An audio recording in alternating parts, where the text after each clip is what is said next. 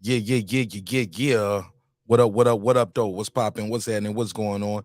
You're back in the lab with your favorite neighbor, your man Mark Nash. And I'm a draw. He is I am he. Damn, wrong button. There we go. Another great episode of Breaking Beats. How y'all feel? What's the deal? Hope this broadcast finding you in good spirits, good health, good prosperity. God knows we need it. Wow, we got a lot to unpack in a little bit amount of time. Doing the late night pop-up on y'all. Hoping y'all enjoying the content. Well, actually, I did a members only live earlier today. Did a rewatch of this fight. And oh my God, a fight broke out in the process. Boy, them dudes were fighting like cats and dogs in there, man. I was like, yo. My man, it ain't that serious. But yeah, it got a little ugly, man. It got a little ugly. It got ugly. Nothing is uglier than the nose of Sandor Martin, though, man. They put that nose back together again. It was Humpty Dumpty with the nose. I mean, damn. But some people are saying it was a robbery. They're saying, damn, Teo lost this fight. Some people are saying, nah, man, Teo won the fight. You just got to rewatch it. Y'all don't even know what y'all looking at. Y'all don't even know how to score a fight. Had a lot of missing going on. He was getting caught with a check hook. There was a lot of things happening in there. Shout out to Deuce Times. What up? Rupski, Sir Senior, Box for Money, Carmen Serene. Yeah, so I'll blast this out real quick. Do a little pop-up. I'll drop the link. Anybody want to pull up, chop it up with me, that's cool too. I'll drop the link early on this one. All right? Make sure we got the phone lines out there. But as always, give me 5 minutes. I told y'all why we do the 5 minutes. We do the 5 minutes for YouTube. Plus, it takes the algorithms a little time to send out the link to everybody, let them know your favorite neighbor is live, especially when I do these pop-ups. But wow, man. Y'all see the topic on the docket? Is Teofimo overrated? I'm going to put a survey in the chat. I'll put a survey in the chat. And you guys can let me know what you think in regards to this topic. It's your man Nash Breaking Beats. Be back in 5 minutes. Right. Be back in 5 minutes, and we're gonna have the survey up. And hopefully somebody click the link, join the panel, chop it up with me. If not, I'll just read comments and talk some shit and get my laughs off. Woo! This is gonna be a good one. It's your man Nash Breaking Beats. 5 minutes, and the link is out there. I'm gonna pin it at the top. All right, let's get it. This is my passion. This is what I love to do. But some days, sometimes, I'm just like you, man. I hate this job. Damn, I hate this job. Damn, I hate this job. Damn, I hate my job. Damn, I hate this job. I'm just like you. Damn, I hate this job. Man, I hate this job. Man, I hate my job. From a good dream I wake, sun rays on my face, planning out my day, hoping this ain't the one that I catch a case. I feel so good, I feel so straight. My manager keep calling me saying, hurry up, you late. Hurry up, you lay off. Y'all, man, I hate this job. Man, I hate this job. Been trying to play it cool, but it's hard to play it off. I've been hanging on to this bush, cause my car still ain't paid off. I know I'm on my way up, my boy just got laid off, so y'all, man, I hate this job. Man, I hate this job. These hooks is so ratchet. These hooks is so sneaky. Y'all don't even really pay enough for y'all to only pay bi-weekly. I'm trying to double up my cash, take this job, shove it up your ass. Yo, man, I hate this job. Sometimes I wanna say, walk in and slap my boss. This shit is getting hard. Damn, I hate this job. Gotta make it out of this struggle, bruh. And I don't really mean to take it out on you. You just a customer, but damn, I hate this job. Damn, I hate my job. Damn, I hate this job. Damn, I hate my job. Damn, I hate this job. Damn, I hate this job. Damn, I hate my job. Damn, I hate this job. We're the reason why your stockholders always stay afloat. Yet I'm asking, are they hiring? Like everywhere I go, schedule will say 9, but I think it's fine if I clock in at 9:04. I work 40 hours a week plus overtime just to be bro. So y'all, man, I hate this job. Hate that I applied.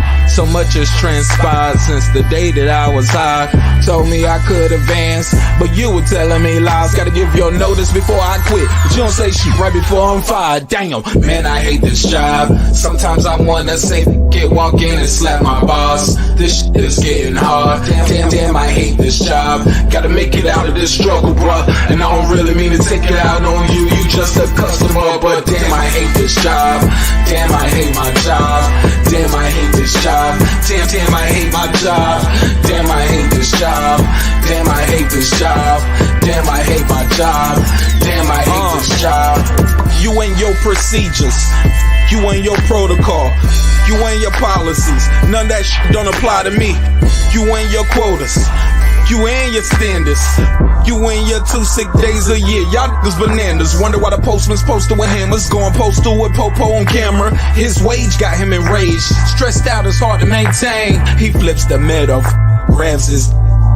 He said, if you don't get the picture, I quit, you ain't shoot. Mother, man, I hate this job. Sometimes I wanna say, walk in and slap my boss. This shit is getting hard. Damn, I hate this job. Gotta make it out of this struggle, bruh. And I don't really mean to take it out on you. You just a customer, but damn, I hate this job. Damn, I hate my job. Damn, I hate this job. Damn, I hate my job.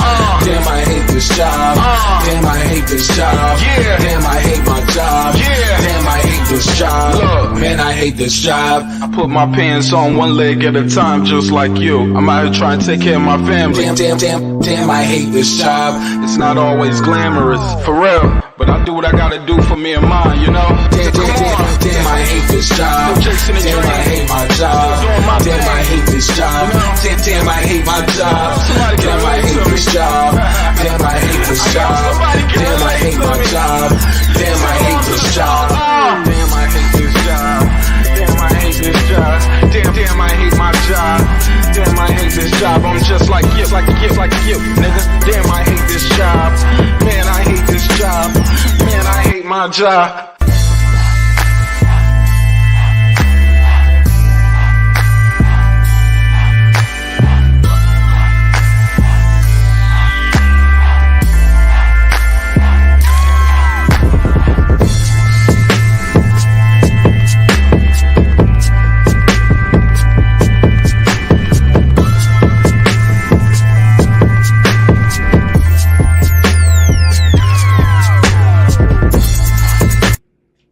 The views and opinions expressed in this program are those of the speakers, commentators, experts, and or the host. They do not explicitly nor necessarily reflect nor represent the channel's policy or the views held by the channel or broadcaster. The broadcaster or its channel cannot be held accountable for all or any views expressed during the program.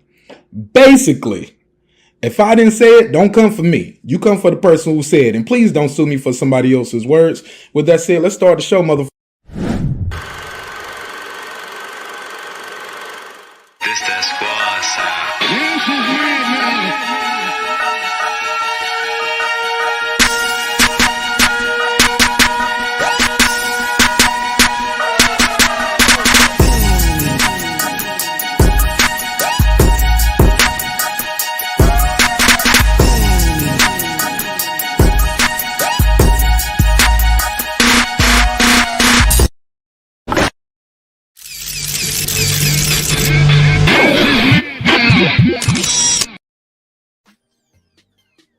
Yes, indeed.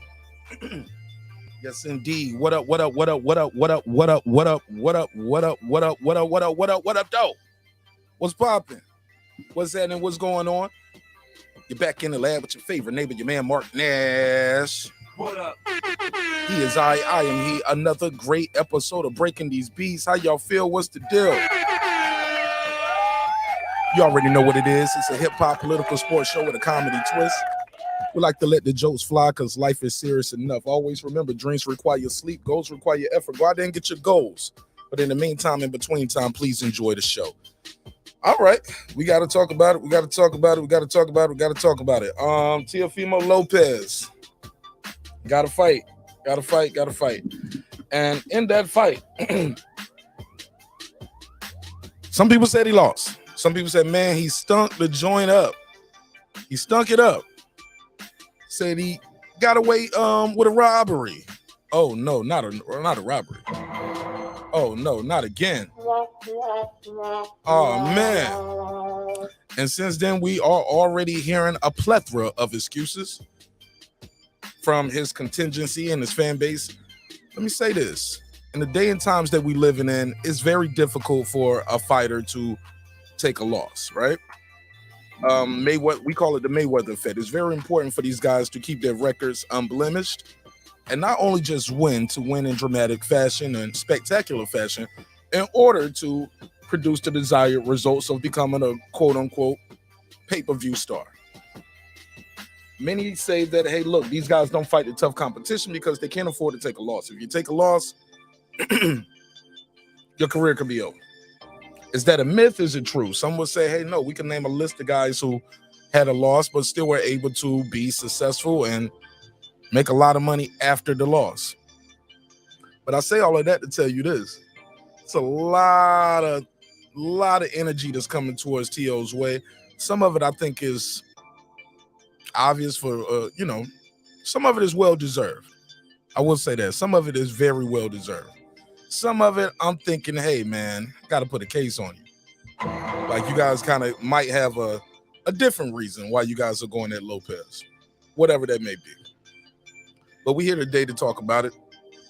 We're going to have a damn good time while we do it. Before I get started, I got to give a quick roll call, neighbors roll call to all the neighbors. Thank you guys for supporting the show in a major way. Make some noise for yourself.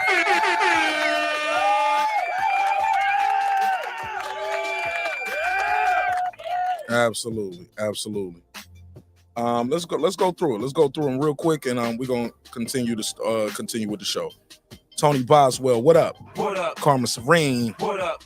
Kansas City Mac, What up? Ill Status Boxing, What up? Ace Retro, What up? that guy Clips 330, What up? Tank the Sweet Science Examiner, What up? Beyond and Above Media, What up? Pittsburgh T, What up? Ben Adams, What up? Juan Epoxy Magic, What up? Kevin Brower, What up? SF City Slicker, What up? I Know Boxing, What up? Stephen Bateman all the way in Australia. Mama, we made it. What up? Gangsta.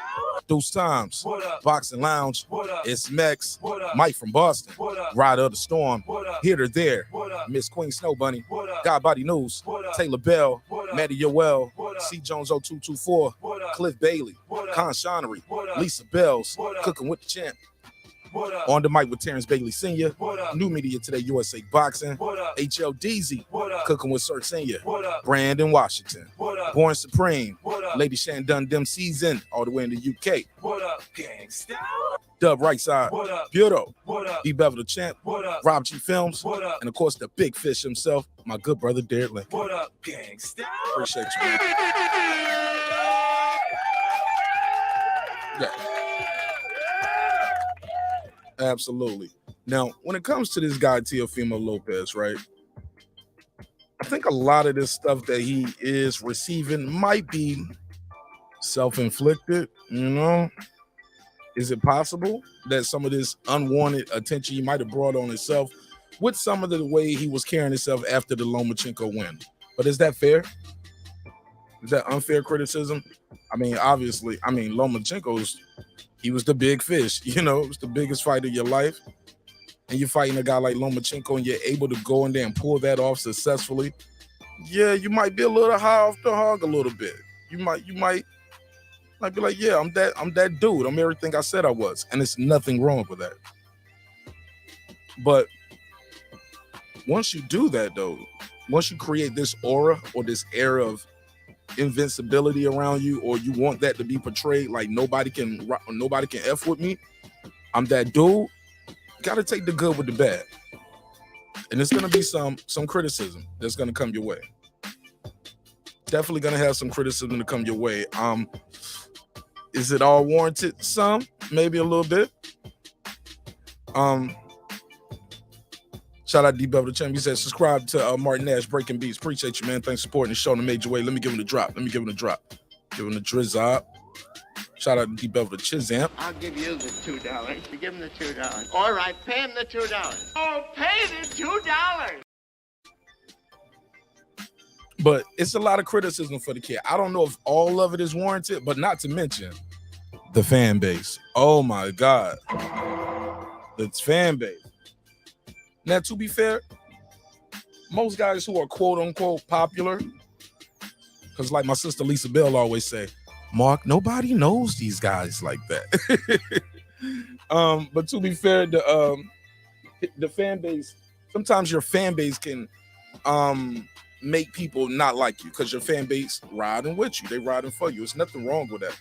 I'm gonna make sure I got the link out there too. If anybody want to join the conversation, you're more than welcome to rock out with your man Mark Nash. Okay. So when you have that kind of fan base that gets people riled up and need some water. Yeah, you might have you might have some shit to come your way. Now, can a fighter be responsible 100% for what his fan base do? Absolutely not. That's ludicrous. That's ludicrous, right? But the fighter can't. See, Tio brought some of this stuff on too with the Wilder stuff. Fuck it, let me just say it. He talked about Wilder. He said Wilder was acting like a B word. What time is it? Can we curse yet? Okay, yeah, 15 minutes. He said Wilder was acting like a bitch. Yeah, he said he was acting like a bitch. Not me. He did. And once you out there saying the heavyweight was acting like a bitch, and you're a lightweight, yeah, people start looking around the room like, oh, what's going on here? So you can get into a situation where people are looking at you funny. Not to mention Wilder has a cult following as well. He has a crazy ass fan base of his own. So you say he was acting like a bitch. That's what he said. Yeah, like a bitch. Had a lot of excuses. Said he was a crybaby. I see you, Joey Chaz. Ace Retro, what up? Said he was acting like a bitch. He was a crybaby. But then proceeds, y'all know where I'm going with this now, to lose his fight and have a bunch of excuses of his own. Oh, yep. It happened. Is it fair? Is that, what's good for the goose is good for the gander? Some would say maybe so. But some would say, hey, look, T.O. is going to be all right. He just needs to change his team. You need to change your team around. You change your trainer. Your father holding you back. Many people said his father was giving him good advice on this yesterday. He just chose not to listen. So what can you do there? What can you do in a situation where, hey, the guy who took you to the mountaintop, from the crib to the castle, from the playpen to the penthouse, from bottles to belts, you won't listen to him? If you ain't gonna listen to him, who will you listen to? How can you get a Virgil Hunter to do something with this guy? Shout out to HLD. HLD was like, man, he needs somebody more militant. Can he handle a guy who's more militant? Will a guy who's militant shatter him? Some will argue that, hey, he's already, quote unquote, fragile. He might be a little fragile. Might have to talk nice to him. You can't just talk to him crazy like that. You ain't gonna get the desired results. He ain't built for that. Or is he? I don't know.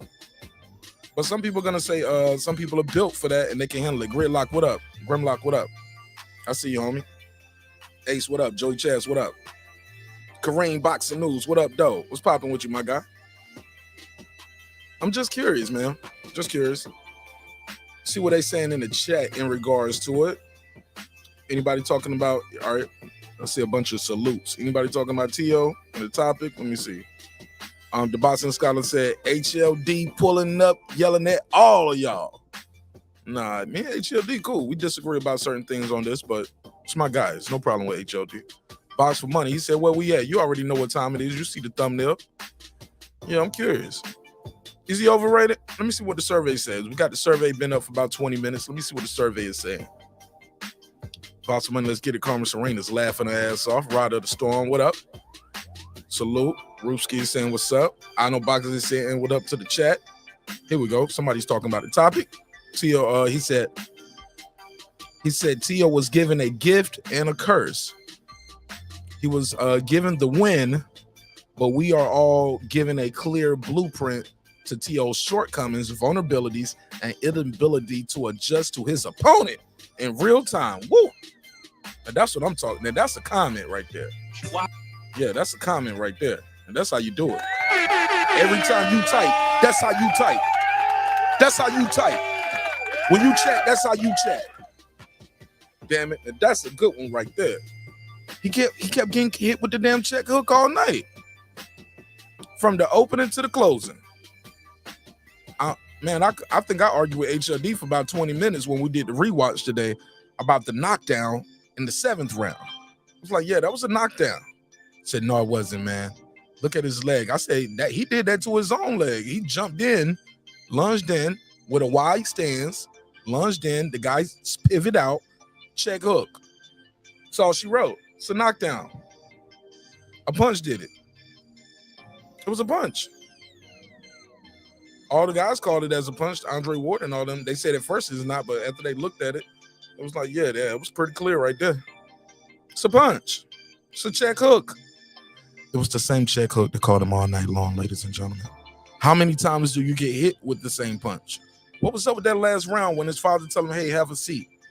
Like, nah, I don't want to sit down. Son, please. Man, they're going to steal this shit from you, man. They're going to take this from you, man. Son, just listen to me. What's going on? You know he's ahead, right? What you mean? But he got that 2 points from the trip. Or you said from the slip. He said something else.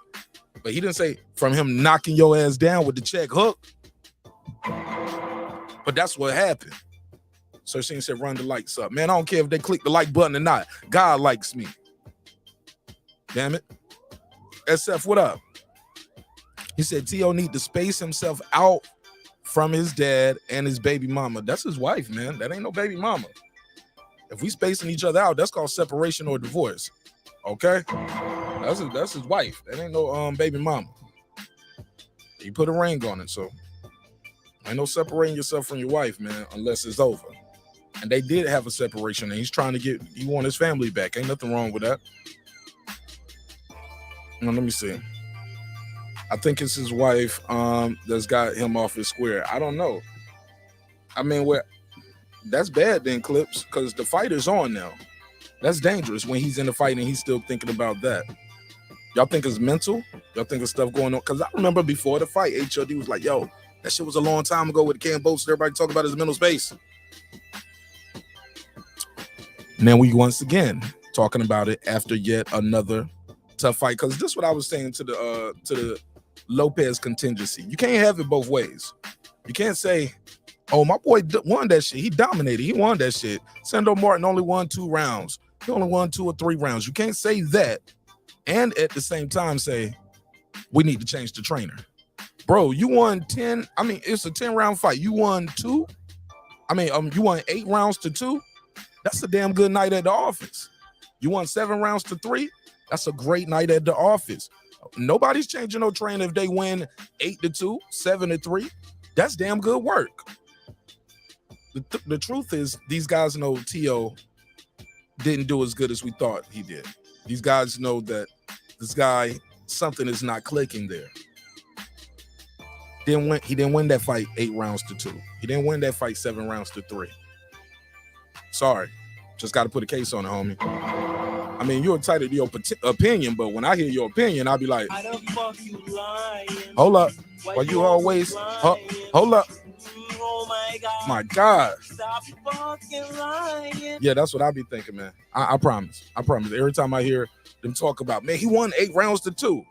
Nigga. Why the fuck you lying? Hold up.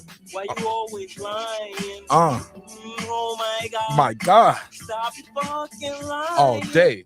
I mean, that's what runs to my head.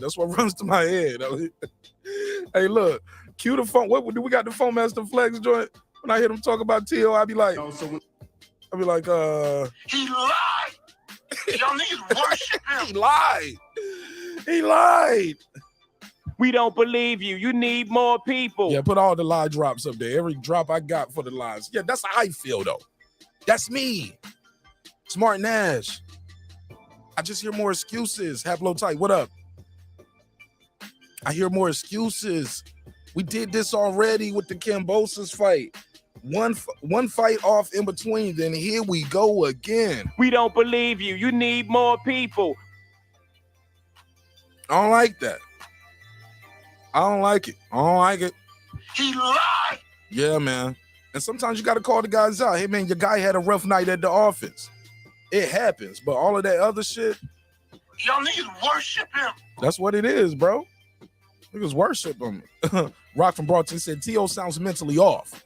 He said that Cam fight took something out of him. Bro, it's the NASCAR race. It's the NASCAR driver getting into a crash in a race, homie. That's what happened. He crashed that night. His car crashed. And then trying to put the pedal back to the metal, trying to go around the curves real fast again. It ain't there. He ain't rushing in like bro, if you watch that fight, he started trying to really get to old boy in the 12th round and start getting hit with some shots. But that's why he wasn't rushing in all night. And people said it was a boring fight. I disagree. It's a pretty good fight. They was going back and forth. It was a chess match. But he said T.O. mentally off. That Cam fight took something out of him. It happens in boxing where a guy gets KO'd or tested, and it changes a fighter, makes him question his skills and ability. Thank you, Rock from Brockton. I've been saying that for a while now. It's like the NASCAR driver. Yeah, you can't go around the curves no more as fast as you used to. It's the football player who tore his ACL or his Achilles or something. You can't they don't press off as much. They don't do the cuts the same. Alonzo, he said, I don't think T.O. is overrated. He was a savage. He was a savage beast, but mentally he's been broken down since Kambosos lost. That's another one. Go back to your country. No, I'm sorry, wrong button. Wrong button. Wrong button. When I stepped foot in the arena, I felt the same thing, and I knew it was going to be a great night. Yeah, that's what I felt. I felt the same thing. Yeah. And I got the information. I'm not speculating. The one thing about Earl. Yeah. I'm not speculating. We got the information. That's what happened. Willie 78 God, I need to protect my wife Nelson. He said, what's up, Mark? Breaking Best podcast. I don't know what Breaking Best is, but I appreciate it. He said, where we break down life, sports, politics, music, and whatever else I feel like talk about. Goals require effort, dreams require sleep. Okay, close enough. You messed up, but close enough. He said, so T.O. doesn't get the mental health excuse like everybody else does. I don't know what that is. I don't think he's looking for an excuse. But when he walks out of the ring and said, hey, I felt like I did better in the Kambosos fight, that means he probably lost this shit, right? You know what I'm saying? I'm not speculating. Sure. I have the information. I'm not speculating. Yeah. I'm not speculating, homie. I'm not speculating. I got the information. My man said, I thought I did better in the Kambosos fight. But Kambosos dog walked your ass. So if you thought you did better in that fight than you did in this one, what happened?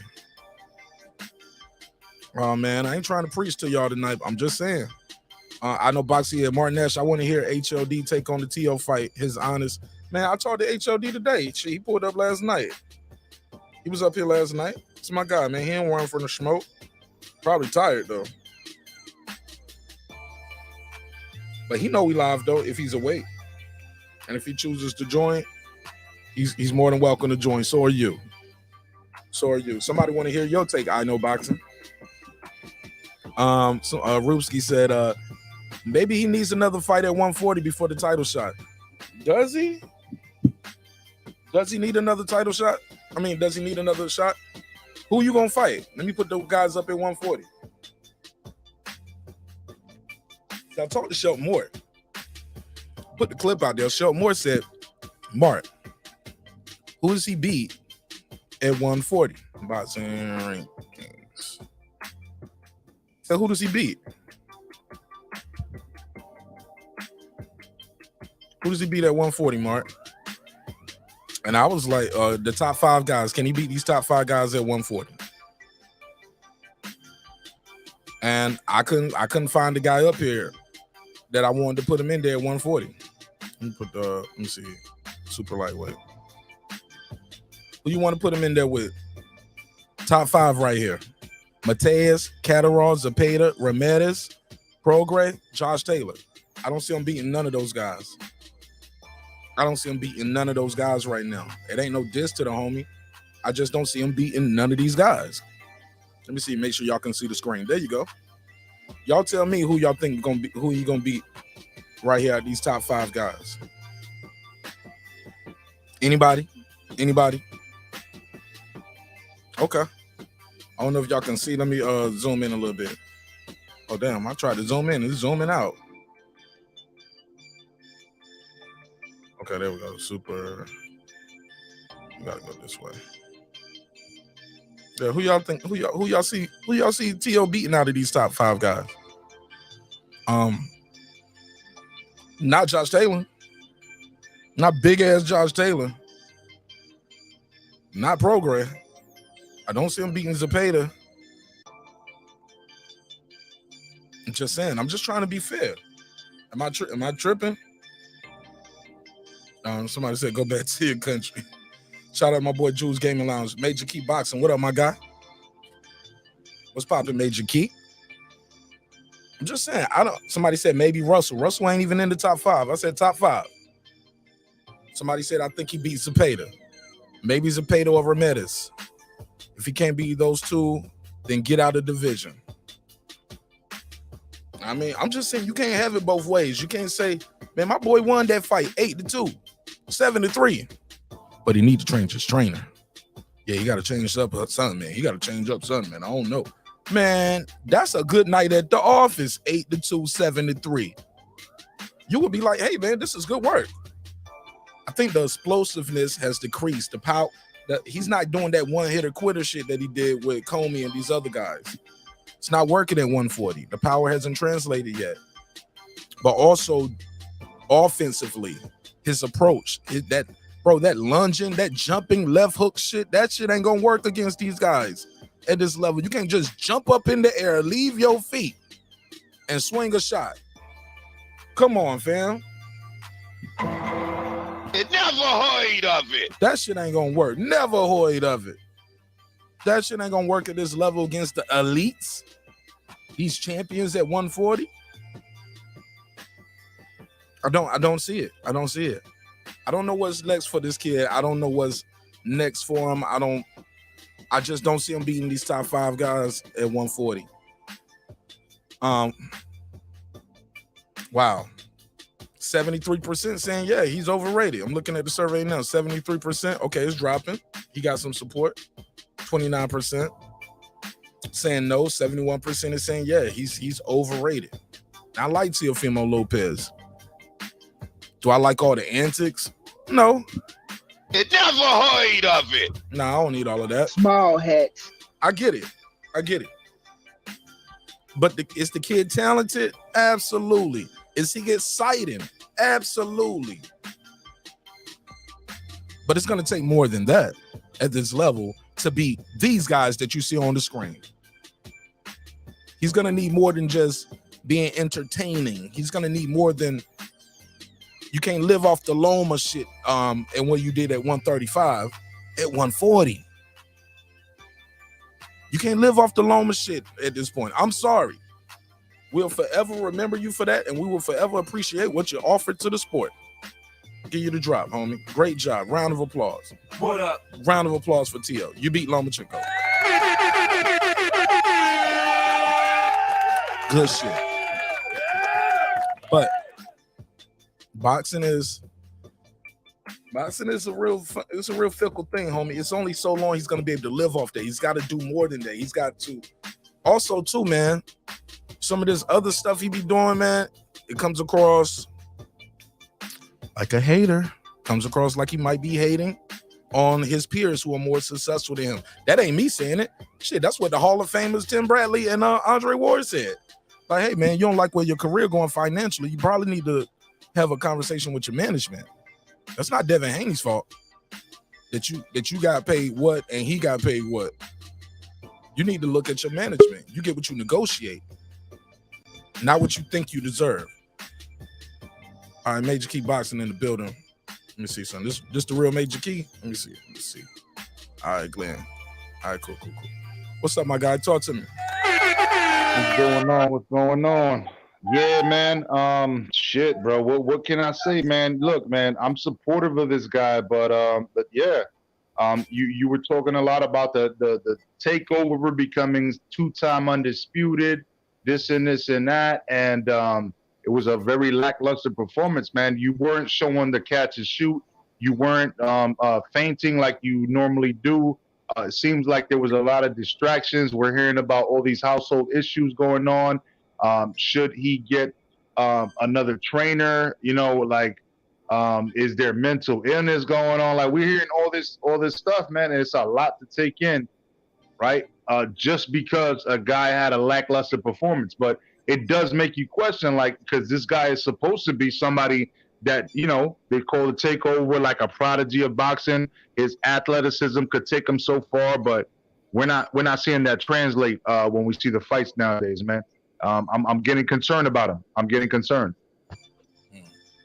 When you say concerned, like, you like, be more specific. Like, I'm getting concerned about overall, not just his career, because his career is one thing, but his lifestyle, which translates into his career, right? So I'm wondering if you know, he needs to kind of like pull away and not say, like, you know, because family's first, but you know, sometimes, you know what I'm saying, like, you know, blood is not thicker than water sometimes, you know, like, you know what I'm talking about? Like, sometimes you need to step away from the toxicity of shit. You know, I'm just trying to say that that if there's some problems in that camp, then they should resolve it. They should probably take a little hiatus, come back, and then do the takeover the way they want to do it, but not because you know, they feel just because they said it, they get their egos in the way. They don't take care of themselves personally and mentally. You know, mental health is just as important as physical health. You know what I mean? So all of that is important. I just feel like they should probably take a step away and reassess the whole situation. I may be jumping to conclusions, but I would love to see what everybody else thinks about that. You know what I mean? I'll say this, man. So when you say he need to take a step away, you think like he need to take like a break from boxing, like a couple weeks? I mean, like yeah. I'm not saying years and like whatever helps him like reassess. Like if he needs to move out of, you know, away from that family or whatever, and just like make rules so that they can just keep that father-son trainer relationship alive, and, you know, set expectations. You know what I'm saying? Like things, whatever can help them mentally, physically, all of that, because mental goes to physical. You know what I'm saying? I feel like they just need to work that out before they get into the ring again. Especially if Teo's father is going to be the one primarily in the ring, because otherwise they should bring in somebody else to kind of just observe things and be the main trainer while his father stays in the corner, because his father doesn't need to leave the corner, but because he's going to be the most loyal person in the corner. But at the end of the day, he's not going to take him beyond that ceiling that he's already hit. He needs to get somebody in the corner that can elevate him above that. But Willie, you think he would do that to his dad? You think they would do that after the? If it's the right way, man, that's what I'm saying. Is there ego involved? Because if it's the right way, it should be understood by everybody. You know what I'm saying? It's not like hate. It's not like he's doing something wrong. You know, when you say that, would he do that to his dad? He's not doing something wrong. It's just actually what it needs to be. They're gonna have to have that adult conversation at some point.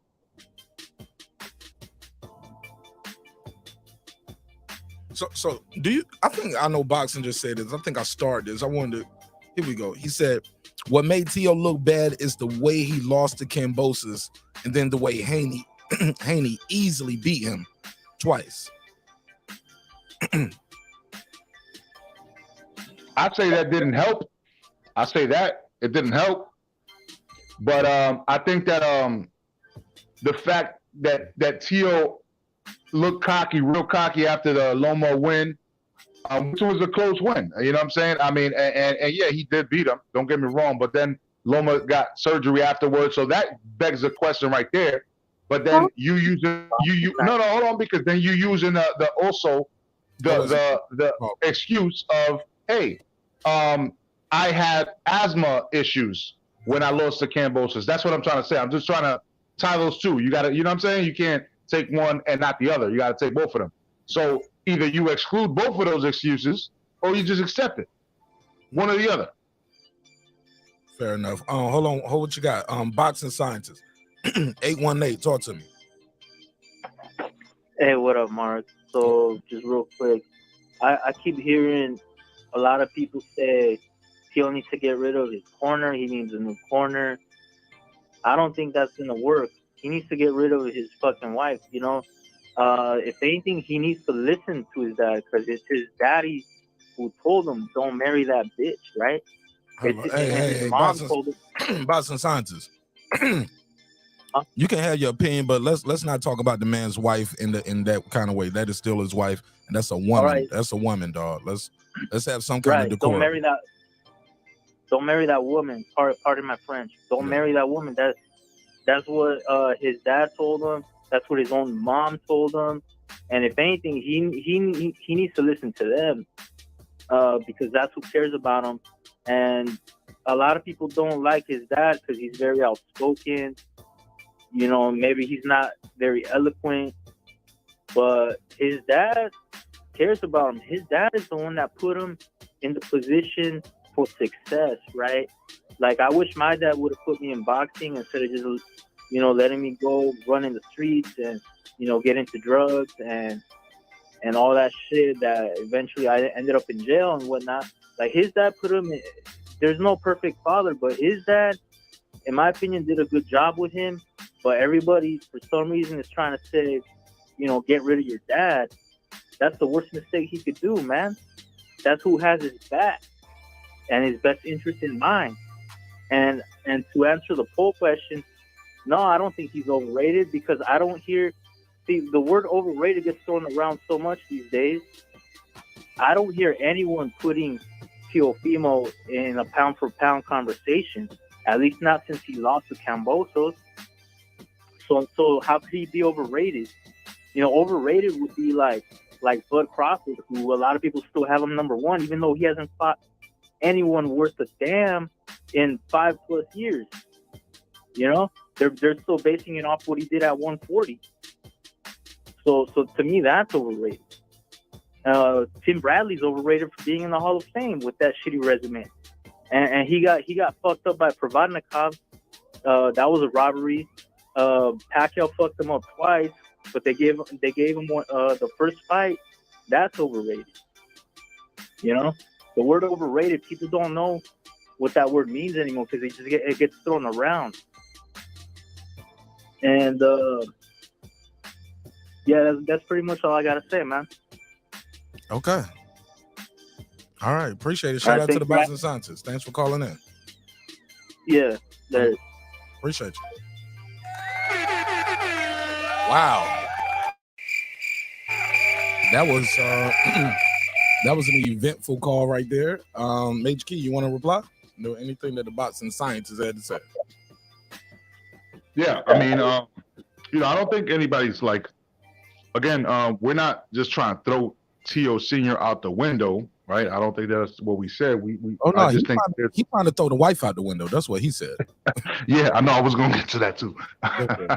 But I just think that you know, we weren't trying to throw Pops out the window. We said, you know, or at least I said that you know, we should get somebody in there that's more skilled to elevate him to the next level, right? Because he probably reached his ceiling with his father's capabilities. It's not no hate on his pops. It's just saying that, you know, he's only limited to that. You know what I mean? Because he's placing his skills or whatever on his son's talents, and somebody else can see how to tweak those things and to improve him where he probably can't. When it comes to the wifey, I mean, for good Lord, like, you know what I'm saying? For like look, the mother didn't like him, like her, because she's 6 years older than the kid, right? It's okay. It's okay. Maybe, you know, she put it on him. She put it on him. You know, he fell in love. If anything, they should have just said, yo, get a prenup or anything. You know what I'm saying? But if you guys have some problems with her, you know, that's all sidebar conversation. This shouldn't be public. It shouldn't be public at all. Just deal with that. Figure that shit out. And that's what I'm trying to say. Like, Tio, at some point, he's just got to, like, figure it out, like, whether he needs to move away from the house or what he needs to do, like, you know, away from them and just deal with them on a business level when it comes to that. And then for family events or something, which it shouldn't have to come to that. But if he got an old school family that's really rowdy like that and they just can't let the wife around, for God, you know what I'm saying? Oh, he married her, but we don't trust her. Like, come on, they need to fix that. That's like really petty. You know what I'm saying? So this is top level stuff. This is top level entertainment that's worldwide. We don't need that business out there in the streets. So they need to fix that. That's all I'm trying to say. That's why I was saying they need to take a little hiatus. So I appreciate what he was trying to say. But at the end of the day, I think there's more to what he was trying to say than what he understood. Ricky said, remember, I was on your live and I told HOD this. Just want to say I told him. So told him what? What you mean? Tell me what you told him. I forgot. It's been a minute. But you are saying that basically, more or less, don't necessarily need to change the dad. You just need to add some new wrinkles in there. I mean, yeah, to at least transition it properly, because that's the way you're supposed to transition. Because the idea is that his dad is supposed to be looking out for his best interest. So take away some responsibilities from him. Let him know, look, we want you in the corner. You're an absolute dear part of our corner. I need you in my corner, Dad, but I need somebody to help me with the techniques and learn how to adjust and stuff like that. You know what I mean? And his dad needs to stop being greedy and trying to take the whole fucking cake. You know what I'm saying? With the whole percentage. Just let another trainer in there. That's it. You know what I mean? Stop trying to cut out the cut man. You know what I'm saying? Stop trying to overtrain the trainer. You know what I'm saying? Like just let the young man succeed with what he can afford, which is a better trainer and a better cut man. Hold on, his daddy's the cut man too? Man, you know they got rid of a great cut man. I can't remember exactly when, but they got rid of the cut man. They got rid of the main trainer, bro. Like, yo, he said he don't need nobody. I seen a couple of lives where he said we don't need nobody. You know, like it's just me. You know, it's like what the fuck you talking about, bro? We don't need nobody. That's my son. We got this. You know, it's like, bro, he's crazy, bro. He's crazy. Yo, Junior crazy as hell. Junior's like, I got the information. What it drop? Hold on, I got the drop. Where is it? I got a chuleta, yeah, pork chop in his pocket, a frozen pork chop to put on Tio's fucking eye when it's lunch. No, man. Yo, so Tio Senior is the damn cut man too? Hell no. Puro, what up, man? Your audio good this time? Mic check. So far, so good. Ricky Williams, he said Tio Senior needs to step down. He said 140 is a different beast. Tio's athleticism will only get. Thank you, bro. Thank you. Run that one through the fax machine. I've been saying that, bro. That explosive shit, like that knockout that y'all see on the screen, I don't see him doing that to nobody at 140. Just that one hitter quitter. But go ahead, Piero. Is Teofimo Lopez overrated, underrated, or is he rated accurately in your opinion? Rated accurately. Okay, so number one. They rate him number one in one of the sanctioning bodies? Yeah, he's number one in two sanctioning bodies, right? WBO and the WBC now. Yeah, I would say he's a bit overrated then, yeah. If we're going by like sanctioning body ratings, definitely. Okay. Talk to me. Oh, that was Major Key. He said salute. Oh, what up, Major? Talk to me. What's on your mind? Go ahead. Cook up. Go ahead, Piero. Yeah, I mean, I don't know. Well, on YouTube, I haven't talked to anybody, outside of YouTube. I think they're just taking it like a little far. Like, I don't think he's like super overrated or he's like a hype job or just, I just think it's too early to tell, especially at 140. Regardless of what people think, like he beat Sandor Martin. He got that win. I think Sandor Martin gives any fighter problems just by his style. I think once we put him into someone that does engage, where there could be nothing left, there can be no excuse given. Like, oh, he didn't want to fight, he was just running, blah blah blah. If you find somebody that actually engages with him and then he looks that bad, then I think it'd be warranted the harsh criticism he's getting.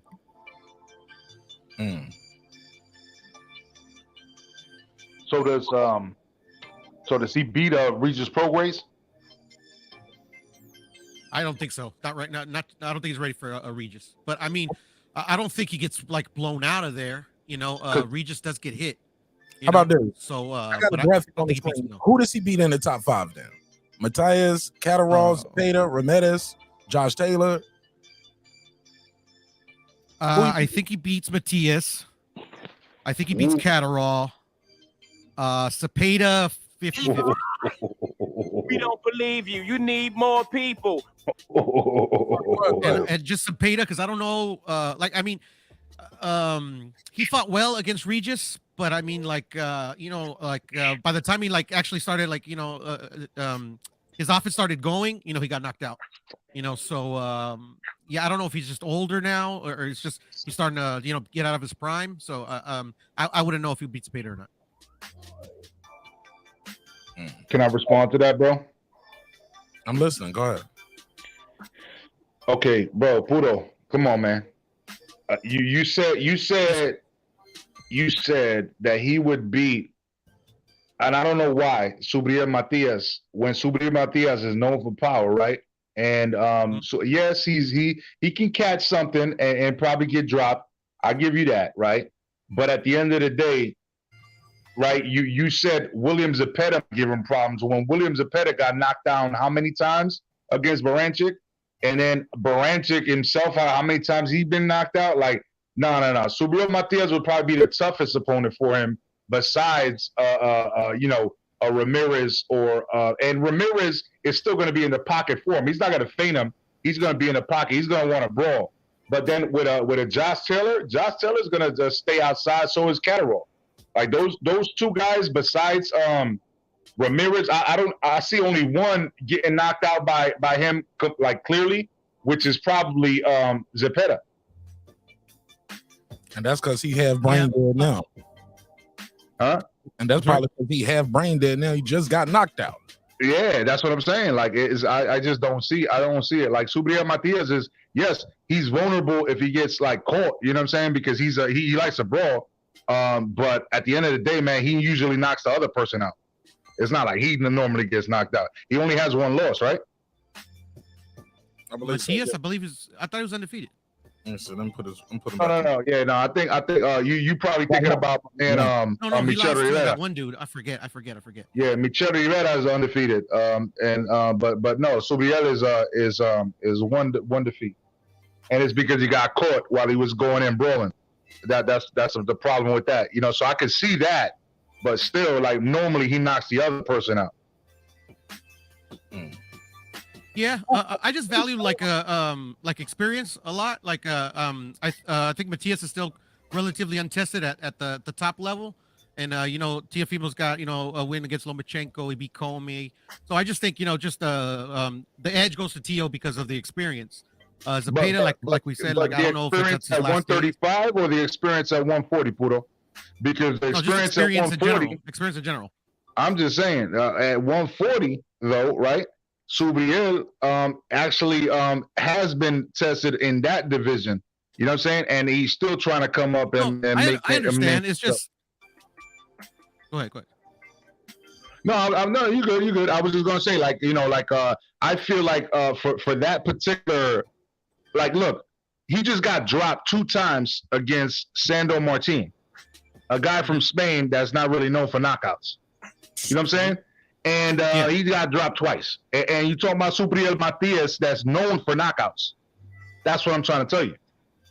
No, I understand. But, he wasn't hurt by those 2 knockdowns. They're more, he was caught with a shot when he was off balance, when he was falling forward. Like, I didn't see Teo hurt not once versus Sandor.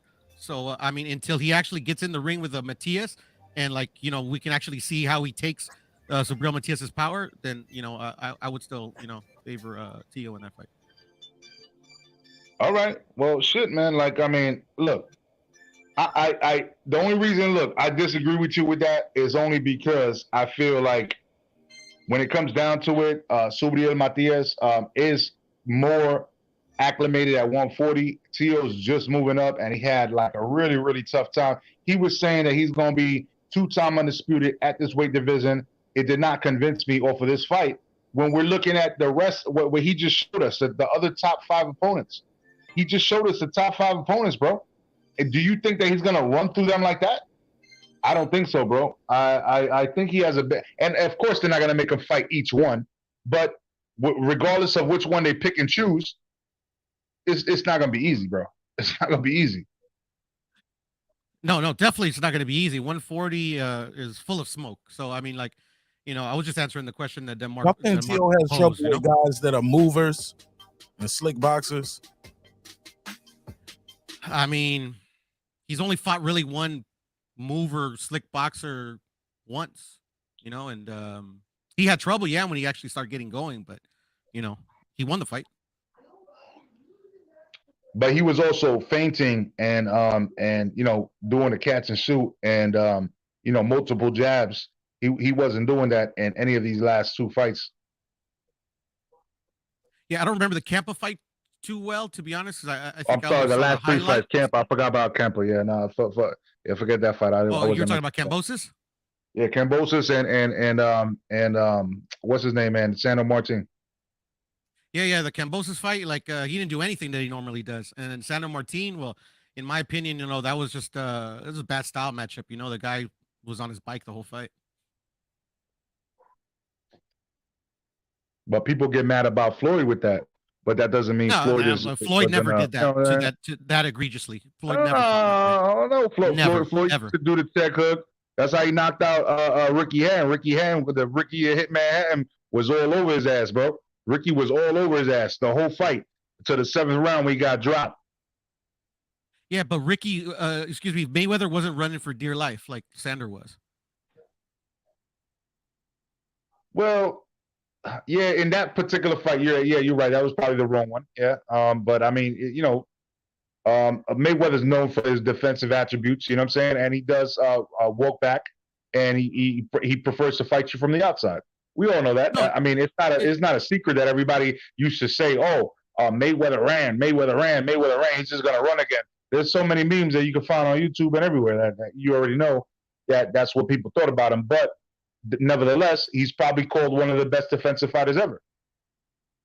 Yeah, but I mean, like Floyd, like Sandor Martin, like literally runs, and like you said, shoots those one shots at a time. He was catching Tio repeatedly with that right hook, like Mayweather doesn't run. Like he uses his legs and lateral movement combined with a shoulder roll for defense, and he does box from the outside. But like Sandor Martin does not fight anything like Floyd Mayweather. I mean, it's not an equal comparison. Bro, I didn't think that was running all night. I'm sorry. I did, Mark. I'm sorry. I heard you. I want to say what I said. Okay, go ahead, bro. I think the guy was boxing beautifully. Check hooks. He would tie Tio up. When Tio was lunging in, he would pop Tio with the jab. His lead hand kept Tio occupied. Tio didn't know what the hell to do with that lead hand. He just kept trying to knock it down. But Tio didn't have the size and the reach, so he couldn't knock it down with his lead left and counter with the jab. He couldn't knock it down and hook because he was too far away. I thought Sandor Martin was boxing beauty. I don't call that running.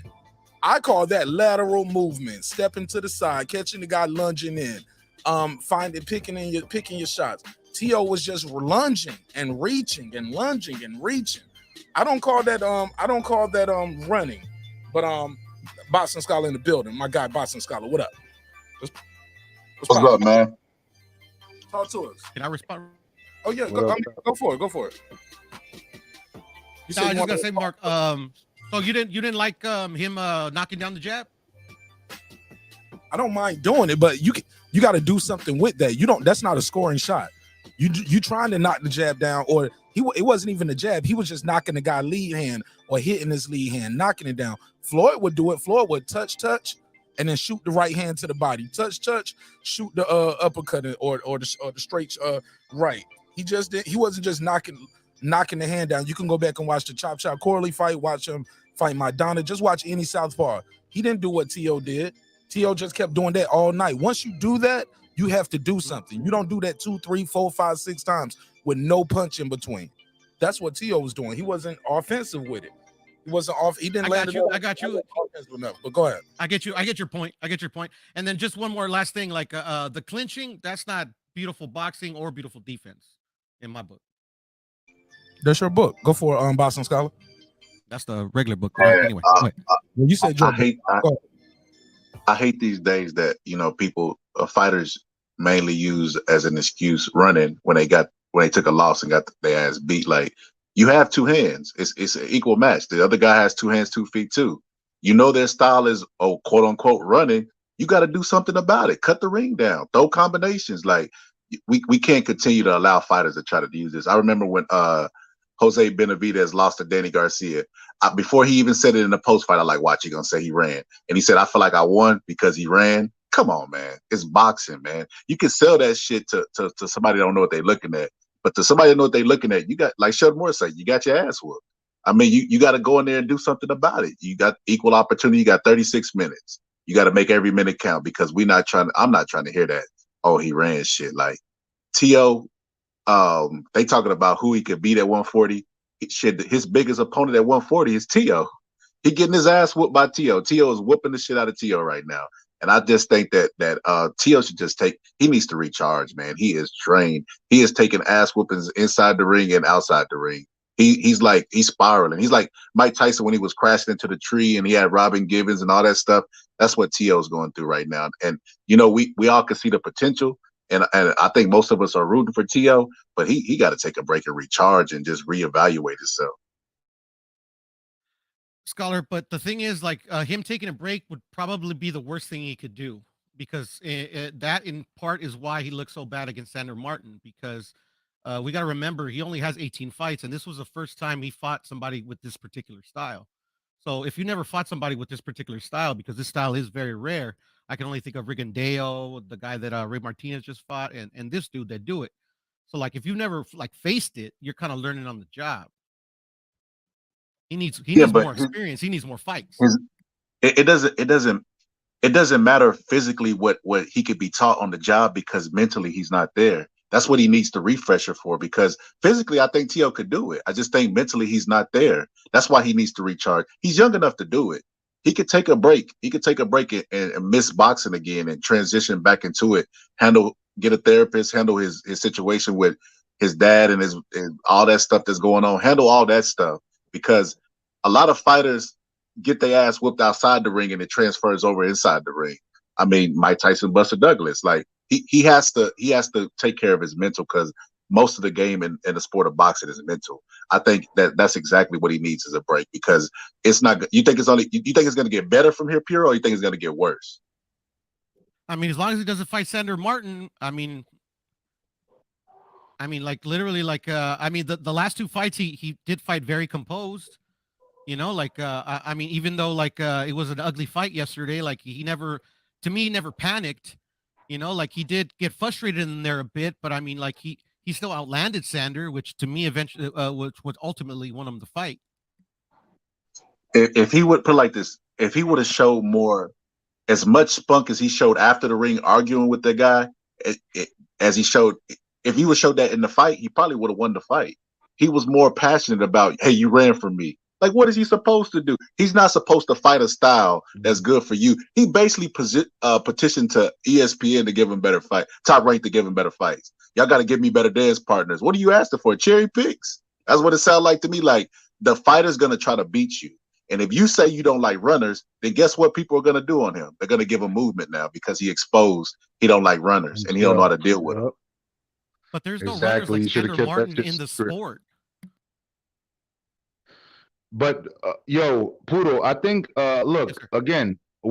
I think you're missing a big point because you're saying runner, but like Buckshot Shorty from Boot Camp Click said back in the day, he said protect your mind because that's where the home's at, right? The mind is very powerful, bro. That has everything to do with what you're doing in the ring and what you're doing outside of the ring. Right now there's interference, and we all can see that. So if we care about Teofimo, excuse me, if we honestly care about Teofimo, we have to call it a spade, and we have to say, look, there's some interference. They need to fix that home situation, whether it needs a break or whatever. We can't talk about like, hey, he just took a break because he just fought Campas, and guess what? That should have been his touch up, right? That should have been his brush up fight to fight this guy. But he still looked whack against this dude yesterday. So even though he had a touch up opponent, right? he still looked lackluster. You know, so what I'm trying to say is that the guy needs more guidance than that, and I hope that he gets it. I really do. Like, I want to see him and Devin Haney fight on even playing field in the future. I want to see them fight Gervonta Davis. I want to see Ryan Garcia up in the mix. I want to see, you know what I'm saying, all them dudes, bro. All them dudes at 140 that talk a lot of shit. I want to see all them fight each other, but I don't want no excuses when that happens. So they need to take care of that shit right now. And the thing is like that, the dude that he fought, Campa, in no way prepared him for Sandor Martin. I mean, they fight totally different. I don't understand. But that was their own problem, though, wouldn't you say? Because that should have been. Well, he didn't know he was going to fight Sandor Martin after Campa. I mean, but Sandor Martin got 3 weeks' notice. Yeah, so like literally nobody knew that. Like, that's what I'm trying to say, though. So that defeats your whole argument right there. No, it doesn't, because like literally, he had Teo himself had 3 weeks to prepare for Sandor, and he's never fought anybody like Sandor ever. Well, I mean, they selected him though, right? That's the guy that they said they always wanted. They said they wanted him from the get-go, didn't they? Yeah, they said they wanted him, and then they wanted him. Then it went to Pedraza. Then it went back to him. Right. And did they say why they wanted him? I can't remember exactly, but the point was that they didn't say that. That's on record. Okay. You know No, and I'm not debating that it's not what they said, but I'm assuming that they picked Sandor because he came off a big win with Mikey, and like just like in Mikey, like he's not very offensive, Sandor. So he thought, he's younger, he was gonna have more success than Mikey, which he did because he won. So, but then what happened? What happened then? Do you see what I'm saying? You're saying that as an excuse for him, but what happened then? Why didn't it show and prove to fall out into plan just the way that you envisioned it? No, the thing is that I'm not saying this to give him an excuse or anything. I'm just saying I'm excusing why the fight was so not entertaining or I mean like boring, for a lack of a better word. But that wasn't Teo's fault. That was all on Sandor. Like, actually, the one that should be getting criticism is Sandor, because obviously his running style or whatever you want to call it didn't work because he lost. Yeah. His running style. Hold on, his running style didn't work, but the guy who's supposed to be the knockout artist, the takeover dude, got dropped twice. There you go. You get by knocked a guy down with no power going on his. By a guy going backwards, off the back foot, no power, check hooks all night, trying to, and Teo kept running into the same shot. If that guy had more power, Teo would have been asleep still on Sunday morning. Well, maybe Sandor should have built on those knockdowns more because it wasn't enough. Well, I mean, I get you with that. Like on the scorecards and the record books is going to go down the way it went down. I get you on that, bro. But the people are not convinced, though, is what I'm saying. And the referee, it's hard to convince the people, to be honest. Yeah, I'm gonna say this though. Shit, those judges though. Come on, bro. Do you think Teo? Let me ask you this, yes, Kyoto. You think Teo won every round except 2? No, of course not. You think he won every round except for 3? Did you score that fight 7 rounds to 3, bro? I didn't score the fight because it's kind of hard for me to score when I'm watching them live, and then I was watching your feed. Plus, I was watching Bud fight. So I was like, it was a lot to take in. But I definitely thought he won the fight. I did not agree with the draw or that white he's score. Tripping, Mark. I thought it was 7-5. Pudo, you tripping, Mark.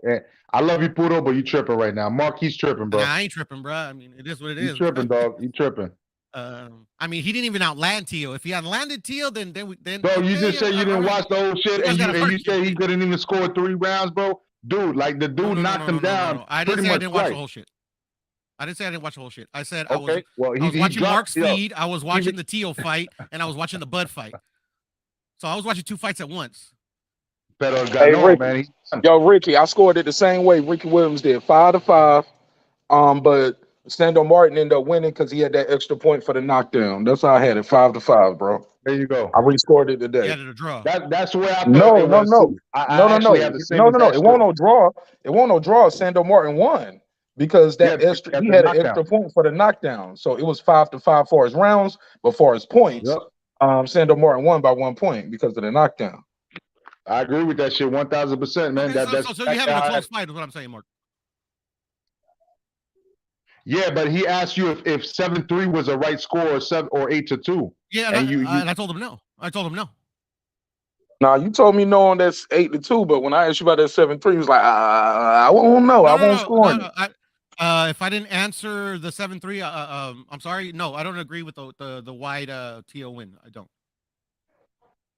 Man, Major Key, you did a live earlier, bro, and it was about like people think you hating when you just being critical or trying to hold somebody accountable. That's what I'm trying to like say, that shit man. crazy. Now, I know I'm gonna sound like a big ass hater, but like, bro, this nigga was not running.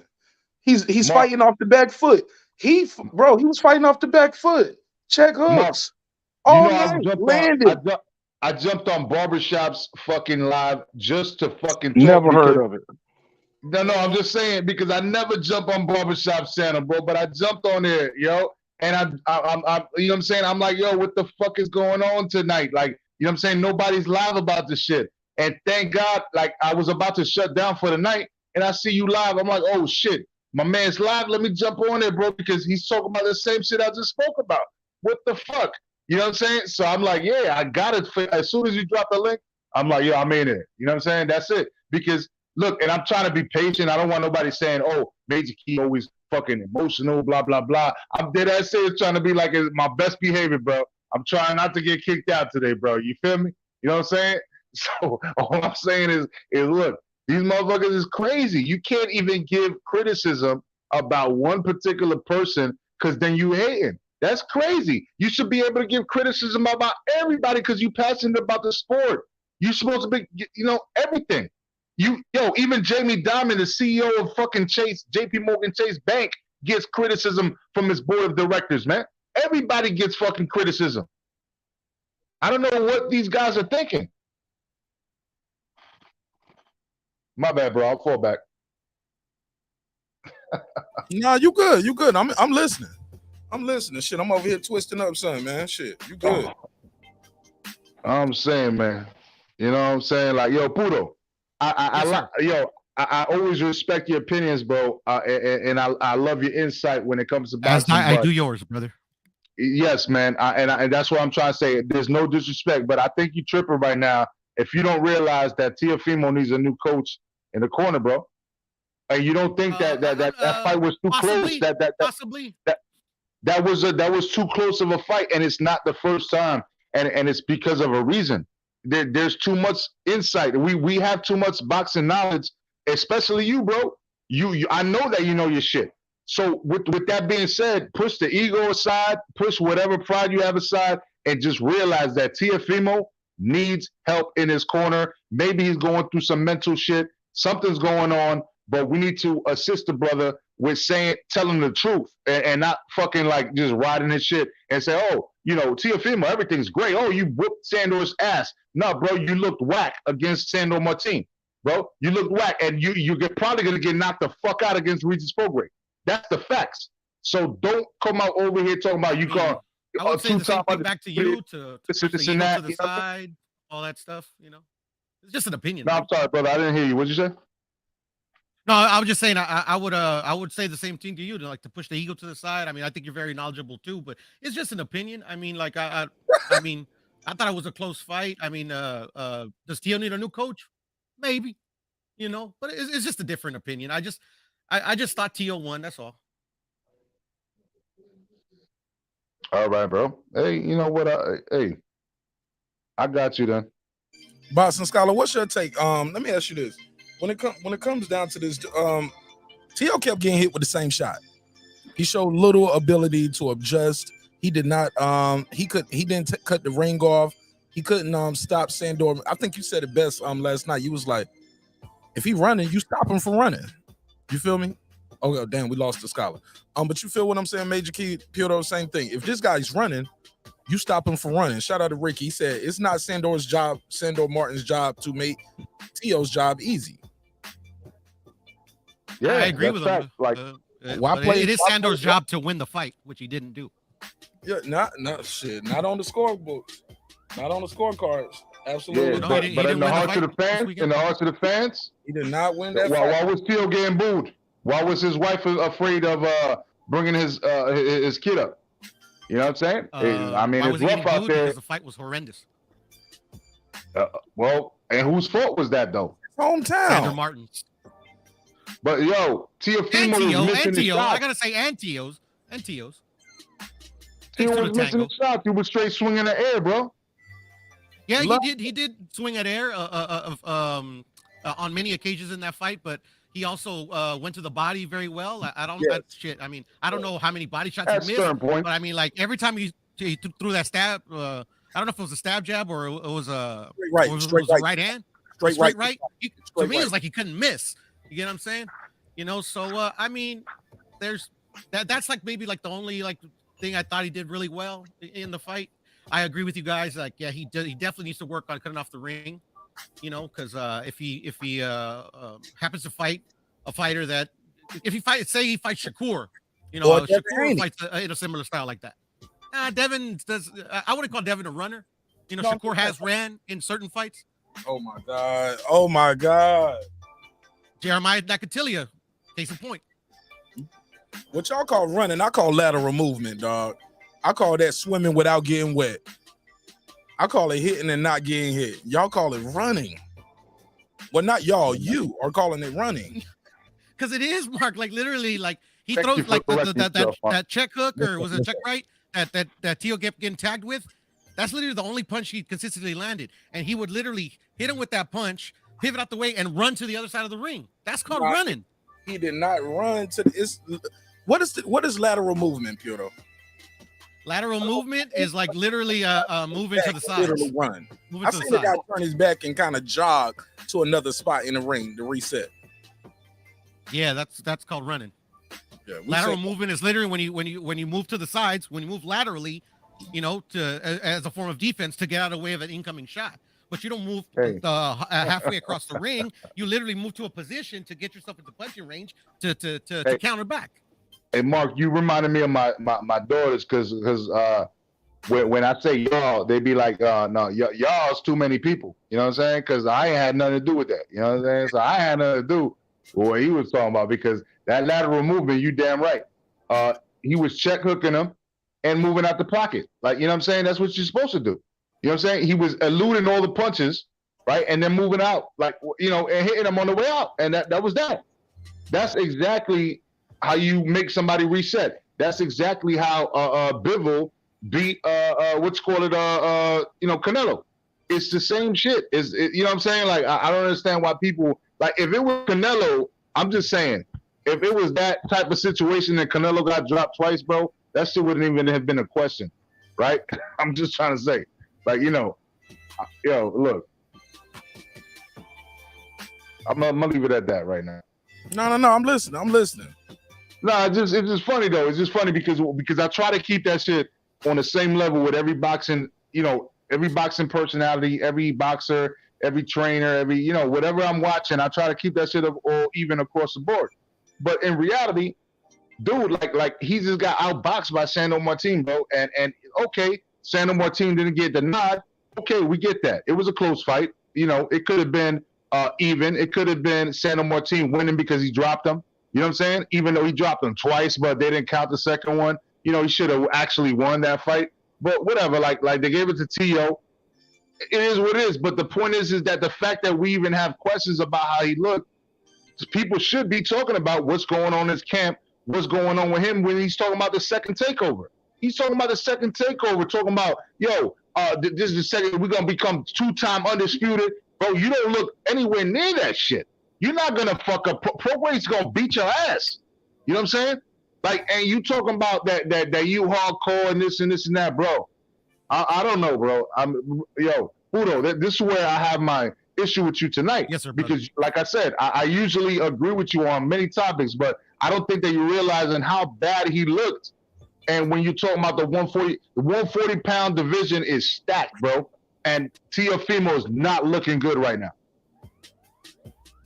Yeah, I agree. He didn't look good against Sandor Martin, but I would say like a lot of fighters would not look good versus Sandor Martin because of his style, especially a pressure fighter, especially a pressure fighter with 18 fights that's never fought that type of style. That's literally Sandor's niche. That's why he has like 40 wins. You know, like literally he's perfected the style of run, hit once, and not and get hit. You know, like not get hit clean or very clean. It's like literally like you running right now. Anytime, you running around the ring and not getting in clean right now. You running right now. I'm not running. I'm not running. I'm literally just describing the fight. I mean, like, I think people are stuck on that. Teo didn't look good. I mean, like, all of the fights you ain't gonna look good. You know, I mean, especially with a guy versus Sandor Martin. I would bet shit. What's the word I'm looking for? I would say that he gives anybody that you see here on the top 10 problems, just like he gave Teo. Because I don't see a pure slick boxer on this list that I see in front of me. Not one. I tell you what, Josh Taylor know how to move. He know how to work his jab. Teo wasn't even working the jab, bro. He left the jab in the locker room. He left that shit in the locker room. He left it in the gym. Where was the jabs at? Now I get it. When you're against the southpaw, usually that straight right is the key weapon. Where was the straight right at? He was out of range all night. He was literally jumping in the air, trying to do that leaping left hook shit, leaving the ground, bro. You never heard of it. That was because he was running from him, Mark. That's why he was so far away that he literally had to jump to hit him. But he missed. The guy stepped over to the side, and Teo just swinging at the air, running into the ropes. But he didn't miss all the time, Mark. Like he did hit him with these punches, but then like literally Sandor would take it, and then he would either clinch him or he would run again. Let me find these punch stats. Bro. Because it was times. Go ahead. I'm just gonna say that, HLD, bro. Again, if you want to talk without like fucking calling each other bitch and shit like that, just debate this shit. I'm here. I got 45% on my motherfucking phone. We're good. Like, you know what I mean? But just please don't disrespect me, and we're good. Because I the moment I hear some disrespect is when I go nuts. You know what I'm saying? And I can't help myself. So please, just if you're gonna come here and just talk respectfully, we could debate this shit all night. Because I think that you're completely wrong. You're a Teo fanboy. We already know that. That's not like an insult. When you think about it. You know what I mean? It is what it is. You know, you just like Teo for whatever reason, and you don't want to hear nothing negative about Teo. We got that. We're giving criticism. I just went live about this. We giving criticism. There's feedback for every person in the planet, no matter what position you hold. There's feedback for everybody, even Teofimo Lopez. And he looked whack yesterday. He needs to improve on it. Talk about how he can improve if you really love this guy and you really want to help him. Don't come up here talking about how he didn't look like he can improve. Because that's whack. That's not being realistic. That shit was funny, bro.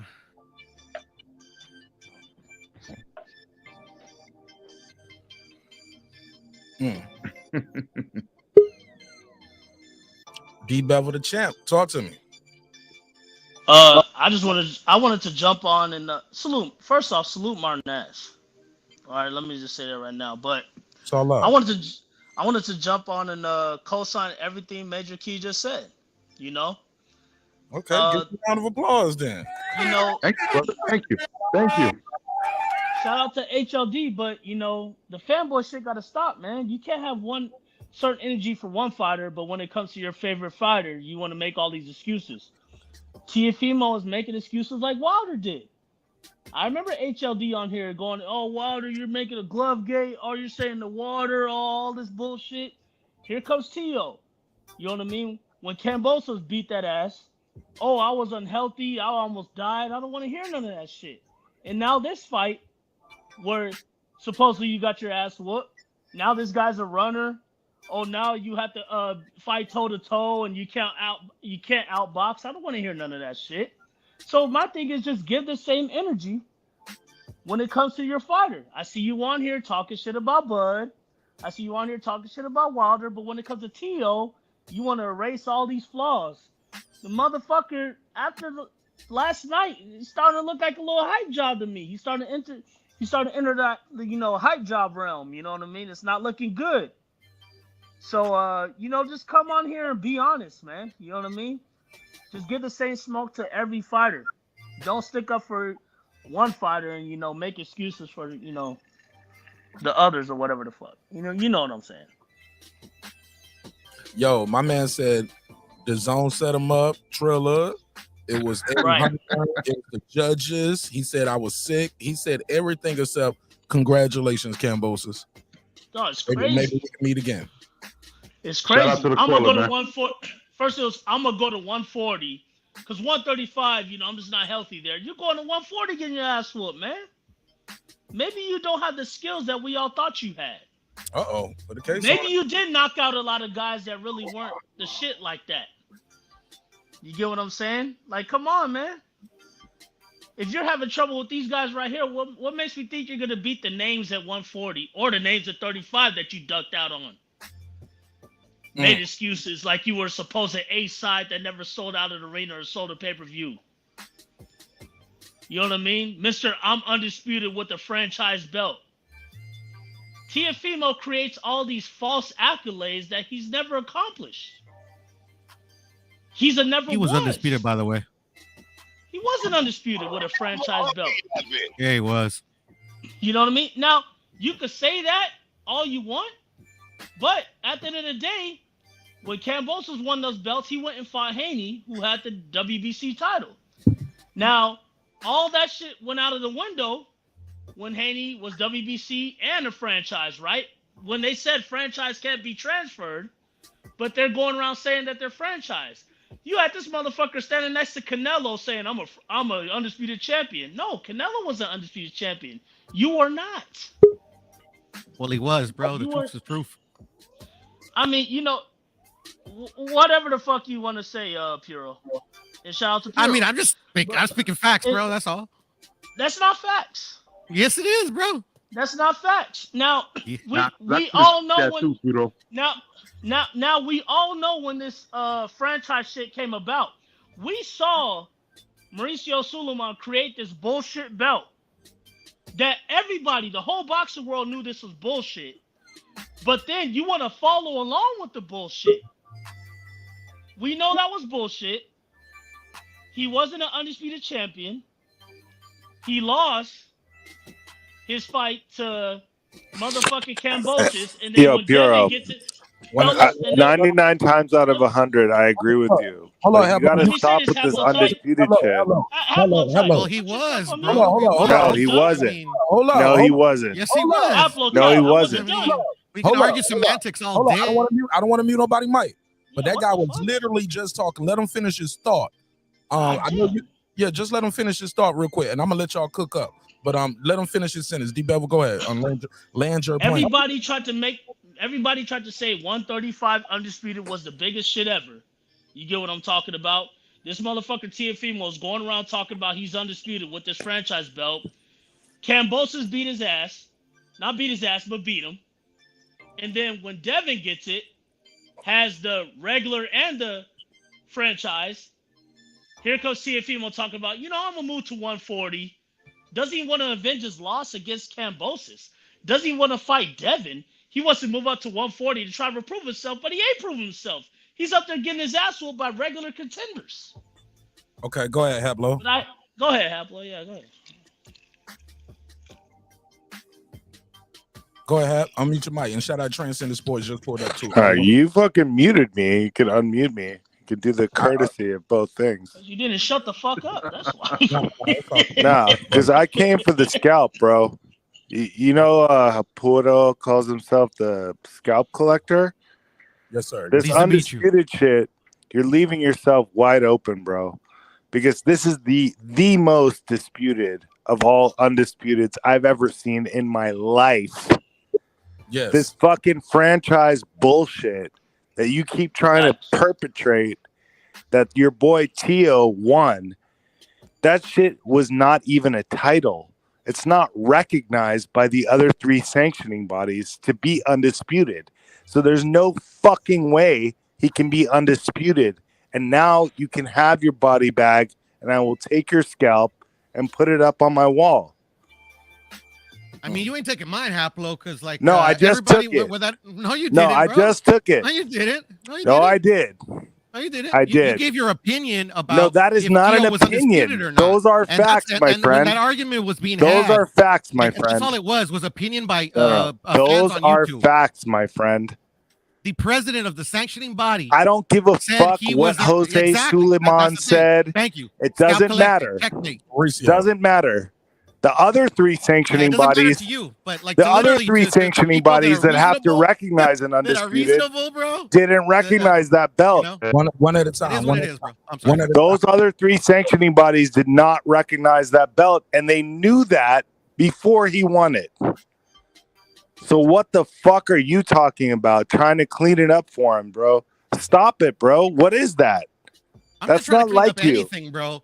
That, like being a fanboy is not like you. Mauricio, two people. Being a fanboy and repeating stupid ass talking points is not like you. Stupid ass talking points. I'm repeating stupid ass talking points. WBC said, bro. Stupid ass talking points. That's what I'm repeating. All right. What he says doesn't matter for the other 3 bodies. Devin his fucking email belt.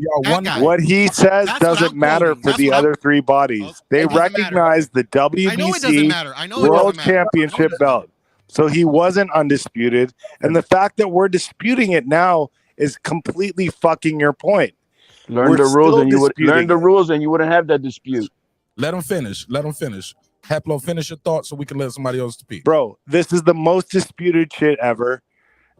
In my entire life, I've never seen anything more disputed. And for someone as intelligent as fucking Puro to be saying that that's undisputed, he's got to be fucking smoking something now.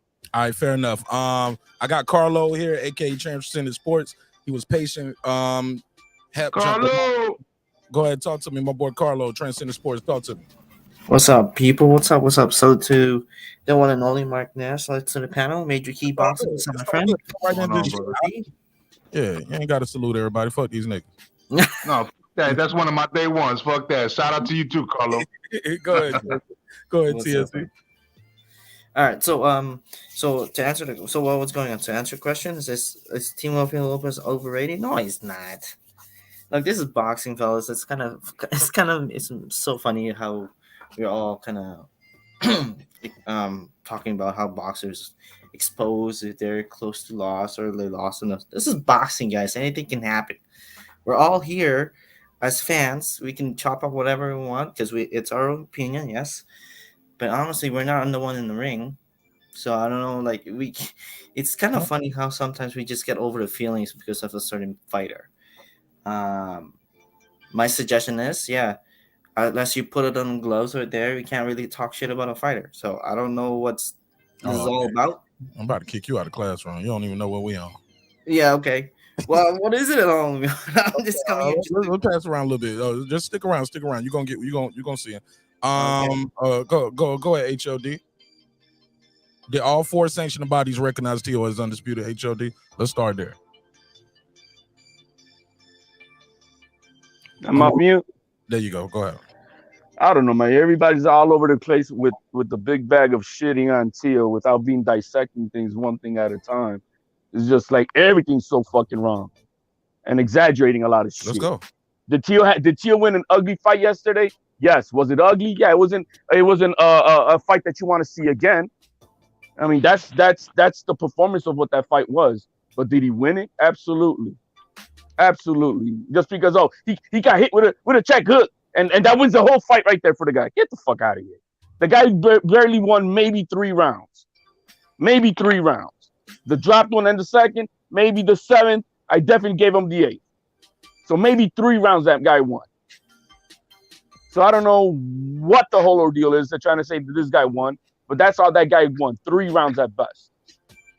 Now, was it an ugly fight? Absolutely. Did we see a lot of kinks in that game? Absolutely. Did we see an insubordinate fighter in the corner? Absolutely. But this polarizing bullshit, I'm gonna call you out on this, right? This overrated. Come on, man. That's just for traffic, because we all know that's what Teal does for the YouTube. It's traffic. It's a shit on Teal's mainstream thing. Now, yes, are there things that we don't like to see out in public? Maybe some of the, the angles about what's going on in the backside of his life and shit like that. Yeah, that's stuff you don't want to see out in public. Does he need to tighten that shit up? Absolutely. People were out here talking about, that his wife didn't want to give him the kid. No, it was security. It was security who didn't want to allow him to have his baby in the ring. And that was causing a conflict. So no, it wasn't the wife. It wasn't anything like that. But hey, we'll take a little clip without no context, and everybody running with that shit.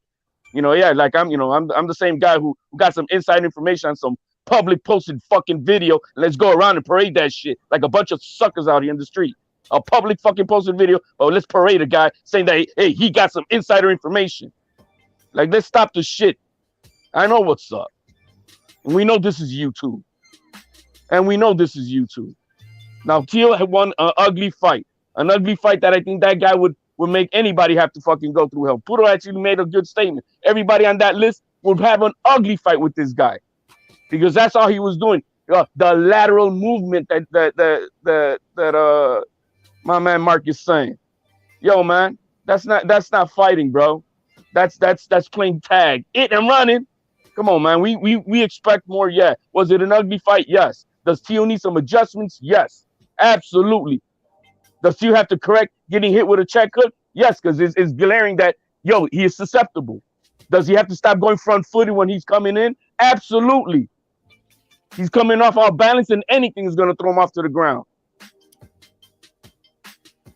So, yeah, there's things that needs to be adjusted. There's nothing to say about that, but that has to happen. Is the kid having an open moment on a hot mic? Man, I still got it, because he's very emotional. He likes to have the fans happy. Was it a great performance to sell out like, oh shit, that was the fight? No, it wasn't. But he also didn't have a good dance partner for that. So, all the pressure's on him, all of it. So if he's talking about having a great performance, it's not about about what happened in the ring specifically with his tactics, but that it's hard to have an exciting fight with that. And you bringing up Mayweather, Mark, were the guys that Mayweather doing those tactics about when he was dropping those things, the palming of the jabs, where those guys are stationary targets that you could come at them back with a jab to the body or anything like that? Absolutely, those guys were targeted. They weren't slick fighter like this Martin guy. So let's stop that. Hold on, let him finish. Let him do his opening rant. That's all and then you guys are gonna go back into 2 years ago, because let's keep on shitting on this. Like, come on, man. Learn the fucking rules, second graders. It's not about having to be recognize a belt. It's mentioned is the rules say by every sanctioning body that it has to be by a recognized sanctioning body. Period. They're elite champion of each division that they have. That's who they have to unify with. That's what the rules say. It has nothing to do with a specific belt, but it has to be the top guy of that division. Now, you want to play antics? When was Devin Haney a champion? When he gets a belt on a fucking podium. How is he a fucking... So you guys don't want to recognize this franchise that was earned in the ring, because he had to beat Lomachenko to get that. He wasn't going to be given that unless he beats Lomachenko. But a guy who gets a belt on a fucking podium, you asses want to call that a champion? Now you tell me what the fuck is wrong with you guys with the participation trophy shit and want to call that a champion? I mean, what the fuck? Now, again, I say, Teal needs adjustments to be made. There's no doubt about it. I stand on that.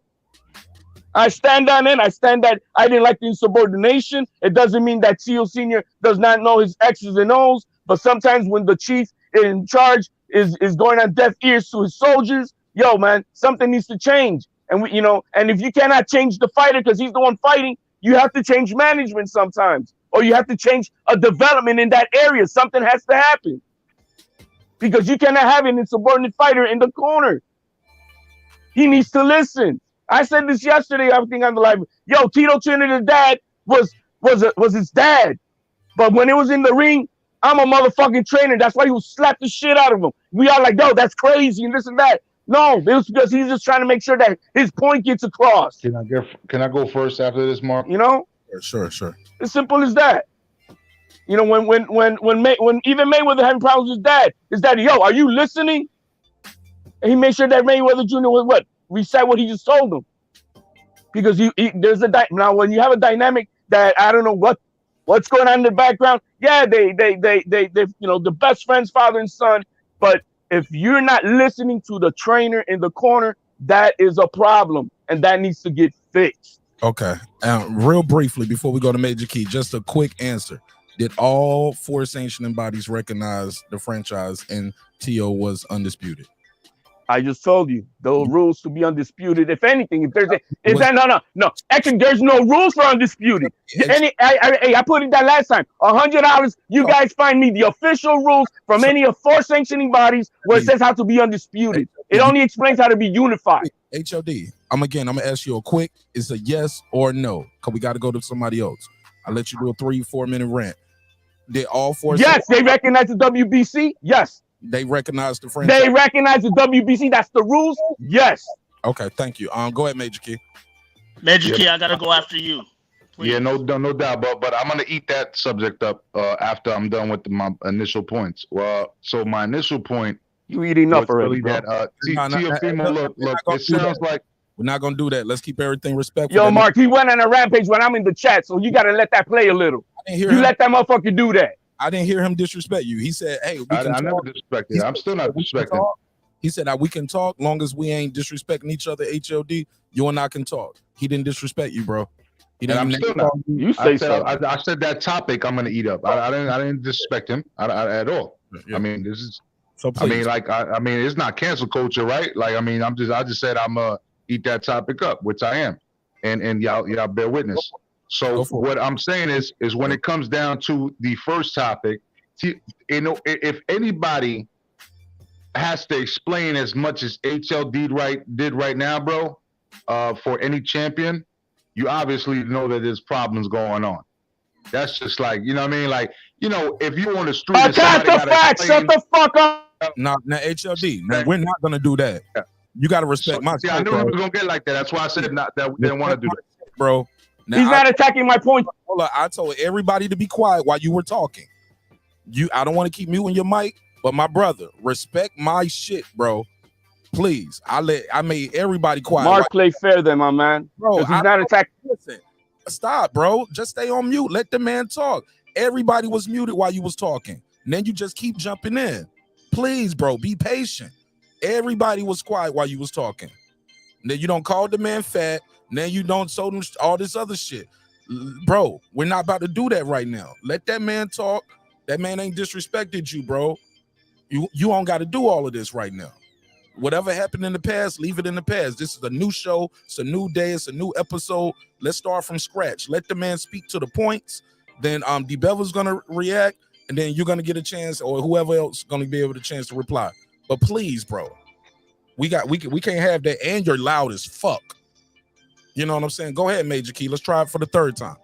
All right. So shout out to Chubb Rock. That was one of actually the first album I've ever bought with Chubb Rock. I'm a little chubby, so you know, shout out to Chubb Rock. But now getting to Teofimo again. Teofimo again. Anybody giving that many excuses for Teofimo, right? You can obviously tell that there's something wrong with that situation. You don't need to give that many excuses for anybody that supposedly won clearly, right? And the reason that you're giving so many excuses and all of that is because you have to kind of like, you know, drill down on why you feel like they won and this and this and that. I get it. But I'm just saying, like, for most of the people that see what's going on nowadays, we don't believe it. You know what I mean? We just don't believe it. We know that there's opportunities. It's not about believing. It's about facts. Hello, I got to mute your mic. I don't look. Do I got to put everybody backstage while the guy talk? Man, I'm sorry, man. You want me to fall back? I'll actually fall back, bro. My bad, bro. Nah, you good. I'm gonna just put everybody backstage. Nobody got control. Go ahead, hey, Major Key. Finish your point. God damn. Looks like nobody can't. Go ahead. And if y'all I'm trying to, bro. Like, you know, me and you have talked about this, bro. I love you, bro. Like, I've been trying to support.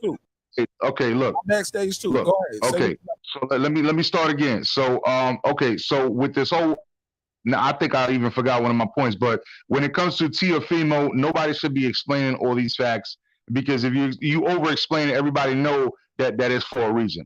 I mean, you shouldn't have to explain a champion. Everybody should know that, hey, damn, you know, this and that. He got hit, this and that, you know, but he showed some muster. You know, he's still a great champion. Blase, blase. You know, like some of the people even on the undercard. You seen them and they getting like they hype jobs and this and that. Some of the people we just talked about that. Some of the people on the card, everybody. But some of these people we actually see less. We see less vulnerability from them than we do with Teo. It's not that we hating on Teo. I just made a live about this shit, bro. I literally made an hour something long live right before you came on, bro. I'm not hating on Teo. I'm saying that we should be able to give criticism to everybody, especially we supporting them. You know what I'm saying? Before I ever heard of HLD, and it's not like I'm not insulting him or nothing. Before I ever heard of HLD, I was on here promoting Teofimo Lopez. I was talking to Junior Lopez. I was out here doing this. I called that fight that he was going to be, you know what I'm saying, Lomachenko, before I ever heard of the HLD. So the fact that he's trying to say that I'm hating on him is asinine, bro, because it's all, I have it on record. YouTube's not gonna lie. That's just gonna stay here in history unless I delete the video, and I'm not deleting it. None of them. So that's all I gotta say for starters. Fair enough. All right, cool. D Bevel the champ, go ahead. Yeah, salute, man. Yeah, I wasn't interrupting, but it's all good. Yeah. But you know, at the end of the day, I see a lot of punk ass shit from these fanboys when they decide they want to be fanboys, but then they want to critique other fanboys and shit. You get what I'm saying? Motherfucking Teofimo got in that fucking ring talking about who's running and who's not. Wasn't Canelo running from motherfucking Bivol? Was Tyson Fury running for Wilder in the first fight? See, people want to use that running excuse when it comes to their favorite fighters, but when it comes to another fighter, they want to say, oh, he's complaining. He's making excuses. And the reason why motherfuckers are getting on Teofimo, because Mr. So-called fake-ass undisputed champion was shitting on Wilder, talking about, oh, he's a pussy. He needs to stop making excuses. He needs to take his loss like a fucking man. Well, what the fuck, motherfucker? Take your loss like a fucking man. I don't want to hear that bullshit, I'm sick shit. I don't want to hear that, oh, he's running away shit. I don't want to hear none of that shit. Get in there and fight like a motherfucking man. What the fuck is up with y'all, man? I seen a Puro, HLD, all these motherfuckers on panels criticizing other motherfuckers.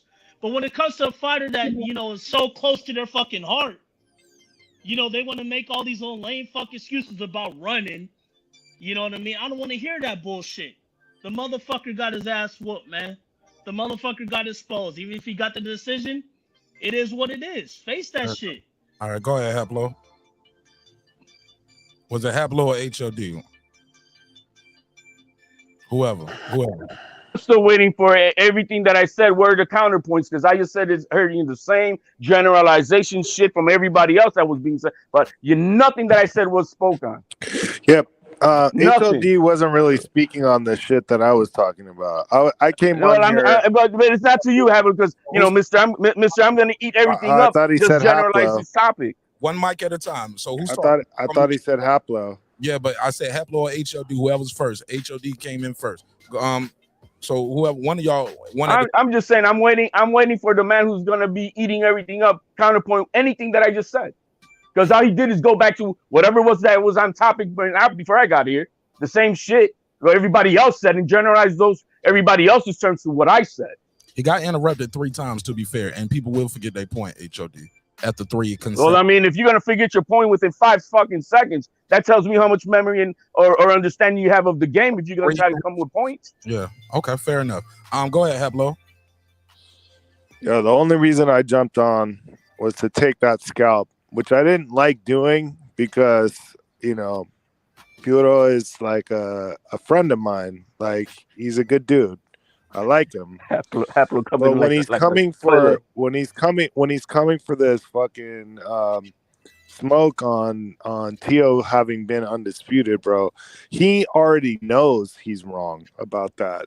And for him, a guy like him with the integrity that he has, to be coming on here and saying that shit is just disgusting to me. So I had to come on and take the scalp reluctantly because I don't want to do that to Puro. Okay, but we all know the recognized titles, and the franchise is not a recognized title. For undisputed, all 4 sanctioning bodies have to recognize you and your title, and none of them recognize the franchise.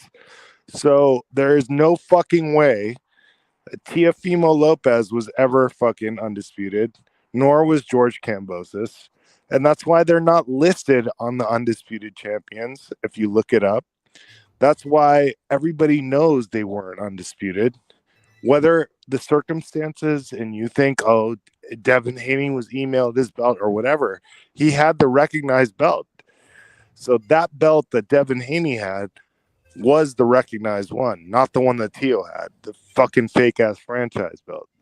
And it's the fault of the sanctioning body for putting that out there, to making these guys have these kind of talking points that are asinine and not even worth talking about anymore. We have an undisputed champion now. We see what an undisputed champion is. We see the 4 belts that make an undisputed champion.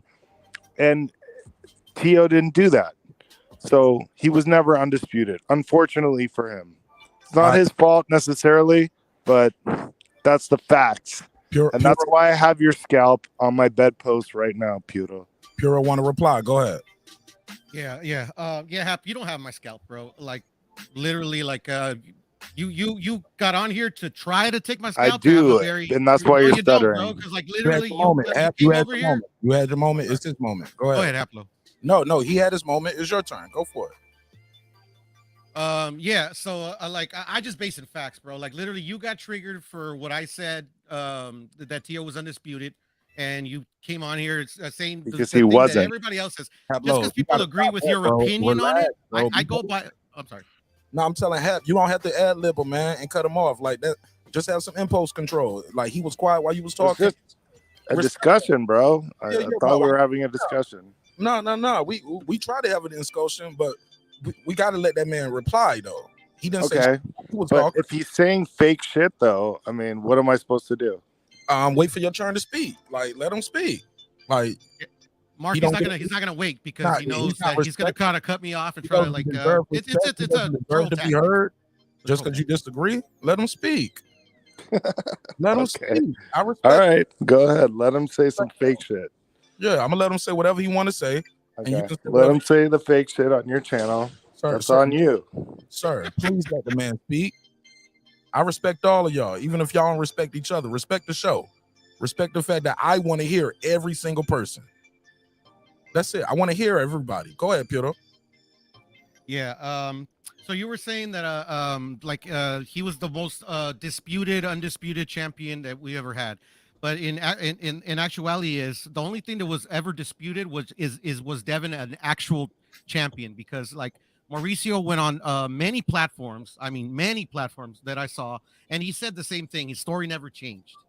That Teofimo was the undisputed champion, and that he had the franchise designation. The franchise is not a title; it's a designation. But he was the WBC champ with the franchise designation. And he explained what that franchise designation allows the champion to do. And then when I believe it was Fight Hype, when they asked him to if Devin's title was similar to what the WBA has in the regular, and he said yes, that's exactly what it is. So I'm just going by what the president of the sanctioning body said. So I don't know what scalp you're taking. All I'm doing is saying facts. I'm taking your scalp. Nah, you still didn't take my scalp. No, I'm taking your scalp because you just fucking murdered yourself. And literally, I guess this fight with, right? I'm sorry. Were you done? Land your plane. Hablo, please, bro. Please. I'm pleading with y'all. You don't have to do that. You're gonna get a chance to speak. You don't have to do that. As soon as you hear something you disagree with, we don't all have to be so reactionary. Because now it'll end up with just 2 people going back and forth.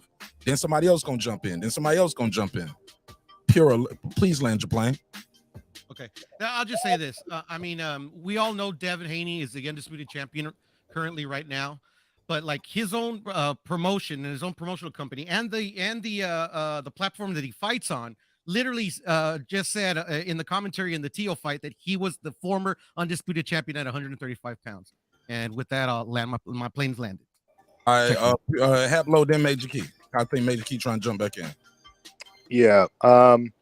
Well, Puro seems to leave out one particular part of the story, which is that the WBA super title is a recognized title by the other three sanctioning bodies, while the franchise isn't. So whatever fucking Suleiman had to say about it was totally irrelevant and completely fucking asinine. And I can't even believe someone as intelligent as Puro is fucking making this argument right now, because he knows he's wrong. And that's the fucked up part about it. I don't get it, bro. What are you trying to do? What is it about Teo that you love so much that you're trying to make this argument for him? Like, no one makes this argument for anybody else. Honestly, really, they don't. I mean, the fact is, the WBA super title has been recognized for over like 25 years, bro. The franchise belt is not even a belt, it's a designation or a status. Those are the two words they use: designation and status. Okay, those two things are not recognized by the other three sanctioning bodies. In order to be undisputed, you need to be recognized by all four sanctioning bodies, period. Whether Devin Haney got his belt in email, a fax, a fucking, stripogram, I don't give a fuck. It doesn't matter. He had that title. That's the title that's recognized, not the fucking franchise title. And we can argue that all day, but the facts are the facts. And your scalp is collected on my bedpost. It's sitting here right now. I'm staring at it. It's a beauty. Believe me. It's lush. All right, let me jump in. Before we go to Major Key, it's Major Key, and then we got the Zeller. If you don't mind, before I jump in, can I get Transcended, because I know he be in and out. Like he's usually in the panels and out. So he said he got to go. Go ahead, give me your. Okay, all right. Because I'm about to cook on this whole subject here, because this is what actually I forgot the last time because I got interrupted. So when it comes to the Undisputed, right, the franchise belt, see, this is one thing that I actually was supporting Teo about, because you know why? Because I didn't realize that you could actually put the shit on a background picture, on a backdrop, in a major fight on ESPN where it says Undisputed, and you could fool people to believe that, hey, this is Undisputed. But Haplo's right. What the actual definition is, you have to have the world titles for each recognized sanctioning body. There's the world titles. You can look it up right now. I brought that shit up when I was in an argument with Get the Smoke like a year and a half ago. I don't know if they changed it, but I'm telling you right now, it's the world title. And the franchise belt is not the world title. Devin Haney got that because they elevated, right, Lomachenko. He accepted it, and so he got the franchise belt, but it was a designation, and it wasn't supposed to be transferable. But then they changed the rules a week before the fight, said it was transferable, and then they started promoting it as Undisputed. You see what I'm saying? So a lot of this shit is bullshit, and I was a victim of it as well. I'm not gonna lie. I was there supporting it, like, yo, this is Undisputed, blah, blah, blah, blah. But, bro, I had to have some fucking sympathy for fucking Devin Haney, because I'm like, yo, when I start looking at all this shit afterwards, I'm like, this shit doesn't make sense. Like, they literally lied to this guy.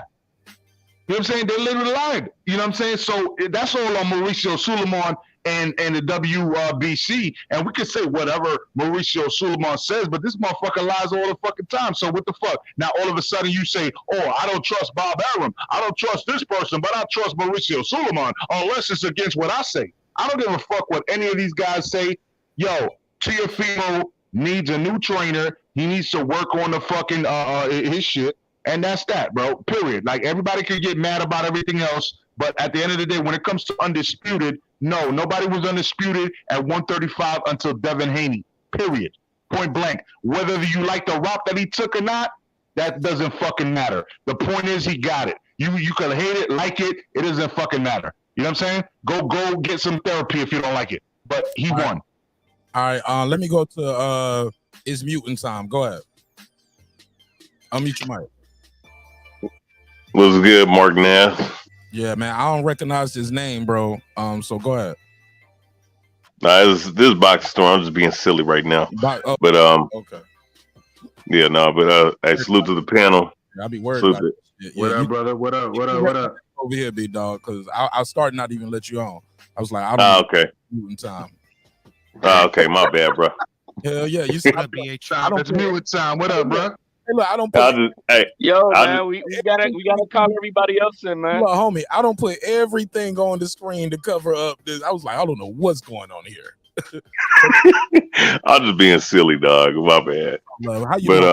Come on, welcome. Doing good. But man, look, here's the thing about Teofimo Lopez, man. Look, I think what happened was, this happens with a lot of guys because guys do have talent, but a lot of it's based in potential and not reality. Look, he looked really good against Lomachenko. I mean, they both, from what I heard, was hurt in the fight. It is what it is. That was his best showing. We never seen that same Teofimo Lopez before or after. And going into this fight with Sandor Martin, I was just looking at, Sandor Martin's past performances against even more skilled Mikey Garcia at 140, and his jab and his footwork. I thought he was going to give Teofimo Lopez a lot of problems before coming into the fight, and I had him actually winning on a split decision. But of course, it went the other way. As far as Teofimo Lopez, I do think that in a certain sense he is overrated because the same skill set that he displayed in against Lomachenko, because Lomachenko's pound for pound number one, I think it elevated people, who are a fan of him to believe that this guy is going to be something, legendary status because he dethroned the pound for pound number one fighter at the time. However, he like I said before, he has not shown that in the last three fights, that same kind of ability to box. And really going into the Sandor Martin fight, there's a certain, you cutting off angles against Lomachenko is not the same as fighting Sandor Martin because they're a little bit different, even though they're both southpaws. And I think that's what the case is with Teofimo Lopez. Can he be a champion again? Yeah, but at 140, it's going to be very hard to be a champion with all them guys that are coming up. Gary Russell and Antoine Russell Jr. coming up. You also have Jose Ramirez, Jack Catterall.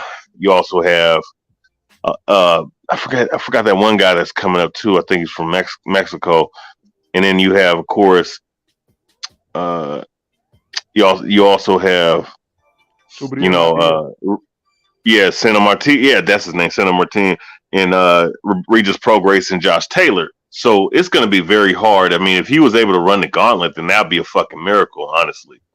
But I don't see him. Honestly, I don't see him going through that, man. He's going to have to either move up or drop down and wait if he wants to see another crack at a title. Now, to the point of, there's another point I wanted to make about a fight. Terrence Crawford, man, he's just showing everybody why PBC is fucking afraid of him. PBC and Errol Spence, why they're afraid of old Terrence Crawford. Terrence Crawford has knocked out his last 8 opponents at welterweight since he came up to welterweight. Who was messing with this man at 147? Gotta say that Errol Spence be going life to death with cats, man. Terrence Crawford just be on cruise control, and then he'd be like, I'm gonna knock this guy out in the next round. David Avanesian is as solid of an opponent as you can have, So knocking that dude's win and victory is like asinine, honestly. So That's what I wanted to say about that.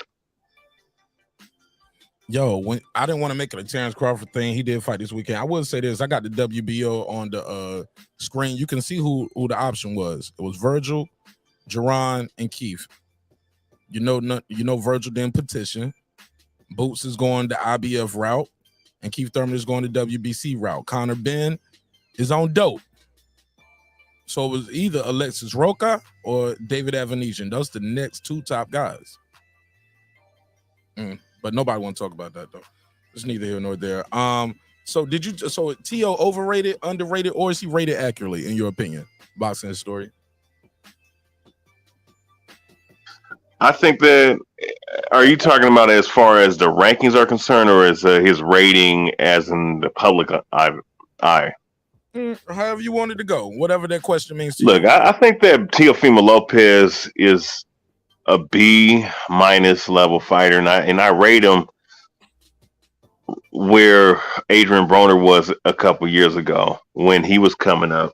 That he showed a lot of promise and potential, but I will say this. I mean, more so for Lopez versus Broner, at least he's at least willing to let his hands go. You know what I'm saying? He does have big power, and he is explosive. He does have that, that explosive first step. But the thing is, he, as far as his technique and his approach, and I'm gonna just say this, as far as his trainer, I mean, I don't know. Look, I'm gonna just say this. His father may not be as good of a trainer as is advertised, but Teofimo Lopez, man, all this hype, doing these commercials on ESPN and all this other stuff, that's all cool. But you got to be able to perform like you that big top guy that needs to be promoted. Because looking at Teofimo Lopez, man, like he doesn't, I don't know if he's really focused on his craft like that as far as getting better, because I haven't seen much improvement, in his last 3 fights. So I think he's B-, maybe B level. Okay. And he is a threat because of his explosive punching power, So that's what I would rate him. But I will say this though, to close off the point. Yes, sir. Just because and this is my thing with what I'm seeing with Devin Haney and Tank Davis, because I'm fair on all sides. Just because he's looking bad against opponents at a weight class that you guys aren't even facing, in your career. Like Devin Haney saying he would embarrass him because of what happened with Kambosos, but styles make fights. Now, look, if fighters can feel what they want to say, that's cool. But I doubt that Devin Haney would do well against Sandor Martin if he was to move up at 140 and fight Sandor Martin, because he's not going to have the reach or height advantage, and he's not, and he's going to be at his natural weight class. Tank Davis, I was just looking at this like 20 minutes ago. Like Tank Davis is sitting up here saying, "Oh well, we go to top rank, they make you look all stupid and dumb and whatnot." They're all, but you're the same guy that took Floyd Mayweather's advice to duck and avoid. And anybody can sit up here and try to lie and say that Floyd didn't say that. That you can go look at articles of him saying that and talking about he wanted to call up Bob to force Tank to fight Lomachenko. He dug Lomachenko when Lomachenko was in his prime, when he was just coming up, and he was a champion at that point. Speaking of Tank Davis, in 2017 going into 2018, at least Teofimo Lopez fought the dude. As a pound number one guy. So Tank Davis has not even fought not even half the caliber of that guy. So my thing is, even though he struggled, even though that he may be overrated, I'm looking at Devin Haney's run as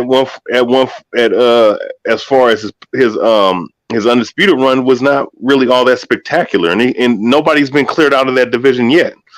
And Tank Davis is just now fighting top level competition once again. When he was sitting up here fighting the Mario Barrios and the Raleigh Romeros, these guys who are D+ level fighters, in other words, what we would call bums. All right. And you're talking about this dude fighting someone who just beat a pound for pound guy, or a former pound for pound guy, speaking of Sandor Martin, and even prior to that he beat he beat fucking Lomachenko, who you ducked and avoid clearly. So that's my whole take on that. Fair enough. I'll say this, and I'll segue to HOD and Haplo, bring it back around to those two. Prime Loma probably would have beat the shit out of Tank Davis because that wasn't prime Tank Davis neither. Like we can't help the age discrepancy. Like somebody is gonna be at a disadvantage at one point. If you fight them too soon, if you fight them at this point, you're fighting them and they're too green. If you fight them at this point, okay, this guy's more experienced, but the other guy's past their prime because the age discrepancy is always going to be there. That's one thing we're not going to be able to change. But great points though, boxing historian. Go ahead, HOD. Cook up, homie. I don't know where we're at right now, Mark. I don't even know. What's next for Teofimo Lopez in your opinion? I think you need. Let me set up my mic properly. Hold on. Yes, sir. While you do that, let me say this. Shout out to Jannar Hill. I'm gonna mute your mic while you do that. Fix the mic, HOD. Jannar Hill in the building. He said, I think T.O. might snatch one title at 140 and move up. Tim Bradley said he didn't recognize T.O. in the fighter meetings. He said, I didn't recognize him. He said, when T.O. talked, Bradley said T.O. wasn't even the same guy. I did see that interview. HOD, whenever you're ready, you can unmute too. I just had to mute you while you're No, I get it. Are you good? I don't. I mean, you were. I guess you brought up another new question. I guess. What's next for T.O.? What's next? He needs to take this next month off. You got 4 fighters I can put in the chat for a new survey? I might want to make a new survey, see what people are thinking. Never mind. Don't worry about it. Just cook up. What's next for T.O.? Were you asking me, Mark? I don't know. I was asking you, but never mind. I'm gonna keep the survey where it's at for the whole show. I think what's next for T.O. He needs to take some time off. He's it's a lot of overdrive of what's been going on in the last few weeks with the promotion and the fight in itself and everything that how he was feeling himself in the ring at the end about it. He needs to take this next month off. Just embrace his wife, embrace his kid, and then come back, and really reevaluate what needs to get fixed. Definitely the issue that I saw that I didn't like at all, the insubordination in the corner. That cannot happen. You imagine in any other place that your leader's telling you what to do and you're just gonna not listen and you do that at war, what's gonna happen? The general's telling you what the fuck to do and you're not listening, you're gonna get killed and get other people killed. You know what I mean? So that can happen. So that has to be reevaluated, and just reevaluate everything that came up through this fight and what he saw in the ring, and what needs to be adjusted totally from that. It's not like he doesn't know how to do lateral movement. There's just things that I don't know. He got stuck just on like first and second gear and didn't do third and fourth and fifth and sixth, and he's more talented than that. So whatever is going on upstairs that he wasn't following instructions that his pops was giving him, that has to be fixed. We've given Senior a lot of shit, and rightly so, for things that we heard like through that Kambosos fight. But Senior has not been in the spotlight like everybody been at other times before. He's been more in the background. He's been in the study game. He was giving his son instructions, but he wasn't listening. And so that's just like in a racehorse, sometimes you guys just got to change the jockey because you can't change the horse. The horse is the one in the race. So that has to be fixed, whatever it is. I'm not saying getting rid of his dad, but whatever needs to get done needs to get done. And staying on the same gear, no, something has to change. Something has to change because what happened in that corner cannot happen. Cannot happen. I think he played that clip with Porter, dad. He wasn't listening. You got to be militant. You cannot be a dad in the corner. You got to be militant. That you're a trainer, and this is what I expect you to do, and you better do it. So whatever happened, that needs to be fixed. What's next for Teal's dad? And then Top Rank is the one in charge. You know what I mean? They're gonna if they want to set up the fight. Well, the thing is, I don't know what's the setup with the WBC. is the next mandatory because he was so. And per rules with the WBC, Prograis with the winning a vacant belt has to fight 2 mandatories within the next 6 months.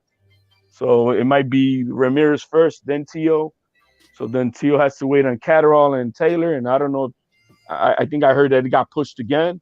So maybe the landscape ends up being that he may have to take up another middle of the road fight again. In the meantime. So hey HLD, can I ask you something? Yeah. I know you're like a Teo guy. You don't have to start off with that premise. Ask me the question. No, I mean I can start off with whatever premise I want, kind of. Can I? I'm asking quickly. Just, do you think if Joey Gamache would make a big difference or not? Because I feel like personally that in the Loma fight, they had a really good game plan, and they had Joey Gamache in that fight, if I'm not mistaken. And then in the subsequent fights, they haven't had him, and the game plan has just looked like fucking hot garbage. So do you think maybe trying that would be the simplest solution? Because I think we always try to find the simplest solution to the problem. Like, the guy is talented, no doubt about it, but a change, like I was saying, Haplo, a change needs to be done. Whatever it is that needs to get done has to get done. Well, I was asking specifically about Gamache. What do you want to come back? You know what I mean? Like if you got fired and damn, not after, what I mean? Would you want to come back? You know what I mean? We don't know what I don't know the is. circumstances. Right, I don't know either, but I'm just saying. I mean, shit, you get rid of me, now you want me back? I mean, how does that work, and where are they at with that? You know what I mean? I don't. Yeah, I don't could know be what a problem. Happens all the time in boxing. It can happen and it cannot happen. I just feel like that game plan they had against Loma was perfect, bro. It was. And since then, like the game plans have been fucking dog shit, bro. Well, hey, let me play the clip. Damn it. You know what it is. You know what time it is. Let's hear it. I mean, when guys get to certain levels, they believe they know what they're doing, and they don't.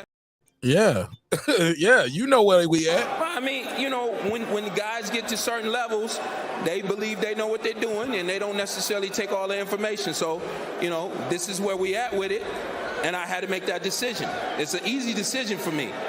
It's easy. Yeah, it's an easy decision. Guys get to a certain level, and they think they know what they're doing, and they don't process the information. And it has nothing to do with senior. You know what I mean? It has nothing to do with senior. Senior, I'm just saying, HLD. I think I think Gamache being there was a helpful thing for senior. No, there is. You didn't let me finish my point. You don't even let me finish right there. Go ahead. I'm saying is senior may know all the X's and O's in the world, but if it's not transferring in communication to his fighter to act upon, it doesn't matter who would, you know what I mean? That has to get fixed. Whatever the fuck happened that I saw last night needs to get fixed. And I don't care if it's Joey Gamache, Customado, Angelo Dundee. It doesn't matter, right? At that point, we're like, what the fuck? If you're not lit, so that has to get fixed. And if it's because the dynamic of father and son is too close, and the jailbirds are running the prison, you know what I mean? That can't happen. So well, here's my question, HLD. Do you believe that? Do you believe who do you think takes most of the blame up to this point? The father or the son? As of last night, I'm going to put it on Teo. I'm going to put it on Teo because the senior did give him instructions and he was not listening. He was not listening. And I'm going to put that on Teo. But the thing is, as looking from the outside, like running shit, if I have a great manager in a certain location and he's been there a long time and the employees are not listening because they just know this guy. They say good morning to him. They're friendly now. You know what I mean? Yeah, I'll let you slide, come in 10 minutes late. You know, we good. You bought me coffee yesterday and shit like that. No, you got to take that manager, put him somewhere else, and bring in a new motherfucker who, you know, nobody knows, and he's gonna come in, you know, to ruffle some feathers, and they're not gonna, you know, disrespect them, or they're gonna make sure they're gonna go by the book because they know that the new guy is not gonna play that shit. You know what I mean? That happens in reality in life, and so that's why something needs to get fixed where this young man is able to respect the corner, or take better instructions or whatnot, because that has to happen. Did you say it was Teal's fault, or did you just say it because at the beginning it sounded like you said it was Teal's fault, then it sounded like you said it was Junior's or his pop's fault? Maybe you're not listening to the whole conversation, but that happens with the second graders out there. So you could just clarify because no, because I clarified. I came on here and there was not yet one point you clarified of anything I said, and now that you just, I mean, I don't know what you want. I simply asked you. No, my man. Next question, bro, because you're not listening. I said it clear as day. Second graders are not going to learn, bro. I can't do nothing about that. I just explained what happens when you don't listen. You don't understand. Hold on, I got it. I got it. Look, Major Key. You said you need somebody else in the corner because he and the father aren't connecting. But I get where you're coming from because he said, "Hey, look, the guy was talking to him like a son, not a trainer." He was telling Tio wouldn't even sit down when he told him to sit down. But to me, I disagree with HLD. If your father who took you from the playpen to the penthouse, you won't listen to him in the middle of a big fight, you're not listening to him. Like something is disconnected with you and the respect level there because or you're not trusting his opinion. I just said that. No, Major Key asked the question and you said he said he didn't quite understand the way you said it. So I'm talking to him. Okay. But so I disagree with HLD on that. I don't think it's changing the father out for another trainer. Something has to change with the fighter. I didn't say change the father. I said whatever that happened right there, whatever needs to get done to fix that, that's the action that has to be taken. Sir, you said he was talking. He said Tio was talking to him like a son, not a trainer. And the 10th round, when his dad is pleading to him, like Papi, please, yo, that's daddy talk. What about all the other stuff? The other ones, that's him giving him instructions, and he wasn't listening. So that's on the. So is that on the fighter or is that? That's on Tio. He's not listening at that point. So why is he not listening? That needs to get fixed. That's on him though. That's not on who you. I just said Tio Senior may know all the X's and O's in the book because we give a lot. I mean, out here we give a lot of slack to Senior. Yeah. And I'm just saying he may have downloaded everything from the greatest of all times, but if it's not translating to the fighter, that is the problem. I'm saying from the outside in, that has to get fixed. Now, I don't know if you guys ever ran companies or knowing it, but you see a problem, whatever that problem is, needs to get fixed. That cannot happen. And that's what I'm saying. That cannot happen in the corner. All right, Major Key, was that clear? Clear enough? Go for it. Go ahead, Major. Or either my bad. Yeah, no, I'm here. Yeah, no, my bad. I was on mute. Yeah, no, I mean, it's not a question of running multiple businesses like I've done throughout my life. It's not about that. What we're talking about is a simple fact of a person in the corner that may have worn out his skill set. That's all it is. It's not a question of disrespect or talking down. Like when somebody criticizes, gives critical thinking, gives any type of adverse advice or whatever, it doesn't mean that you need to take it like, hey, the world is done, you know what I mean? Like you don't need to get your panties in a bunch like that. It's really not that serious. I'm literally just saying Teofimo can, and we want him to do better, but he needs somebody else in the corner. Not saying he needs to get necessarily rid of his pops, but he needs to get somebody else in there to help him to elevate beyond that level. Right now, it doesn't look like it's a good deal. And if it's the fact of he doesn't listen, like what you're saying, he doesn't listen, well, guess what? Then still that's showing a problem. He's not listening. So there needs to be a trainer that can discipline. Otherwise, if what you're saying is he can't listen to nobody, then he doesn't need to be in the business of boxing. So either you're shitting on him saying that he doesn't belong in the business of boxing, or he needs another trainer, somebody else that can make him listen. One or the other. No, it's not one or the other. You're too slow to understand.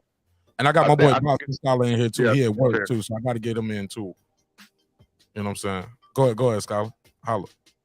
I think that we forget as fans because we're so used to being entertained by these people that these people are people, man, and they hurt, they have fears, they have mental issues just like everybody else, and I'm worried about Tio. Like fuck boxing, I'm worried about him. I feel like he's all over the place, sporadic behavior. He needs to get assessed. Boxing needs to be secondary at this point. That's why I say he needs to recharge. Are you qualified to say that?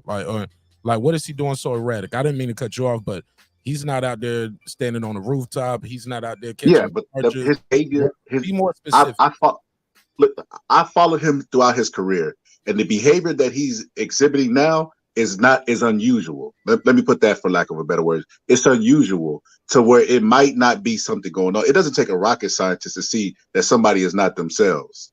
Like we've seen mental breakdowns before right in front of our eyes from celebrities, et cetera, et cetera. Britney Spears comes to mind when I say that. We knew something was wrong with Britney. What I'm saying is I'm worried about Tio, and it could be nothing. I'm not a professional. It could be nothing, but I think Tio needs to recharge and get assessed properly because I'm really worried about it. I think boxing should be secondary at this point because your mental is everything. Like Floyd always say, if I had to walk with a limp, take all my riches away because I want to be in full health. He can no longer continue to go at the route that he's going because he has both ends of the candlestick leg. He needs to go get it mentally evaluated because I'm really worried about Tio. Like all of this stuff, like HOD made a good point. It didn't matter if he had Customato in this corner. If he's not mentally there, he's gonna lose the fight. You're gonna see these holes that we're seeing. Like boxing should be secondary, in my personal opinion. I'm really worried about Tio. I think he should just take a break, recharge, and get mentally right before he comes back and makes another run. Then it could be the takeover. But right now, it's Tio versus Tio. What you said about his dad? He said something about his wife. You say he might be his dad made comments about his wife. I didn't hear that. Yeah, so with that, I didn't do my extensive research on that. I just heard that. So I mean, that you gotta take that with a grain of salt. But I heard that he was having problems like outside the ring between his father and his wife. Now, see, I don't know anything about all those things. I'm not an expert at those. I didn't do no extensive research, but if that's true, then that's just another wrinkle to add to why he could be having problems with him in the corner and having outside issues affect him inside the ring. I don't know. I do know this. When they was walking backstage, I could show you that Fight Hype clip, and it's on Fight Hub. When they were walking backstage, his dad was his wife had walked with him in the room. And she's walking back out, and his dad is talking about, yeah, man, the guy was running, blah, blah, blah. And she walked past them with that baby, and they didn't even look at each other, bro. Wouldn't even glance at each other. It was just, he's moved out the way, she moved out the way, so he can walk by. Didn't even look at each other. So I don't know if I'm making something out of nothing, but if what you're saying is true, that can explain a lot of things. But go ahead, it's opening everybody. Yeah, man, shout out to Skylar, man, who didn't have to be repeated what I said and understood clearly. Hey, please stop with this jabs, man. We having a good conversation. Ain't nobody fucking with you, but you keep taking shots at people. People taking. Oh yeah, because I don't get any.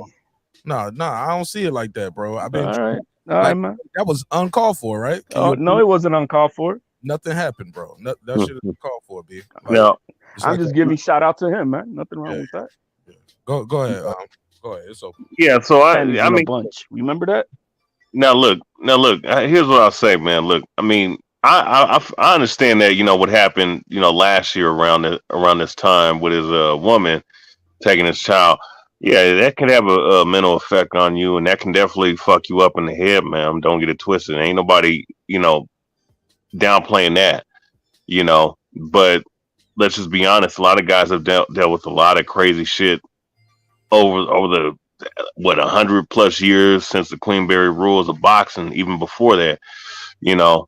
At the end of the day, you're still a professional. You still got to do what you got to do, because he was also saying that he only had $20,000 in the bank prior to him fighting Kambosos, so he needed that money. So at the end of the day, this is your livelihood and your profession. So you got, even with all these things happening, which will be a factor, no question. And also too, down the road, if things have not been mediated between you and your woman, of course it's not gonna of course it's gonna still play a factor, but at the same time, man, the best remedy is fighting and boxing. So really, he still should be focused on that, because there's been many other guys before him and many that are gonna be after him that are gonna have to deal with the same shit. So that's all I would say about that. Can I jump in real quick? I just want to say, same way I said before, Mark, with all peace and respect, I'm willing to have a debate about this shit, about Teofimo Lopez, even when Punch Drunk. He's in the chat. He's happy to hear this, he says. I would love to chop it up with whoever.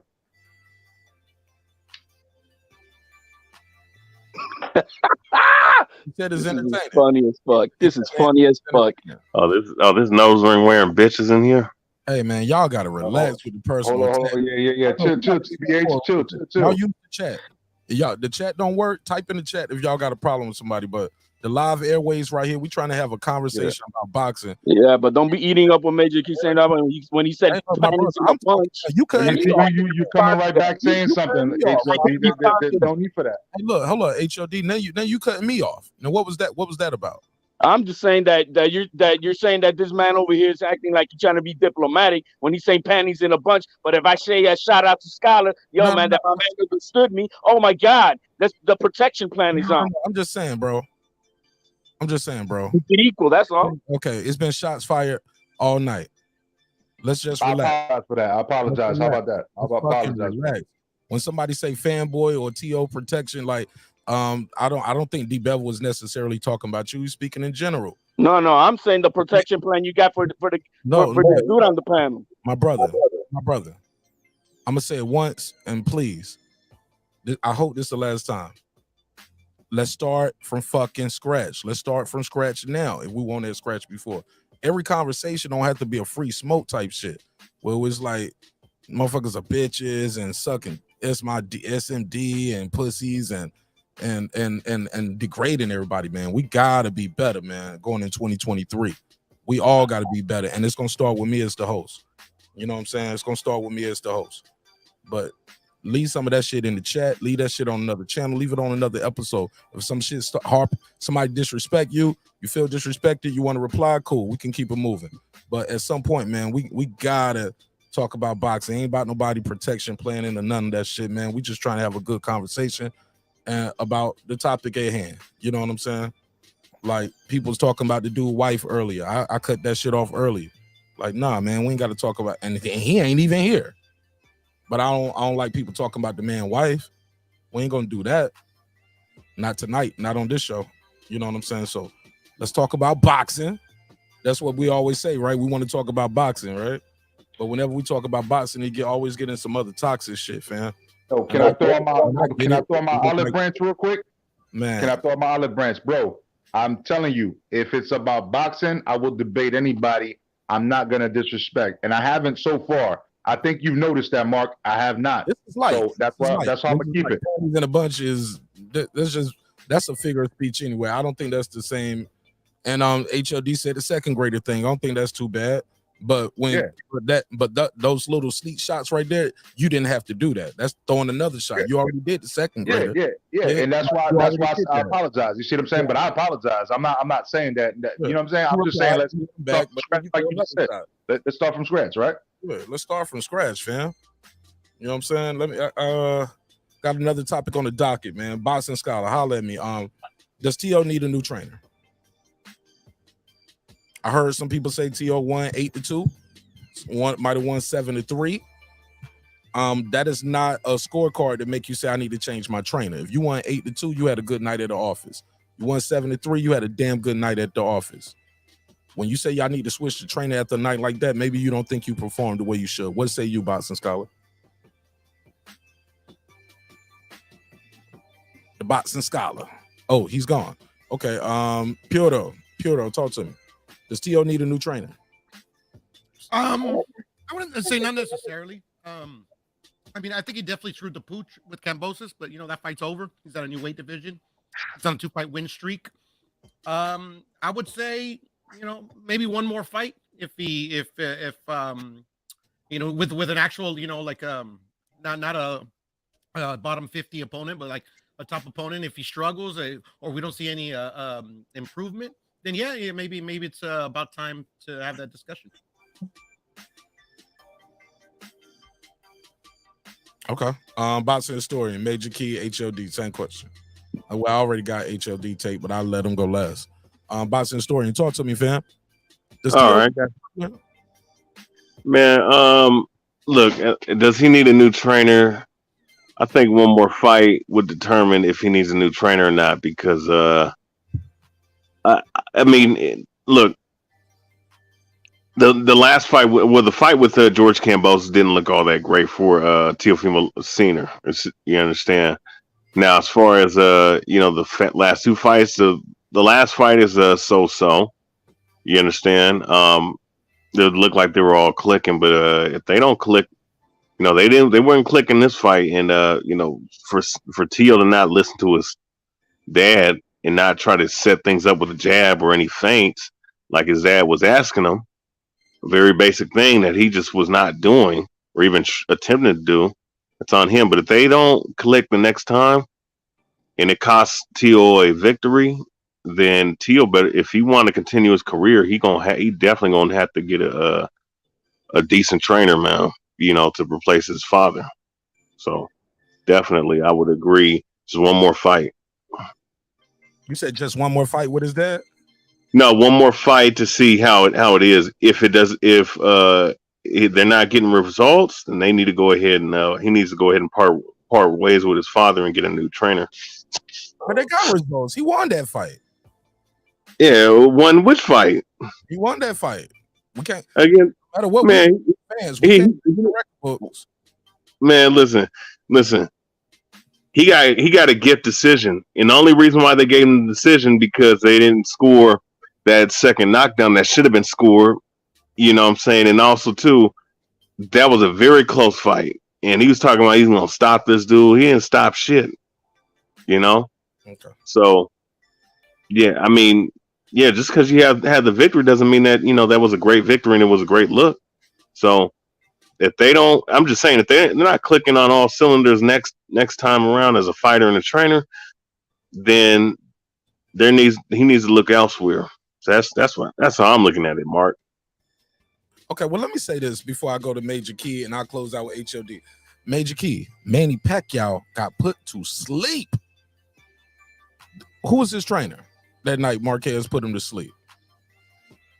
Well, I mean, what's the relevance? You got to give me at least correlate. If I'm not mistaken, it was Freddie Roach, right? One Freddie Roach's trainer.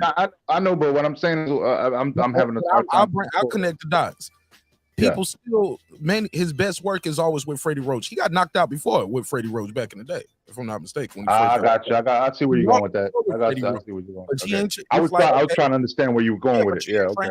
You didn't change the trainer. We just had a rough night at the office. We miscalculated. We didn't do full measures, or we miscalculated the guy. We overtrained. We undertrained. Whatever the case may be, what we got is what we got, and we work and build on what we got. We learn from our mistakes. We don't throw away somebody. Because like I said, Marquez put him to sleep. He kept training with him. After that, for the Mayweather fight, for all the other fights, Freddie Roach, he had Boo Bear, what's his name? Boo Boy come in sometimes. For the most part, Freddie Roach is his guy. Yeah. So, all right, if you ask me to respond to that, look, Tio ain't been knocked out. No, you're right on that. But what I'm saying is that I feel like there's more danger to Tio with his father in his corner. And the reason that I'm saying that is because Tio is naturally gifted, bro. He's a natural talent. He's a very, very fucking skilled fighter, but the ceiling hits with his father. Because I'm not saying that his father should leave the side. I've never said that. If you've listened to everything that I've said, I kept saying They need to add something to it and take some responsibility off of his father. Because at the end of the day, if he's in a camp, his pops comes in and he's looking all stressed, and then Tio says, "Hey, what's going on, pops?" "Oh man, your fucking mother and your fucking wife are arguing again. You know what I'm saying? Let me talk to them real quick. Let me go over there and I'll be right back." You know what I'm saying? Like, yo, nobody needs that stress, bro. Nobody needs that stress. It needs to be nothing of that. It should be him just there motivating him as the loyal person that is his father in the corner. Just, hey, how you doing, son? How you doing? How you feeling? You know what I'm saying? And just telling his camp, his trainer in the corner, hey, this is what I feel about him. You know what I'm saying? Based on what I just saw. You know what I'm saying? So they could come out with another, game plan or help him out, give him more water, whatever the fuck they need to do afterwards. But he needs to be there. I'm not saying he doesn't need to be there, but I'm just saying somebody better needs to be there to make him adjust to the opposition and to really be trained. He's not being really trained right now. That's my whole fucking problem. Okay. HOD, talk to me. You get my point though? The man ain't been knocked out. We got guys to get knocked out cold. They still with that same trainer. All-time greats like Manny Pacquiao. And that's why I come back again. Whatever we all saw in that corner happen needs to get fixed. Whether it's what this man just said, whether it's what anybody, I mean, whatever it is, that needs to get fixed. That's a problem. We don't know the ins and outs of the backstory of what's going on. We can speculate and all that shit. All I care about is that what I saw in that corner needs to be remedied immediately. Whatever that has to happen, that's what needs to happen. So that's what this young man is gonna have to. That's why I said he needs to take time off, enjoy Christmas, New Year's, stay away from all the other bullshit and especially social media. He needs to stay off of all that shit. Just enjoy his time with his family, protect his wife, protect his kid, love them to death, and then come the first, he needs to have a serious sit down and evaluate everything, that all the goods and all the positives of this fight. And whatever, like I said, whatever it is that needs to get done, that's what it is. And simple as that. Whatever it is that has to happen to fix it needs to be done. I find a few, appreciate this is a young man. Yeah, he's human. He's got shit going on. Maybe we don't know, but this man, is under a lot of pressure. That show yesterday was on his shoulder. You know what I mean? And he sold the hell out of the fight and whatnot. But whatever, like I said, whatever happened in that corner needs to be fixed, because he is much better talent than that. Granted, we got a guy who, I don't care what anybody. Granted, this guy is gonna make anybody look like shit, because he's a runner. He's not Floyd Mayweather. Trying to compare this motherfucker to Floyd Mayweather. That motherfucker was a runner. Did he have success with a check hook? Yes. That needs to get fixed by Tio. Absolutely. Does Tio needs to stop lunging? Absolutely. Getting caught off balance, because he was never hurt. Yeah, I didn't think he was hurt, but I think he respected that shot. He respected the guy's counter abilities. No, he got dropped in the second round, and I want to ask Pudo about that, because I don't know how the rules are about the 9-9, but Tio won that round except for that drop. Besides that, Tio won that round. So he respect what he came back at him. Simple as that. I don't think he won that round.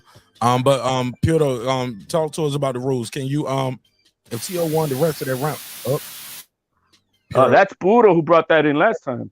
That's Puro with that bad mic too. That's Puro with that static. He brought that static with him, literally. Puro, fix your mic, beam back in. Fix your audio, beam back in. I dropped the link again for you. Gotta have good audio. Yeah, I'm under the impression though. Somebody can tell me if I'm wrong. If you can get knocked down early in the fight, but you can dominate the rest of that round, and it'll become a 9-9 round, right? I've never seen that. That's, last time we were talking, I'm like, can you do that, Mark? That's why I'm asking Puro, because last time he said he took some training classes on it. Yeah. He took some training classes. But on a 10-point scale, rounds must be a 10-9. The boxer who did not win the round scoring it get to 10, as we know that. So that's what I'm saying. So is it a 10 months? Right, it's a 10-point must system. He said, yeah, we talked about it, but the only way it's going to be a 9-9 round is in a situation of a knockdown, and the referee thinks the other guy did enough to win the round, even after the knockdown, or a point deduction too can make it a 9-9 round where you won the round, but you lost a point due to a foul. What makes that that's what happens. If you get a foul, you won the Being round. as it may, I scored it a 10-8 on my card, and I finished it off. I think it was like 96, 90, 94. I think is what I had it. Yeah, 96, 94. I think is what I had the fight scored at. Okay. Yeah. Punch that one judge gave a 9-9 round versus Kambosos in the first round because they thought Tio did enough to still win the round. Man, Punch. Well, yeah, he blew him out in that round. Except for click the link, dog, because Punch knows damn well that I spoke to him on the phone, and this is straight up. I'm just gonna edit shit out, Punch. You know damn well. This is promotional talk. This is promotional talk. It's the only reason why he's on this panel. Let me speak. Punch prefers to chat. He prefer to chat. People in the chat want to be in the chat. No, well, I'm chatting with him. What I'm trying to say is that he know damn well that he hit me up and told me that whole Kambosos, the first one on Juneteenth, where they were supposed to fight, that he didn't really catch COVID. That shit was bullshit. You know what I'm saying? He couldn't make weight. So they extended that shit. And then after that, you know what I'm saying, even the Friday before they fucking fought, he was like, man, I don't think they're gonna fight, man. You know what I'm saying? Like he's not really looking good. You know what I'm saying? I don't think he's gonna win. You know what I'm saying? This and that. And I was like, bet. You know what I'm saying? Like, and so I was already in the camp with that. So I'm not in the camp, but I was in the camp. You know what I'm saying? So shout out to you, Punch. But I'm trying to ask you about now with Tio. This is a whole different story. Yo, Punch, more that snake shit, man. That was a conversation between you guys. Oh, but I mean, you know, who the hell are you though? Man, the same guy you're snake to too. That's why. You know what I'm saying? Like, you're only here promoting your shit. You're only on here promoting your shit because you don't come to this channel. Actually, you don't come to this channel, man. You don't rock this channel, bro. You don't know that. Here now. Actually, like I keep trying to tell y'all, man. Like, yo, make sure you subscribe, fool. Hey, look, you got a membership. He got my shirt, bro. He's the only person on YouTube that has my shirt. So what you exactly the only person. The only person, yeah, Mark Nash. He's the only person that has a Major Key shirt. Facts. Thank God. But thank God, why? More promoting, man. Mark? More promoting. I don't understand. Hey man, y'all making me not like this episode, man. Y'all keep trying to make it something it ain't got. I'm trying not to, but he keeps saying, bro. He's always yo, Mark. When do we start talking to the people in the chat on this panel, Mark? He thinks he's gonna be the little chihuahua. When do we talk to people in the chat when we're on the panel? And makes Major Key not come back. What's your rule, Mark? What's your rule, man? We on the panel. We talk to the panel. This guy just does. He's from day one. He don't know those rules. I was here before you. Then why don't you know the rules? Why don't you know the rules? Why don't you know the rules of Mark Nash, bro? Right? What you mean? You on the panel? You talk to the panel. Why are you talking to Punch? Bro, why are we doing I'm not disrespecting. My bad, bro. Go ahead. Why are we doing this? Not bad. I fucked up. My bad. Why are we doing this, man? Hey, look. HLD. Major Key, I know y'all don't really rock too tough, but it's all good. And this shit, my show don't have to be the place for y'all to clear y'all grievances, man. I disagree with both of y'all on hella shit. Sometimes we gonna agree about some shit, but for the most part, man, this shit right here is getting real catty, fam. Shit getting real catty, and I'm feeling like Martin.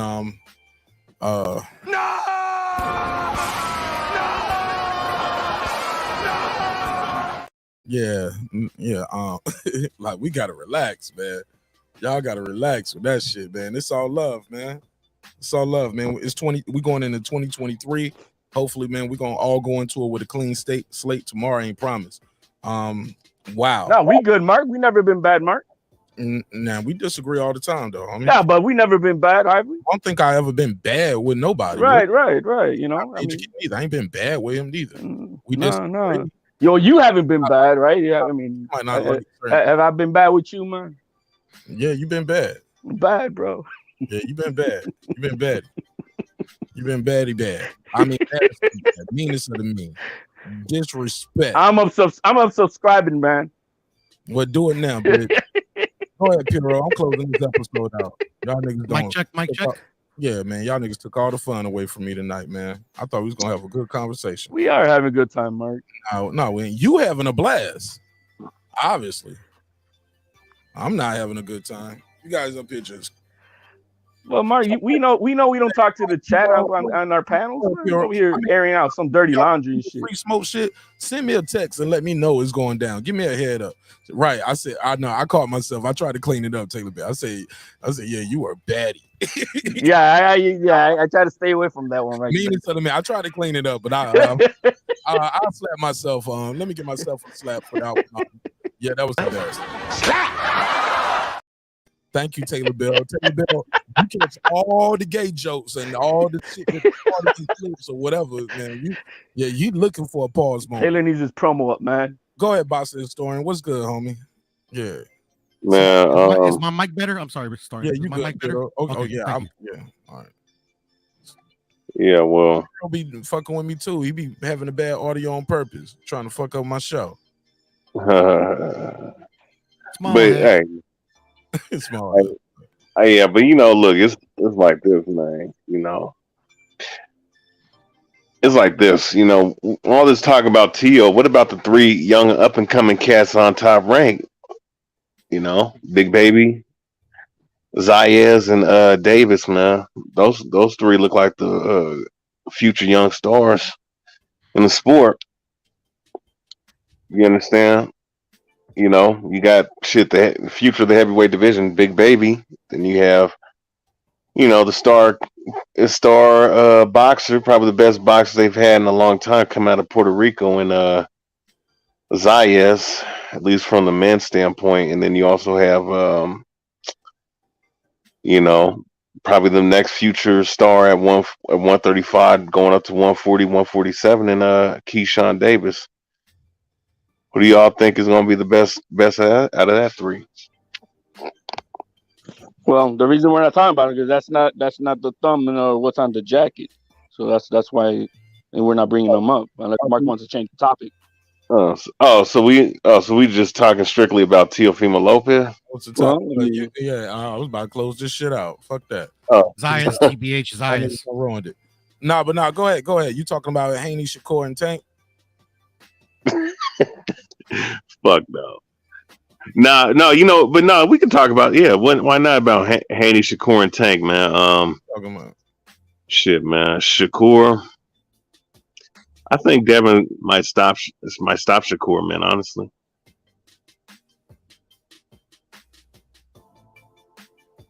you got Devin stopping Shakur. Yeah, I mean, as crazy as it sounds, I got him beat him. Doing it, man. Got him stopping him. I bet money on it. Woo! What them bets looking like? I might want in on that. What's the what? I throw a little 10 spot with you on that. Yeah, it'd probably be a plus 400 if it happened. If they both fight, that's my prediction of the betting odds. You bet 40, I bet 10. If I win, I get 40. You win, I give you $10. Oh hell no! I'm all in on that bet. I'll take that bet. I don't see Devin Haney stopping Shakur Stevenson. I'm not even 100% certain he wins that fight. Like the kid, think he's super talented. Can he outpoint him? Maybe. But stopping him, I got to see that. I think if he stops Loma, then I believe I'll believe it. I don't even think that's where he's at in his career, where he's trying to go in there and sit in the pocket to try to stop somebody. I think those days are past. I think he's accepted who he is as a fighter. That's a good bet, BH. Actually, that's a win-win. Well, I think it's gonna be a loser. Nah, he wins $10 or 40. I mean, win-win to me. No, he gonna win 10 or have to pay me 40. Hey, what kind of bet is that, dog? Smart national rules. Can I say something Yeah. real quick? I want to respond to HLD before I forget. 10 up even though. Yeah, I bet you $10 on that. Let's do it. Lock me in. Shit, how about $30, dog? Nah, I'm gonna be making a lot of bets on that fight. There you I'm are. gonna make the 10 with you on that one. Timestamp it for me. Go ahead, Pedro. You want to say something before you forget? Yeah. I want to respond to HLD. He was asking a question about the 9-9. Man, don't nobody say the HLD tonight. He's hot. No. Unfortunately, the 10 must system. It's obviously 10 must. Somebody has to have 10 points. So in the situation where you thought that Tio won the round, so because he got knocked down and the judges agreed with you that he clearly won the round, then it would be a 10-9 for Tio. No, it'd be 10-10. It'd be 10-10. Don't do it 10-10. No. When there's a knockdown, like a knockdown has to be counted. Like it has to be. So it's like the way they explain it in the breakdown they give to the official judges, that a knockdown is like a goal in soccer or a home run in baseball. It's like literally I forgot what word they put it. It's like so what you mean is instead of being a 10-8 for Sandor, it should have been a 10-9 for an example. Exactly. So if the judges agree with you, yeah, it would have been a 10-9. Okay. So that's better understanding. All right. And 9-9 comes if you get with a point deduction, right? No, 9-9 is not an acceptable score under the 10 No. 10 point must system. Okay. So what he's saying is like I believe that Tio won that round, just except for the point that was taken away for the drop. So then instead of being 10-8 for Sandor Martin, it should have been 10-9 for Sandor Martin. For 10-9 for Tio. No, here's the 9-9 example I was talking about. Oh, okay. Tio wins the round, right? He won the round, but he had a point taken away at the end for a low blow or behind the head. He lost the point. It was already a 10-9, but it becomes a 9-9 round once Tio gets a point deducted. Does that make sense? Wait, Tio had a point It's deduction? just against the rules. So it would be a 10-9 for Sandor in that situation. No, they wouldn't give him the round, bro. They don't give him the round. He lost the round, but the other guy lost the point. They won't just say, okay, now it's a 10-9 for Sandor. No, you still got 9 points because that's where you scored the round. Tio won the round 10 round, but they will put a note -1 point because Tio, it would be a note for that round. In other words, if the guys okay, I think I understand what Mark is trying to say. If Tio was or whatever fighters a point deduction, a point deduction even after the other guy was losing the round. You're trying to make it comes out to a 9-9. Yeah, it's a point deduction. That'll make it around 9. They don't give Sandor Martin 10 and give Tio 9. No, Sandor Martin, you still got your 9 points, but Tio, you're -1 point even though you won that round. That's how that works. Mark, I appreciate you having me on. The rules. I'm sorry. Yeah, I know. I'm just saying. I appreciate you having me on, Mark. But we got to this point where we don't understand taking away a point, but we supposedly understand franchise belt, and those things. I'm out. Here we go. All right, man. Oh man. That's called slamming the door on the way out. That's called public school education, GED, baby. So okay. So I was wrong. Two judges gave that first round 10-9 when he got knocked down. The gentleman was right. Yeah, Mark. I was gonna say, I pulled up the rules, and it is kind of vague because it says a point deduction shall be made only by the instructions of the referee. The judge must score the round, and it says the supervisor is in charge of subtracting the points deducted by the referee. And then right underneath it, it says no rounds shall be scored 9-9 as the 10-point must system one must have at least 10. So that's kind of vague to me. But the scenario, he was awarded 10 points, but the referee ruled he was deducted a point. and the supervisor counts all of that shit up. He's in charge of keeping it up. But yeah, you gotta deduct it makes that sense point. what you're saying. It makes sense what you're saying. Yo, man, Buddha, that's too much knowledge and confusion, bro. You got to bring it down a level, man. Because No, I stand corrected. No, Mark explained it perfectly. I no, not for confused Mark. myself. I'm not saying for Mark. I ain't saying for Mark. Jerry Coney. Remember Jerry Coney, Larry Holmes. Jerry Coney won a round, but had a point deducted for the low blow. It was a 9-9 round. Gotcha. Because technically the judge is not the one scoring in 9-9. He scored a 10-9 and the supervisor deducted the point, right? And the referee deducted the point, and the supervisor is in charge of tallying it up. Tallying it up. Point deduction. Yeah. That's how that happened. Thank you, sir. Yeah, man. And look, I know sometimes talking about the X's and O's ain't all as fun as you're a bitch. Fuck you. You a hoe. I bring the AK to where you stay, homie. All of that shit. But that's important because some people listen to the show and actually want to hear boxing. We share this shit in about 50 different boxing groups. And some of those people are really funny about their content. And I don't want to get blocked and banned from those groups. Now, those days where I don't share the shit everywhere, those be those days where I just be quiet and I let Ben Israel do whatever he want to do up here. You know, Ben Israel, fucking idiot. Yo, Mike, some people are just a product of their everyday environment. You know what I'm saying? You know what? He gives Israelites a bad name, man. That dude's a fucking idiot, man. No, shout out to Ben Israel. No, he's from Israel, I think. No, he's not. No, he's an Israelite. That's what he is. Okay. Or supposedly he is, but it is what it is. Shout out to Ben Israel, man. Never heard of him. So. Never heard of it. All right, man. This was a good one, man. Y'all got anything else? Shit, Boston Historian, you had asked the question, man. I was reading the chat, but you had asked something, and somebody like we ain't talking about that shit tonight. It's TO night. It was just about the 3 prospects we saw the other night. Xander Yayes, Keyshawn, and Big Baby. Yeah. Go ahead. What's your take on it? I mean, I think all 3 of them are going to be stars, but who's going to be the best of these 3? Who do you think?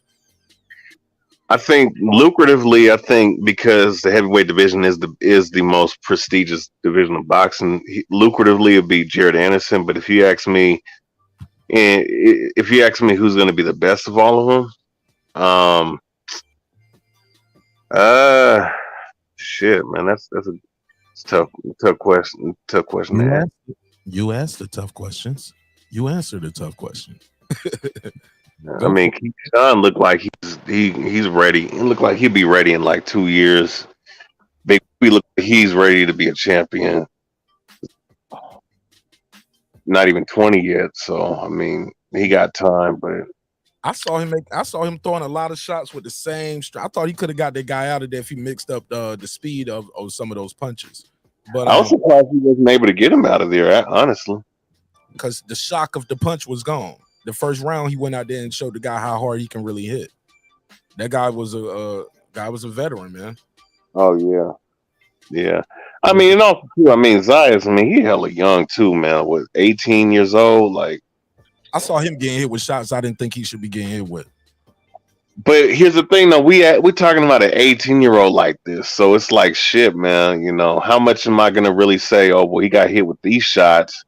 But he still looked like he still looked really, really good, really, really good, even with all that being said against a tough Playing opposition. to the crowd, man. He's just too young, want to play and show off to the crowd and want to knock this motherfucker out. And just like Mark said, he came in hard at the beginning, and I'm starting to believe that theory that guys can't get used to the shock value of your punches throughout the fight. That it's not as effective as it once was. So I'm starting to believe that theory a little bit there, Mark, because you brought that out. And I think you said that's why Crawford kind of pity patties at the beginning. Absolutely. And when we watched it today, cause I didn't hear the audio the first night, but when we heard it with the audio today, you can hear Paulie and what's his name? Knocked out Timothy. knocked out Roy Jones. Tarver. It was like he said, I like how Crawford and Paulie was like, yeah, you see it, he's like doing drills right here. He said, you'll see this on a heavy bag. Crawford does it in a real fight. where you touch, then bam, bam, soft shots, touch, keep your occupied, bam, bam. You see Mayweather doing it on the bag. You see a lot of guys doing the bag. You just touching the bag, keeping your arms moving, touching the bag, touch the bag, Yep. pop, pop. You know, Crawford does that in the fight, but he does that like rounds 4 on. And he said his coach always tell him the guy who he had with him, not the tall, what's the coach he had with him? He had Bo, and what's the short Latino brother? Come on, Julio. somebody. That's his name. The other trainer. No, Okay. man, I'm saying. I mean, you know, Jose. Whatever, man. I can see y'all still throwing. I think it might be Julio, to be honest, Mark. But I told you, I got it. I'm not even lying. I think. I forget, but I think. I read twice. Okay. Because the dude's Mexican, so Julio or what was the other I name? didn't Jose think is he- probably a Jose? good guess. Miguel. I don't think he's Mexican. Is he Mexican? He's Mexican. He's Mexican. Really? It's all the same. Man, it's all the same shit, don't y'all? It's all the same shit, bro. You know, Mexican, Puerto Rican. Not in this situation, I thought I was he was Mexican. He was Mexican. Oh man. I hope you're having a good time tonight, HOD. What's that? I hope you're having a good time tonight. Hey man, you know I was called upon. We don't got so far off. I don't even remember. Do we remember the question? Yeah, who's going to be the best out of the 3 of these young prospects? No, that's not what I was talking about. That's not what I was on. We was talking about the punches. But anyway, go ahead. Oh yeah, that the shock value wears out if you start, banging hard at the beginning. Slap shit out of you, HLD, at the meet and greet. You're gonna be the first one. You're gonna be the first one. I'm doing a meet and greet just so I can slap people in person. I'm like, HLD, yeah. You're like, Hermano, what's up? I'm like, nice to meet you. Slap. Piro, nice to meet you. Slap. Oh yeah, I'm gonna just go down the line. I wish a motherfucker would. Yeah, man. Slap. Be right there, 100 out slaps on y'all motherfuckers, man. I thought it was a high five. I missed. Slap. I think because Xander Zayas is so young, I think that he has the possibility of being the best out of the 3 because he is so young and look at where he's at right now. So can you imagine when this kid is 25 years old? You know what I mean? And, he's got so much ceiling to grow and become so much better that I think he has the possibility of being the best. Now that said, I'm gung ho with fucking Jared Anderson. That motherfucker is gonna be the new American heavyweight champion, and that's no fucking doubt. I've been, I'm just gung ho about the young man. He's a badass. Is that he's a pure boxer? Beat all these guys, or you think the landscape is so flat, and plus the guys who are at the top are going to be gone by the time he gets up there?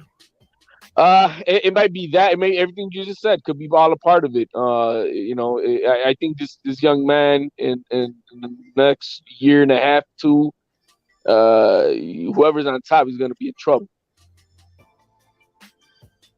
So and unfortunately, a lot of the top guys are going to be gone. We're not going to see Wilder probably around. He's already 37 years old. Shit, we're not going to see AJ. I think he's got maybe another year or 2 left in him. Before they retire his ass in the ring. So I mean, a lot of these guys are older. So, but as far as his pure, this kid is a real boxer. He's born into the game. He ain't a football player. He ain't a basketball player. No, he's a boxer. And this kid is good.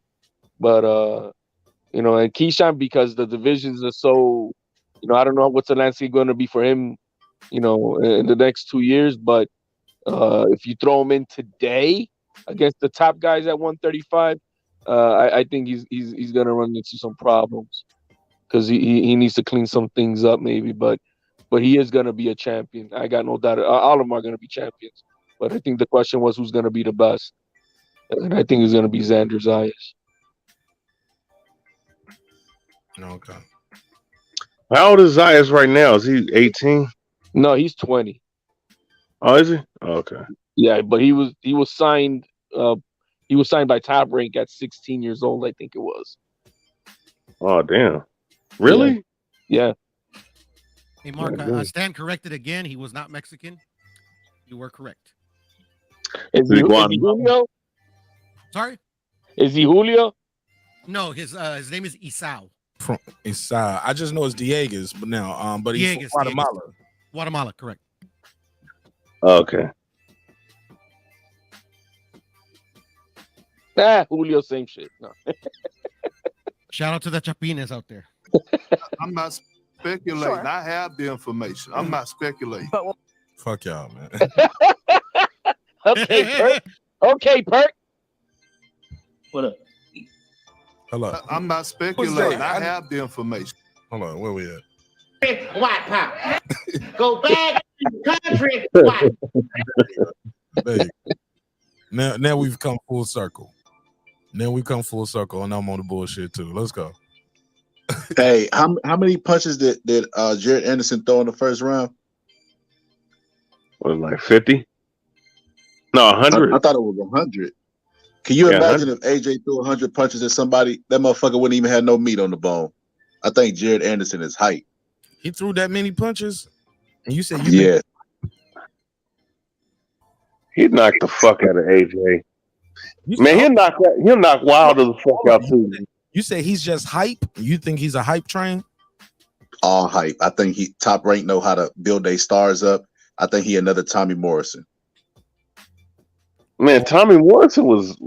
Wait a second. Wait. Tommy Morrison destroyed Razor Roddick, bro. He did. Like, okay, Razor Roddick was known as the person that gave Tyson a tough match. Razor Roddick was never a champion. Okay, that's cool. But Razor Roddick was a good fighter. Look, at one point it was him, Mercer, Holyfield that had all four, had the three main belts, right?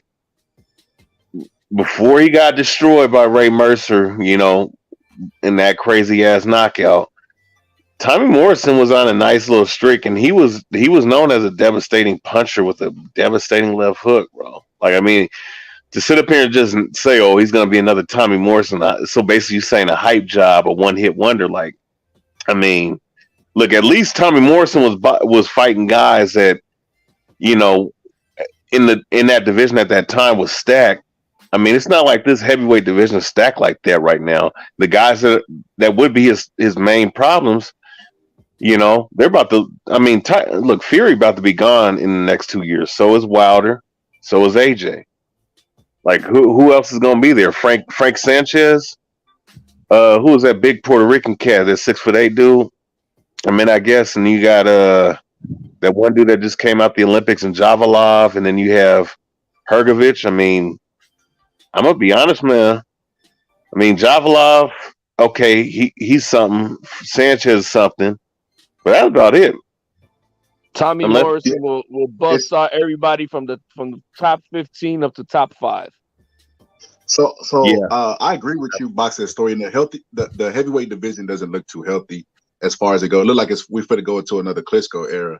But Tommy Morrison, to me, this is why I say Tommy Morrison is hype. Tommy Morrison admitted to taking steroids. Tommy Morrison has admitted to getting breast implants. Tommy Morrison was marketed as. Wait a minute. Hold up. Nigga. Is it story time? You got to tell me that shit. Nigga, really? Look this shit up, bro. He had he got breast implants to make his chest look more defined. I bullshit you not, bro. Look that shit up. He got breast implants. What? 1 to 5?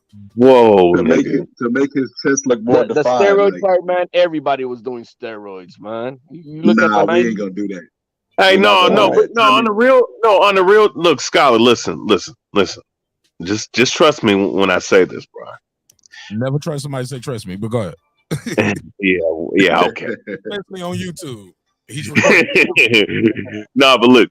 On the real though, look. A lot of them guys was on anabolic steroids back in the day. Can you imagine? And mind you, the shit that they were on was a lot more dangerous, a lot more daring to take. The shit that these guys are on now, and I'm just gonna be honest, because everybody, it's not a secret. The shit that these guys are on now, like motherfuckers is basically taking like, you know the character Bane off Batman, right? Where he shoots that venom up and he just become like superhuman. can do all kinds of shit. Listen, that's what is going on with in the highest level of boxing. Listen, a lot of these guys that you would think they ain't taking PEDs, which PEDs is an even higher form of steroids and EPO. These motherfuckers taking them, bro. Scholar.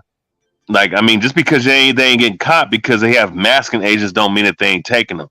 So just because he got caught and admitted to taking steroids don't mean that guys that didn't get caught weren't taking them. Motherfuckers taking them now, you wouldn't even know. Well, that means we don't know. Then we can't just by that logic. Who is clean and who is dirty? Boxing story. Right. Mark Nash. Okay, watch this. I'm gonna counter that. Right? Watch this. This is out of Paulie Malignaggi's own mouth. Cass can hate him. Cass can say he's a racist, not which all that. I don't know about him being racist, but you can hate him or whatever, not like his takes. But I will say this though, he be saying some truth. The dude, like he said out of his own mouth, it's not about if guys are taking them. It's who's taking them, who's not taking them, basically. Who is not taking steroids or performance enhancing drugs? That's the question. Because most of these motherfuckers are taking them. So that's the point he made. So who is not taking it then? Same question. Shit, man. That's a very small margin of a very small population of boxers. So is that fighters in general? Him admitting that he took them too, and he's taking them? Shit, man. Well, I don't know if he incriminated himself, but listen, I mean, if you understand what goes on in these gyms, and I know for a fact, like when he deal with mixed martial arts, most of these guys take that shit because I trained with guys that took them that was in Bellator and UFC and shit, man. You know, in boxing it's the same, and it's the same shit, bro. It's just not as publicized. That's why guys look at somebody's physique and be like, oh, he's taking steroids. Oh, Floyd Mayweather, he's not taking. How the fuck you know Floyd ain't taking shit? When he got caught, when there was a article that came out in 2012 about him testing positive or something, but they threw it under the bus. So, I mean, if we gonna talk shit about Canelo Alvarez and these other motherfuckers, we can talk shit about guys that actually have actual articles that was pushed out long ago to keep that shit on the wraps of positive tests happening. Like motherfuckers talk about. I'm gonna use another example. Well, Holyfield was Tyson's camp was accusing Holyfield of taking steroids, which I mean I think is very obvious. It was an article came out about Holyfield where they found his information at a doctor's office that they raided. Okay, Mark Nash, watch this though, right? They accused Tyson and his team of the same thing, and they didn't respond. And you know what's crazy? I had my old trainer from back in 2012, my old boxing trainer from 2012. He told me when he was in the amateurs back in the 90s, he told me that when he was down in the same locker rooms as they were, right? They were using the same locker rooms for the amateur events. He said that they found hella needles in that same locker room that them motherfuckers was in. So. The chat is saying we gotta put cases on you, bro. Hold on, look, my audience is like, we need receipts. They was like, Mark, we need to put a case on them, bro. We need proof. You're making sweeping indictments and generalizations. Again, if everybody's cheating, who's not cheating?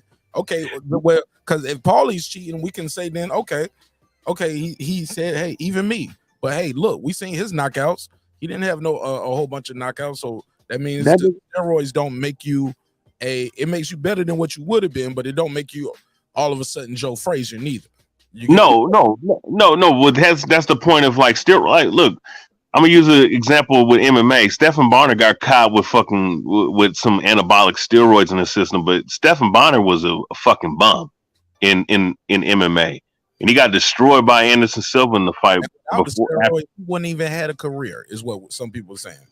I mean, that's what I'm saying. I mean, look, but you know what? Another thing Paulie said too is that some of these, he was referencing certain guys. If you read between the lines, he said there are guys that are complete bums that are just on this performance enhancing shit, and they're complete bums, but they're fighting at a world class level because they're taking PEDs. You put together who the hell he's actually talking about. I know exactly who he's talking about when he says that shit. That's so vague and so broad. It's vague and broad, but it's not. Dude, if he don't have the evidence. He will get sued. I'm pretty sure he would get sued, but you know what? He said it, and he's a fighter and he's an announcer, so he's pretty bold. He has the ball to say this shit. Neither, because you will get sued without that evidence. That's Exact. No, I understand that. We understand in the court of law, you have to prove everything. You know, we understand that. But the thing is, though, I'm just saying, if you're in the know and you understand what's going on in these professional sports, I mean, like even with Derek, okay, so I guess Derek Rose, he should be sued too. I always remember this, and because I remember, you know, when I was on the Bruce Bliss podcast back in 2012, we used to talk about this, about the ESPN article about all them athletes that was talking about who was taking stuff in their sports. Derek Rose came out on his own Olympic team back in 2012 and said that the NBA had a performance enhancing drugs problem. It's that same article. Guys were sitting up here basically outing Bernard Hopkins, certain fighters and athletes and whatnot from their different sports. They're outing certain guys in that ESPN magazine. Basically Bernard Hopkins, Randy Couture for being PED users. Basically, if you read between the lines, who they were talking about. So my thing is, it is so, like, if you understand what really goes on, man, guys know that this is an epidemic in the sport. And let's just stick with sport of boxing, that it goes on a lot in boxing. It's more about who's not taking them. A lot of them, the vast majority of top level boxers, sorry to tell you, they just because they ain't get caught because they have great masking agents does not mean that they ain't taking them, bro. A lot of them are, bro. We can't just assume, though. We just can't assume, bro. I feel it. No, I feel it, and I'm just gonna leave it like that. I'm just gonna leave it like that, bro. It's not something new. It's not something that's I agree. You know, it's nothing new, and it's well known. You can't say you did it, though, right? Yeah. So with Tommy Morrison, he admitted that he did it. So there's no speculation. Like he was actually busted of it. And the reason why I don't like Tommy Morrison is because. Hold on, Scott. I gotta hit the drop for you. I'm not speculating. Sure. I have the information. I'm not speculating. Go ahead. I'm sorry. Well, yeah. So Tommy Morrison, the reason why I don't like him, man, is because number one, I felt like, you know, he's John Wayne's nephew. You remember that? Oh, he's John Wayne's nephew. He's in Rocky V. He's this big, great white hope. Then he goes in there after winning the title against Foreman, and his first title defense. Right now. I'm sorry, I never knew that. Small. Yeah. Hold on, he's John Wayne's blood nephew on the mama. That was the urban legend. They like, even in one of the pre-fights, they showed it. That's what I mean by hype. They was bigging him up. You get what I'm saying? Like, we don't really know if he was the blood relative of John Wayne, but that's what they were selling to us. And then he goes out. If he is, that shouldn't be hard to prove. Yeah, especially because they have blood samples and shit. But yeah, so you know, Tommy Morrison is his mom and daddy John Wayne's brother or sister? You know what I'm saying? That ain't hard to find. I don't know if he said he was a nephew. He might have been like a distant cousin or something. But they was just saying that he was related.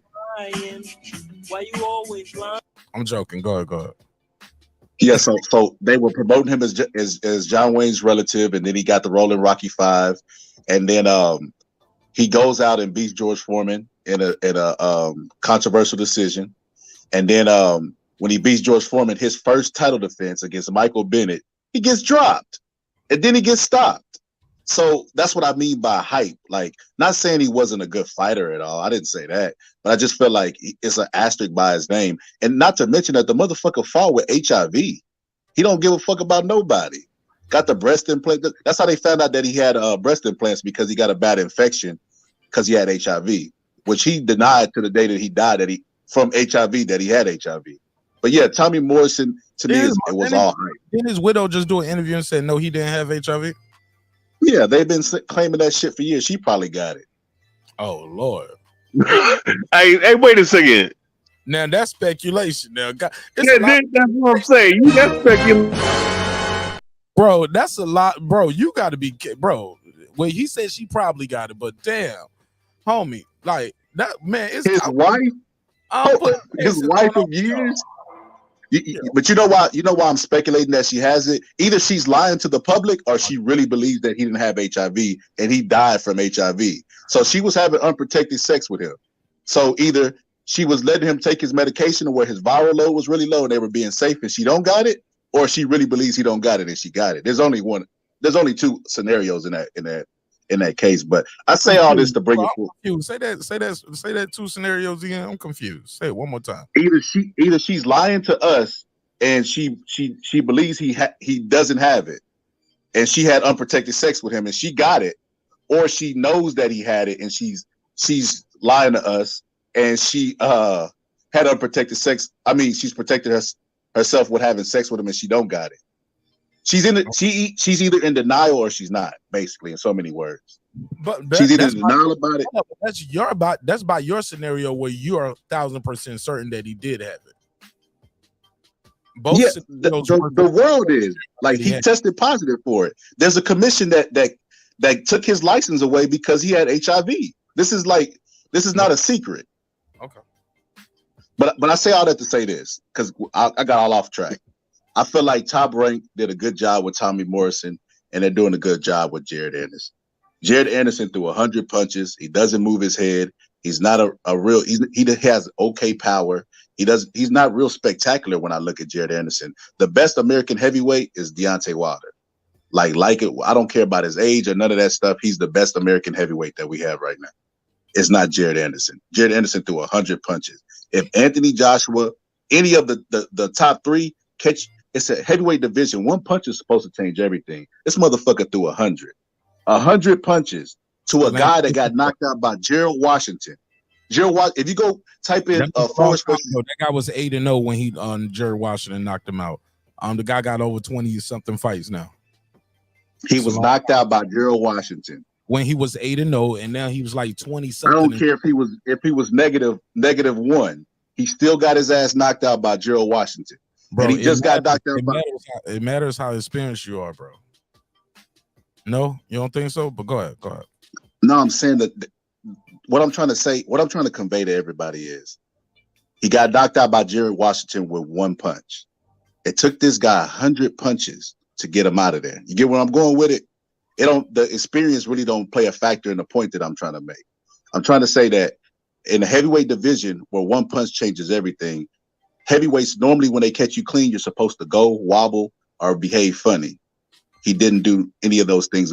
None of the things above. It took him 100 punches to get that guy out of there. And then he was getting clipped in between the punches that he was throwing because he doesn't move his head.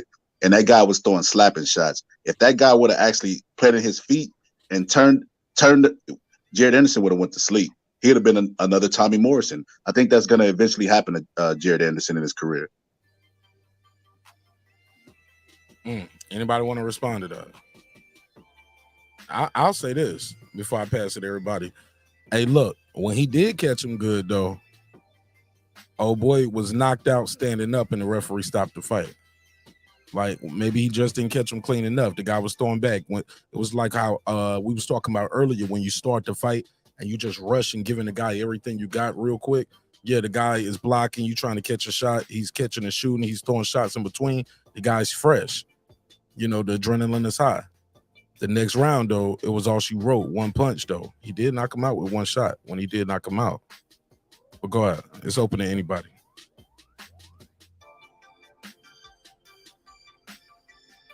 Or did everybody fall asleep? Or is everybody mic muted? All right. I'm still here. My bad. I spaced out. Okay. He said basically Jared Anderson is a hype job. He said he ain't shit. His mom ain't shit. Nah, he ain't say that. I mean, Scholar brings up some good points. I mean, he was landing that I think it was a left hook, Jerry Forrest, with regularity. I mean, I just attribute it to that Jared Anderson got a chin, man, because like he didn't even wobble. But I mean, Scholar makes sense. You know, like, yeah, it's heavyweights, one punch, so it's supposed to change everything, right?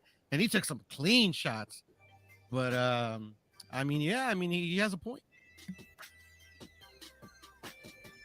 Yeah, this man is out though. Yeah.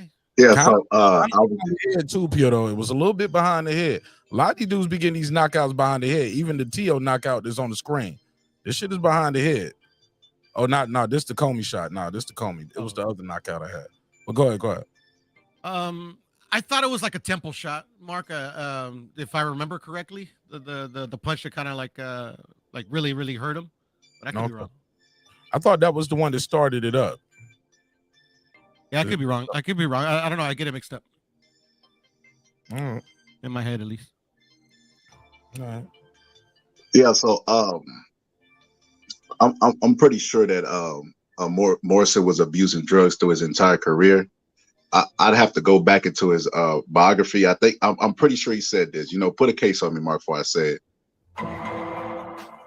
I'm pretty sure he said he would have been a middleweight, but he was juicing his entire career. That's why he was able to fight at heavyweight. I mean, if anybody's able to find that and prove me wrong, I'm open to learn. I'm not always right about shit. But yeah, man, the point being, I think Jared Anderson is a hype job. Like I feel like when people always want to be the guy to say, I told you this was the guy. So they when they pour stock into you, they don't want to be wrong. They don't want to jump off shift. And you see a lot of that in the sport of boxing. Because people didn't pour a lot of stock into Deontay Wilder, they're ready to jump off the Wilder train. And Wilder's the closest thing that we have to getting the belt, bringing the belts back to USA. And we're going to be all the way real about it. He got that bomb, and he could be losing the fight with Usyk, knock Usyk out. Usyk got 3 of the belts.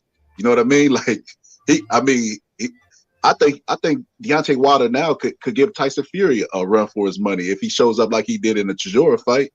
But he's the best chance that we have. It's not Jared Anderson. Jared Anderson called Frank Sanchez out.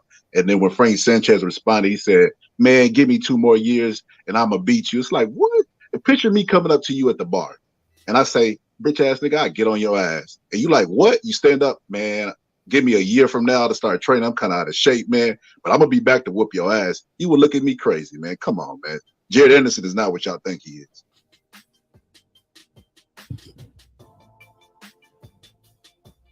Damn. All right. Ill Status Boxing said more speculation. Says a lot of speculation on the panel tonight. Not a lot of facts. Man, 70% of YouTube is speculation. Does he not watch boxing on YouTube? I'm gonna be nice. I ain't gonna say nothing. Nah, that's my guy, Ill Status. Yeah, Ill Status. All right. Well, shit, man. Y'all got anything else, man? I enjoyed this conversation tonight, man. This was fun. This was a lot of fun. It's a lot of damn fun. One last thing that I wanted to get off. I agree with BH. I don't believe there are clean fighters in the sport. What's your evidence of that?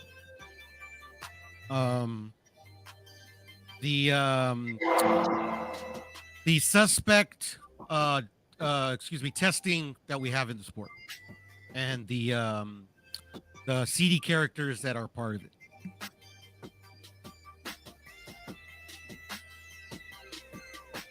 Be more specific. Go ahead.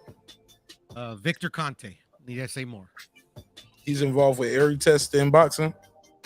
When VADA was when VADA was in its infancy, he was the chief analyst in designing the tests that they administered to this day. What about USADA? I know a little bit about USADA, Mark. I used to know more back when I was interested in learning that stuff. I forgot a lot about how USADA runs. What about the British board? Couldn't tell you, man, about the British board. I couldn't tell you about the British board. I'm just curious. I'm always curious, like, because people bring him up a lot, but I'm like, he's not involved in every test, and every sanctioning body doesn't use the same, and every board doesn't. Everybody doesn't use the same. It's not like everything doesn't start and end when Victor Conte is what I'm saying. And that is a great point, Mark. The only thing is that so every boxer, like if they want to make it, if they especially it's just everything ties into everything is what I'm trying to say. It's the sanctioning bodies to me are sanctioning bodies in name only. To me, they're just promoters, but then the sanctioning bodies have, like, the WBC has a clean boxing program which uses VADA. I mean, most major fights that happen in the United States where you have to come and you have to excel to be a star, uses VADA. That's how it ties in for me. It's just VADA is just it's a monster. I mean, it's just I think they have their hands in everything. I mean, like just going to your point about if I knew anything about the British Boxing Board, and I don't know too much, but they didn't allow Conor Benn to fight by using not what they normally use, because they don't use VADA, the British Boxing Board. They have their own testing service, but they use VADA's failed test to punish what's his name, the Ben guy. So, and that's kind of weird to me. You know what I'm saying? Ain't that what I said, Mark? He was a relative. Did I misspeak? Did I say he was a nephew? I don't understand that. You didn't say he was a nephew, but then you say he said grandnephew. Do your research. Okay, I missed the generation. But anyway, I wanted to say this. So when I brought up huh? I said, y'all niggas ready tonight. Today is the Lord's Day. It is Sunday. I don't know where this energy coming from, bro. There's been a lot of wild energy tonight. This is the Lord's Day. Yeah, hey, on the Sabbath, bro. This is a holy day, man. These motherfuckers pull up with all kind of smoke. I'm like, y'all okay? But I wanted to say this, man. So, everybody has generational bias, right? Everybody be like, man, the fighters ain't like they was back in my day. All back in the old days, everybody fought everybody. But the moment I bring up Wilder fighting Fury a fourth time, everybody say, I don't want to see it. I don't want to see it. How many times did Jake LaMotta fight Sugar Ray Robinson? Like 4 or 5. I don't know. 6 times. How many? Six times. None of the fans were like, oh, this nigga needs to fight. What is going on? No, they like, oh man, the greatest pound for pound is fighting LaMotta again. I have to be there. Boxing fans just they so crazy, man. They make my head explode at times, bro. Because they complain about how did those 6 end though? Robinson won a majority of them. One time he knocked them out. Mm-hmm. I want to say Robinson won 5 and LaMotta won 1. I want to say that's the ratio. I'm not sure on that. You got to put a case on me with that shit too. But if I'm not mistaken, Jake LaMotta only won one of those fights, and Robinson knocked him out one of the times and beat him the other times. But nobody could. Hey, look, nobody ever bring this fun fact up. I always bring this up. I had to copy and paste it and put it in here. Fun fact: Mike Sweeney, Danny Cripps fought each other an incredible 63 times from 1906 to 1921. Most boxing rematches ever. 63 times, bro. Them niggas had something personal going. Somebody was sleeping with somebody, baby. Right. More speculation. But go ahead. They were like, all right, you want to hell this? Let's do it in the ring, get paid for it. But yeah, the boxing fans today always grasp onto the past because it's not realistic, right? You can just use it to shame people. Oh, y'all don't know shit about boxing. The past. That's all they do. But when you actually present stuff from the past and compare it to now, like Wilder fighting him a 4th time, it's unheard of. Oh, no, don't nobody want to see that. But they'll go see Tyson Fury fight Chisora a 3rd time. It doesn't make any sense. The UK fans are real throwback fans. They support no matter what. If Chisora was an American heavyweight, he would have lost stock 5 years ago. Yeah. But because they're like throwback fans, they support no matter what. He's still boxing. I feel like we should do the same with our fighter. And Wilder has the best. Patriotic, bro. He said you ain't patriot. He gonna say you ain't patriotic like Crawford now. You don't love your country. You don't love your country. Hey, but Wilder stands the best chance of bringing that belt back to America. I don't give a fuck what nobody say. Wilder's one of the hardest heavyweight punchers of all time, and he got that right hand. And what he says is true. He got to be perfect for 1 second, and it's all over. Not too many people could take it. Usyk definitely can't take that punch. And Usyk was hit by AJ with the right hand. So if Wilder catches him, he's not getting back up, and he can bring those belts back, man. We got to start being supportive and model the UK thing. We support him. We'll watch the fight, but we don't just because we don't believe it's gonna happen, like he's gonna win. We didn't say we won't Nah, watch. no, not you. No, You a real boxing fan. People ready to throw Wilder away. They were saying Wilder should never box again after Fury knocked him out. Then he came back and they gave Hellenius a chance. Then when he knocked Hellenius out in the first round, they criticized him for that. There's no winning with these fans. If they don't like you, man, they're gonna find a reason not to like you. There's nothing you can do. You can send their mama a Porsche and they think I'm like, man, it had a dent in it, had scratches on it.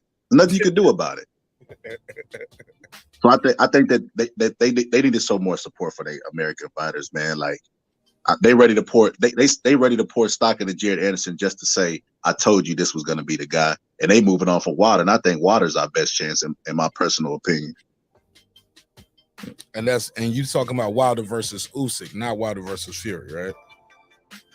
No, I think Wilder could knock out Usyk. And if he waits around, man, Fury talk about injuries. Fury was overweight his last performance. He got tired at times. If Wilder comes in skinny and not blown up like he was for that third match, little Wilder, that's fast. I think Fury doesn't get up from that punch that he knocked him out in the fourth round with. I think he stands a better chance when he's smaller, in my personal opinion.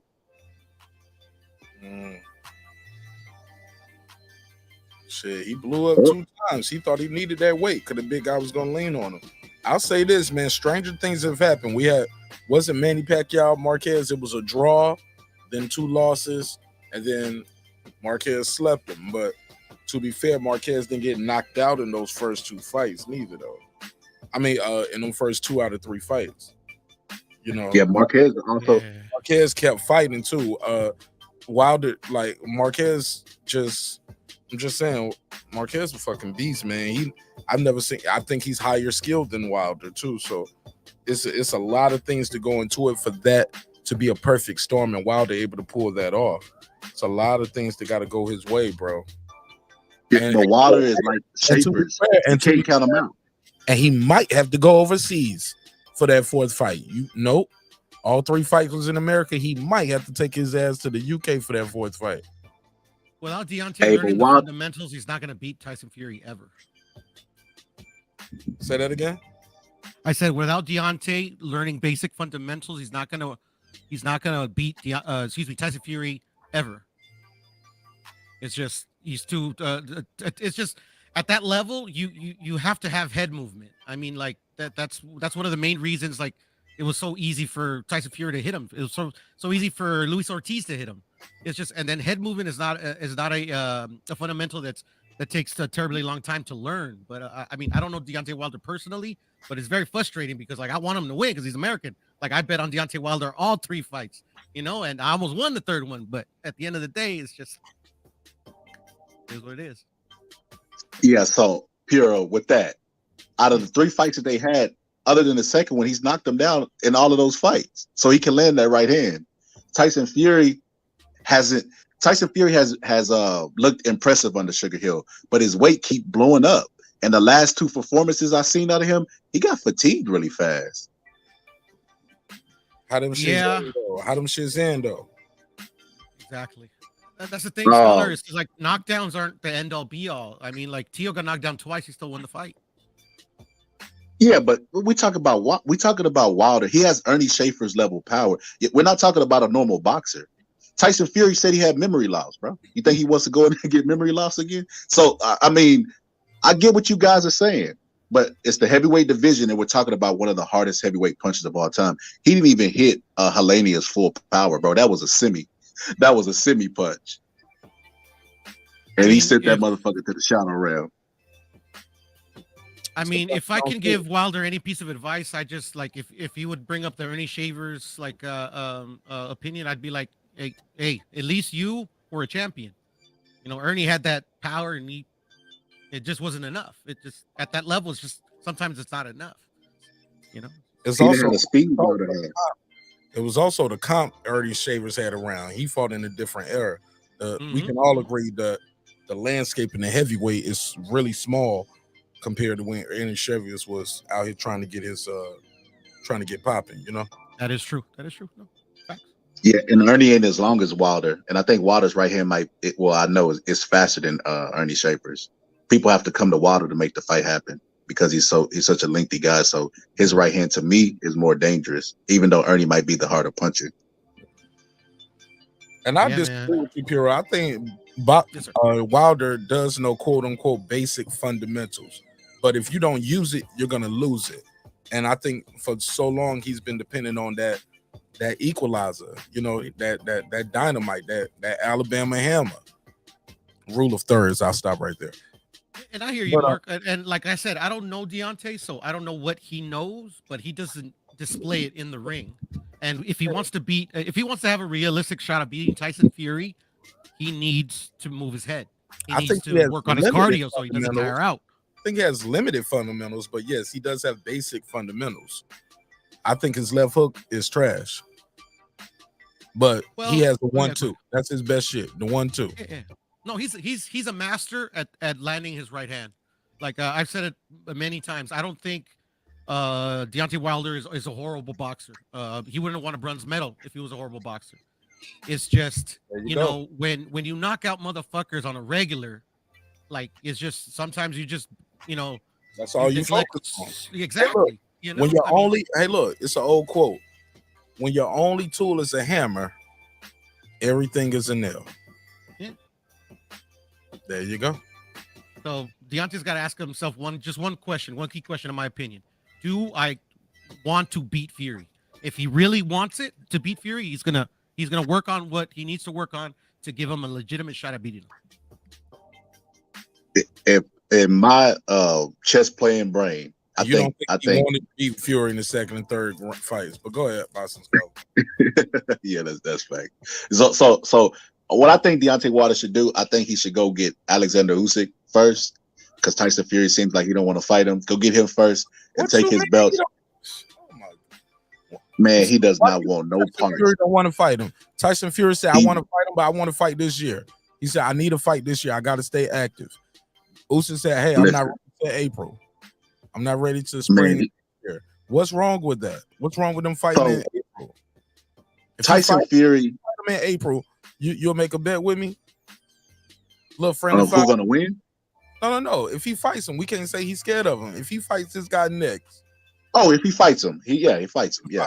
Whatever you want to bet. I don't think. Shoot me the 5. Huh? Friendly 5. Okay. I don't think it's gonna happen. I don't think that fight's gonna. I don't think Tyson Fury wants any parts. I don't even think Tyson Fury's motivated by boxing anymore. I think he feel like he was when he beat Vlad. I think he feel like he's at the pinnacle. That's why he's only taking money fights. Chisora was a money grab. No, yeah, it was a stay busy fight. It was a money grab, but it's a stay busy fight too, though. The guy who you want to can't fight till April. I don't see Usyk taking no fight in between, and I don't see Tyson. There was other people he could have stayed busy with. Why did he pick that guy specifically? Money. Money, that's right? Money. It's a less challenge. Exactly. Tune-up fight. Tyson Fury. It's a tune-up. Tyson Fury is at the point in his career where he wants to take the least amount of risk and make the most amount of money. And Usyk does not represent either one of those things. He's high risk and he doesn't give a lot of money. That's why he's hollering AJ's name. That's why he's hollering big money. You don't think you're gonna make good money at that Undisputed? No. Man, what? At the Usyk beat AJ twice? People do not value Undisputed. The fans do not give a fuck about Undisputed unless it's their guy. Now, if it's their guy, look, this is the heavyweight Undisputed, and this is the UK. This is Usyk. This is Fury. This is Fury coming off of 2 knockout wins to Wilder. Knocked out Dillian White. Just stopped Derek Chisora. Usyk just beat AJ back to back. You don't think motherfuckers gonna want to see that fight? I don't think he's gonna make a lot of money off of that. That's what I'm saying. I think he's looking for the most amount of money and least amount of reward. And I think Usyk presents risk, which he don't want, and the reward is not worth it. And I think that's how Tyson Fury's looking. He's trying to convince us fans that Usyk is not even worth his time. And it's like, bro, he has belts. How is he not worth it? You've never been undisputed, even when you beat Vlad. Fury for this Undisputed. Frank Warren and everybody involved is gonna get involved in this. ESPN, this shit is gonna be major. Usyk. We shall see. I don't think the Hey, fight's Scholar, gonna you're happen. fucking with Tyson us though, Fury. right? You're fucking Nah, with us, right? no, he means this shit, bro. That's why I'm being respectful to the homie. I ain't trolling. I'm just talking to him like it's just me and him. I just don't Or want him he and to I. lose his $5, bro. Like this shit's happening, bro. About the fight not happen. Oh, so you think that this fight's gonna happen? Bro, Yeah. like the I watched the Kilman's already interview with said Tyson that Fury. like they're announcing like next week, I think. Oh, Okay, don't make me- we'll see about that. Oh, I need to up the bet. Oh, We'll I see, need That's to, what I'm saying, Tyson Scholar. I Fury don't want just you to lose said, your $5. You know, like oh, that's shit, no, I need, all I'm it's saying. $5.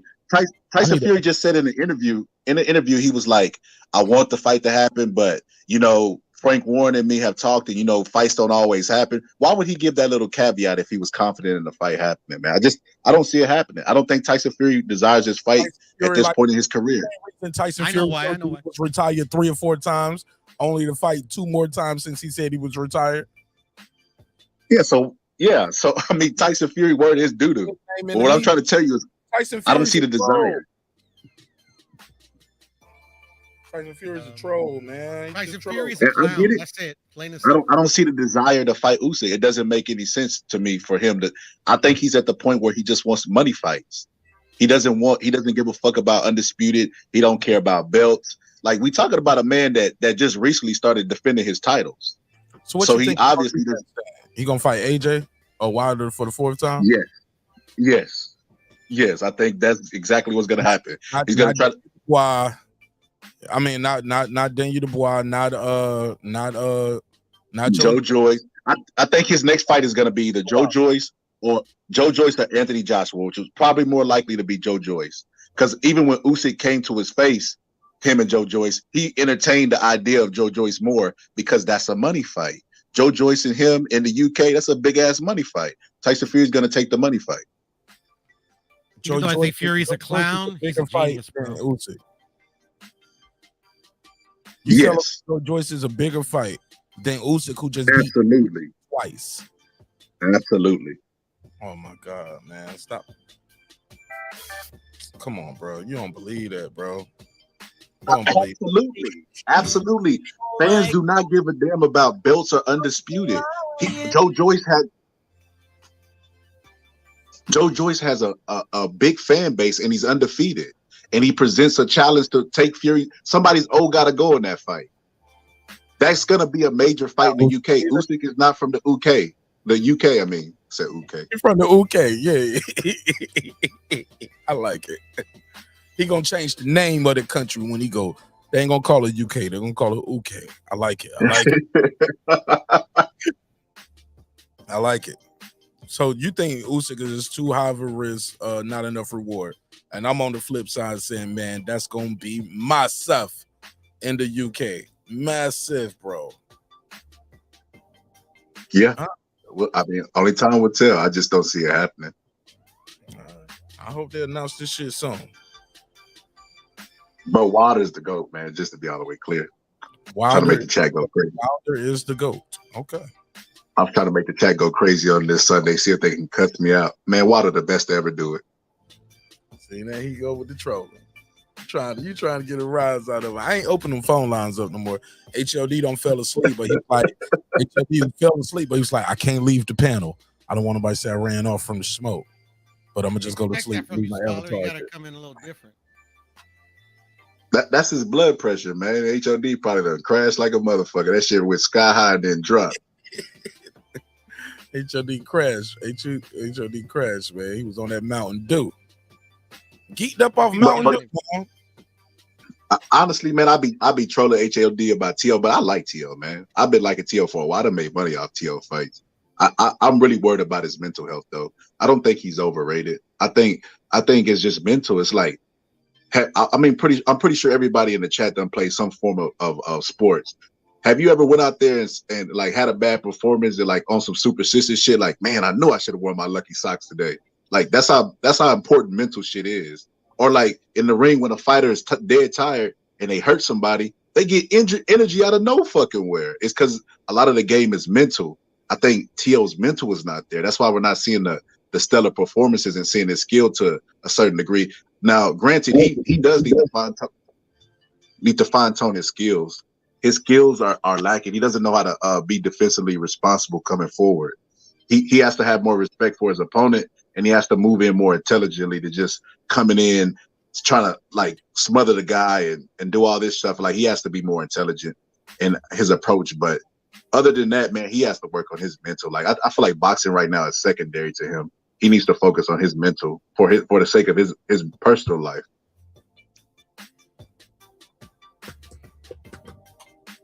Are we qualified?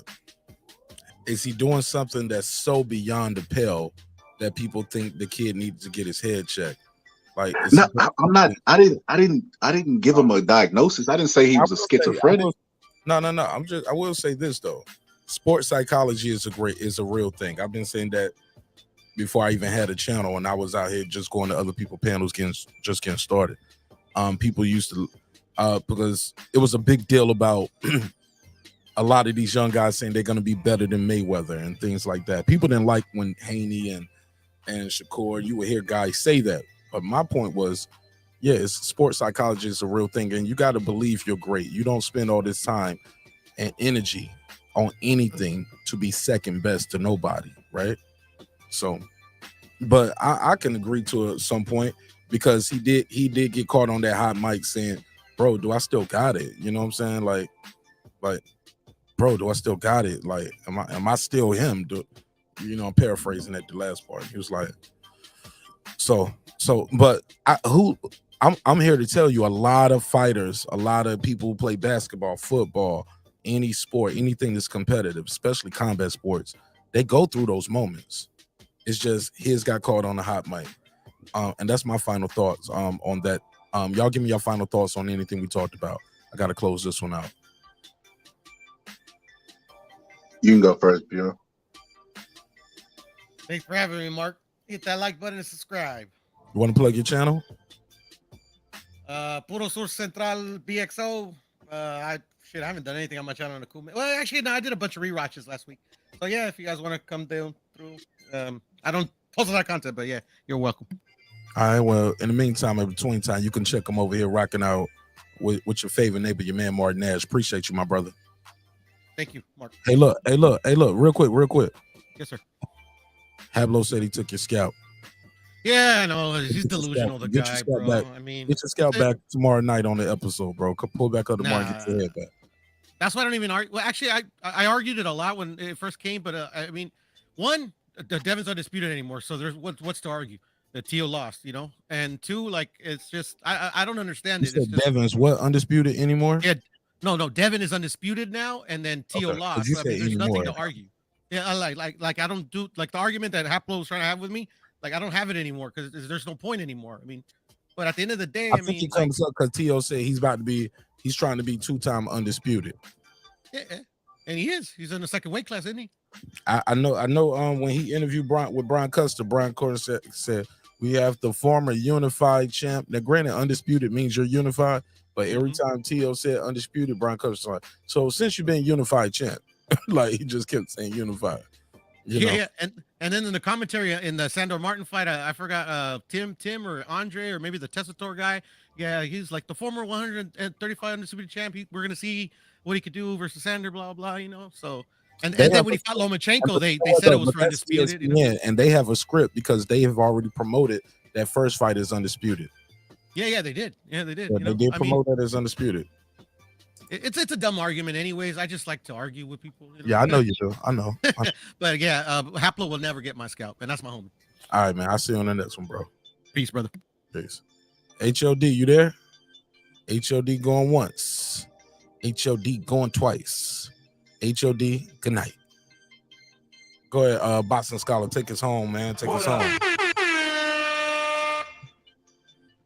My closing statement, man. I just wanted to say, man, listen, we get it, man. Boxers are entertainers at the end of the day, but they're not objects like a fucking cup or a spoon or some shit. Like they have feelings and emotions too. And man, we just got to remember that they're humans just like us. Could you picture going to your job, right? And you having a bad day at the house and you go to your job and then constantly people are criticizing you while you work and you're hearing and seeing this shit, man, you doing that wrong. You need to clean that glass like that. That's literally what's happening on YouTube. They get to see their criticism of their day's work because their job is boxing. we got to remember these people are humans just like us, and they have a breaking point, and they give up their privacy, to entertain us, and we got to be fair, man, because it's easy to do what we do. All we do is criticize. We the people with the tomatoes. We throwing the motherfuckers. I enjoy doing it. I would hate to be on the other side of it, but I got to be fair, man. We got to be fair with our criticism. And if we see somebody mentally going through something, let's not kick them while they down, man. Because the thing that you have to protect is your brain. The 5 pounds of matter between your shoulders, right? They're getting punched in their matter, their brain. They're getting punched in that shit, and they have to go and maintain a normal functioning life while being in the public eye. That's not an easy task. So let's be a little bit softer on these guys. Shut that soft shit up, Leonard. All right, good thought right there. Good thought. So did you give me your final thoughts on Tio? Overrated or not?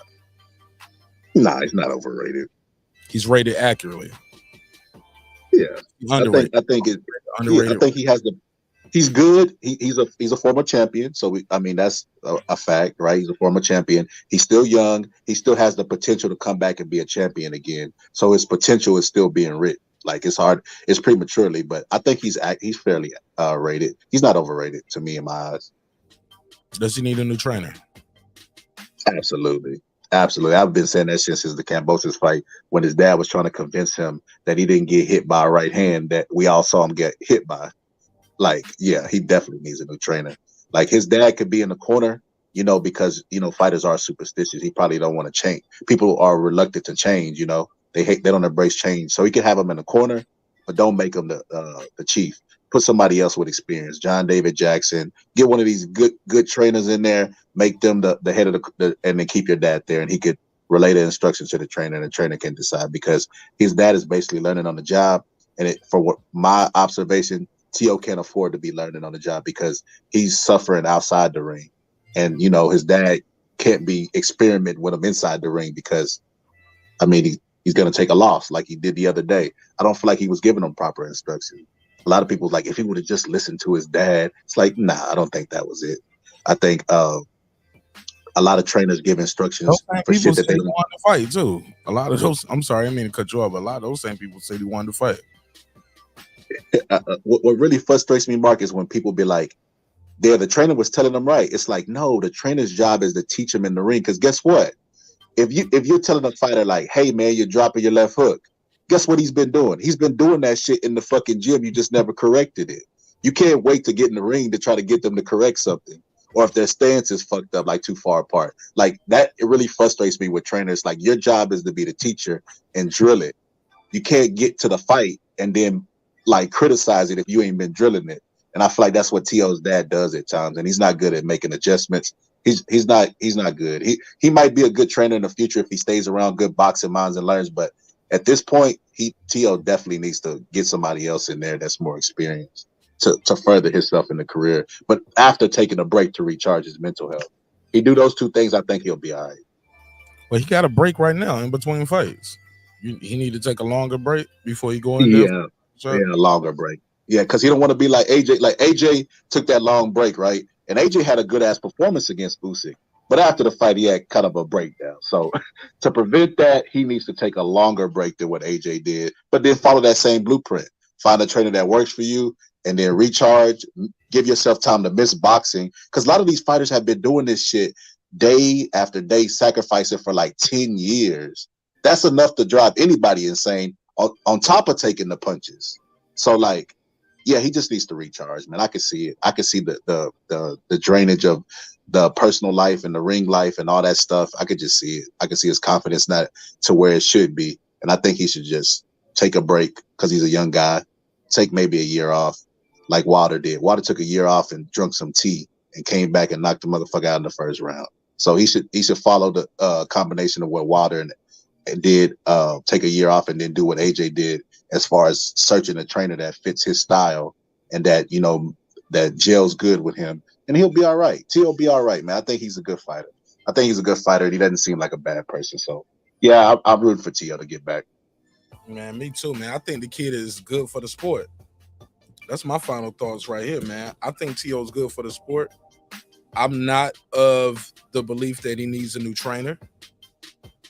I think your daddy got you to the mountaintop once.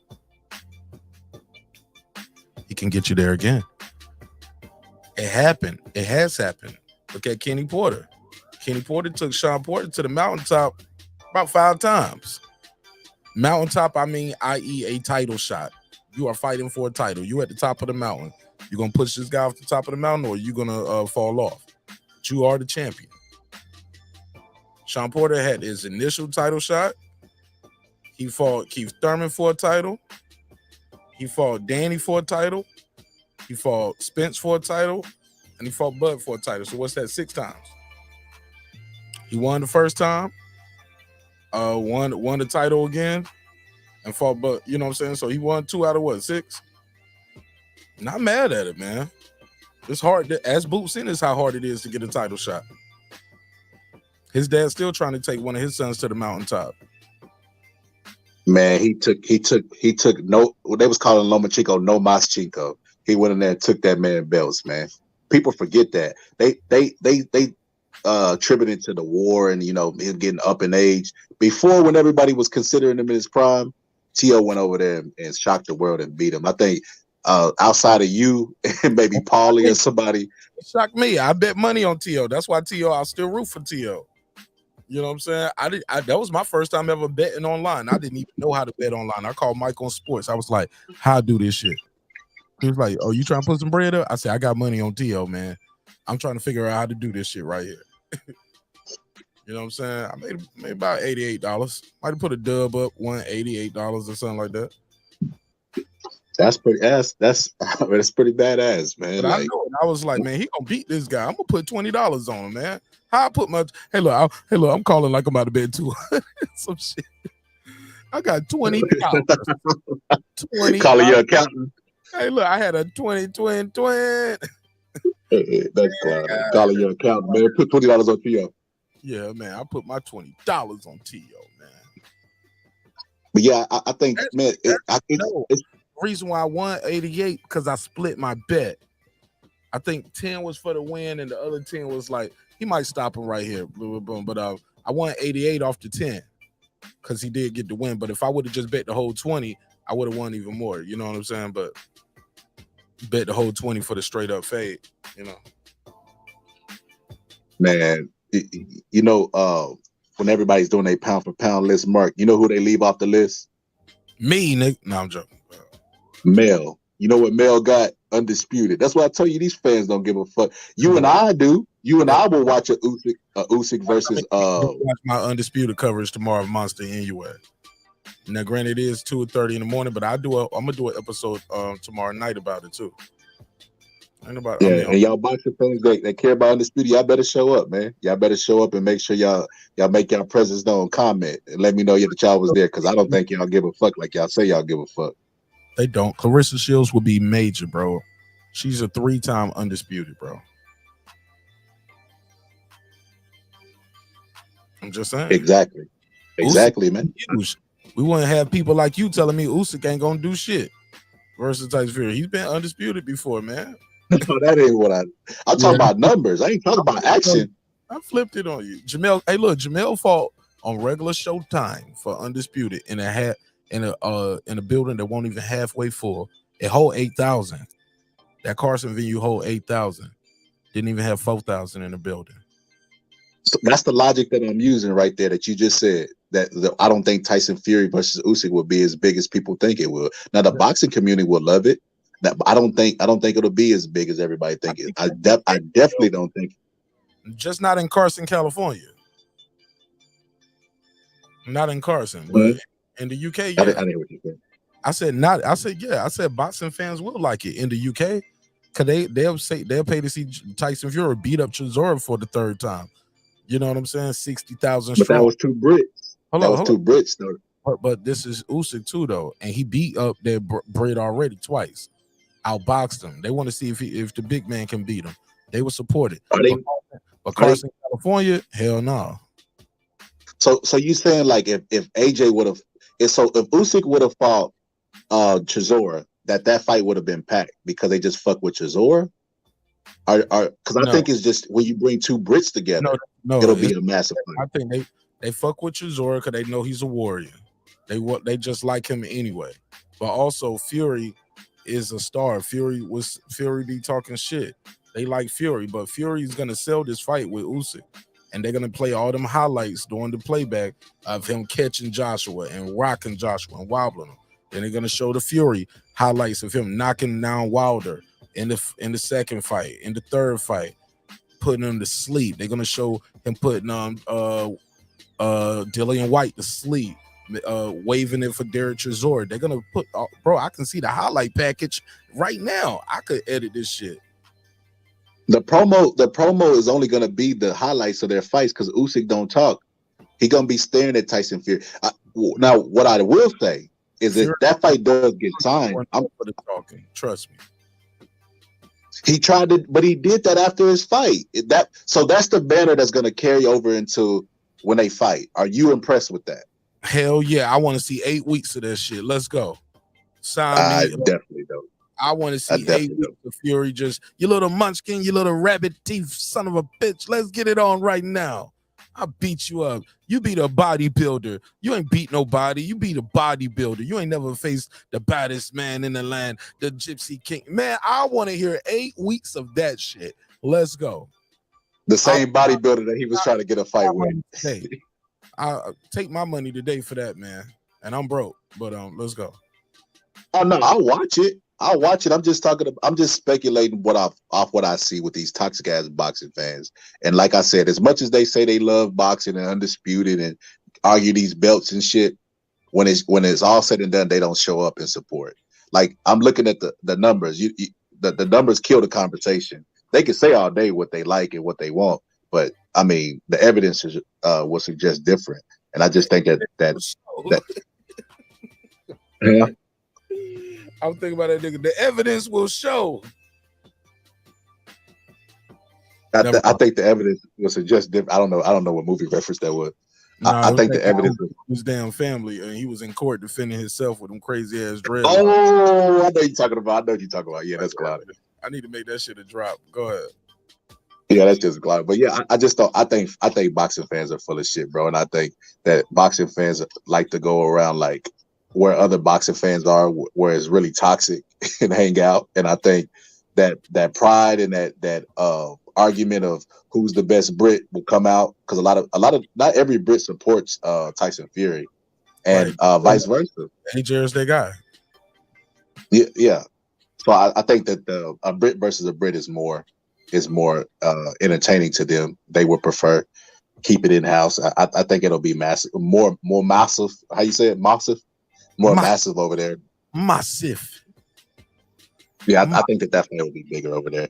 But over here, I don't think they're gonna fuck with it regardless. Let's keep it all the way 100, bro. I think Americans don't give a fuck unless it's an American guy that they support. Because they don't support every American. They was arguing about Bud putting loaded shit in his gloves for the fight that they said wouldn't sell. It's like they said the fight wouldn't sell and it wouldn't even happen. And Bud was dumb. Bud gets paid $5 million guaranteed, knocks the guy out in spectacular form. He got 8 figures. He got $5 million up front, and he got the other $5 million before the fight.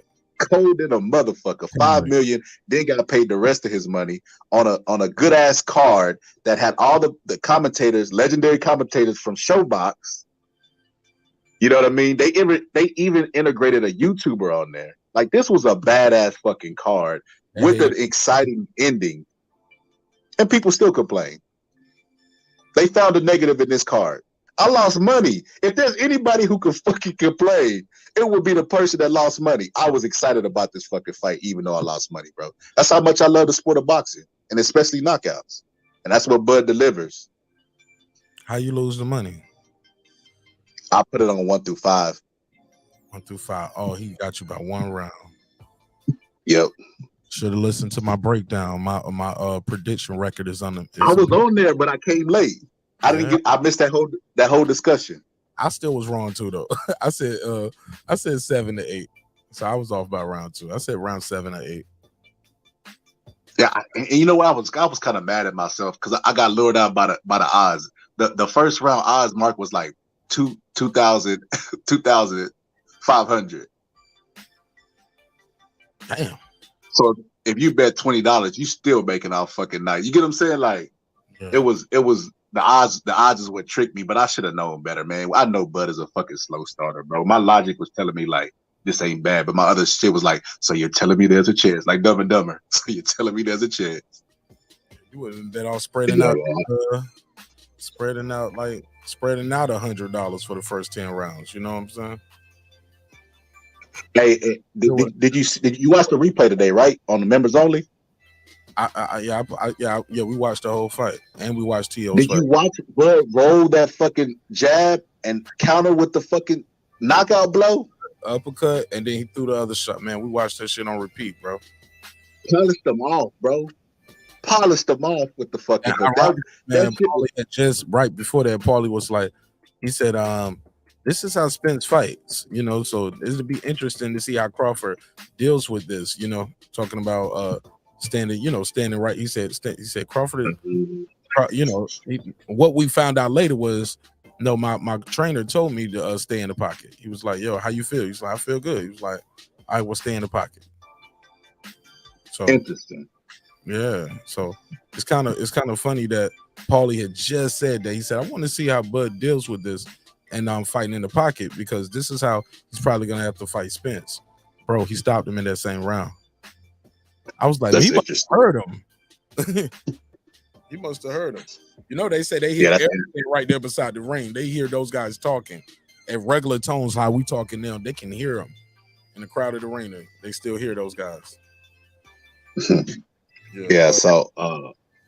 the Bud, somebody said the Bud card was trash. I tell you, they toxic, man. They toxic. If you love boxing, you can't love boxing without appreciating the knockouts, because that's what sell our sport.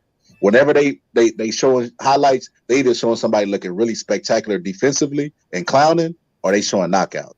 That's how UFC promote their sport. So I mean, if you're a real fan of boxing, you can't. I don't know how you're mad at a knockout.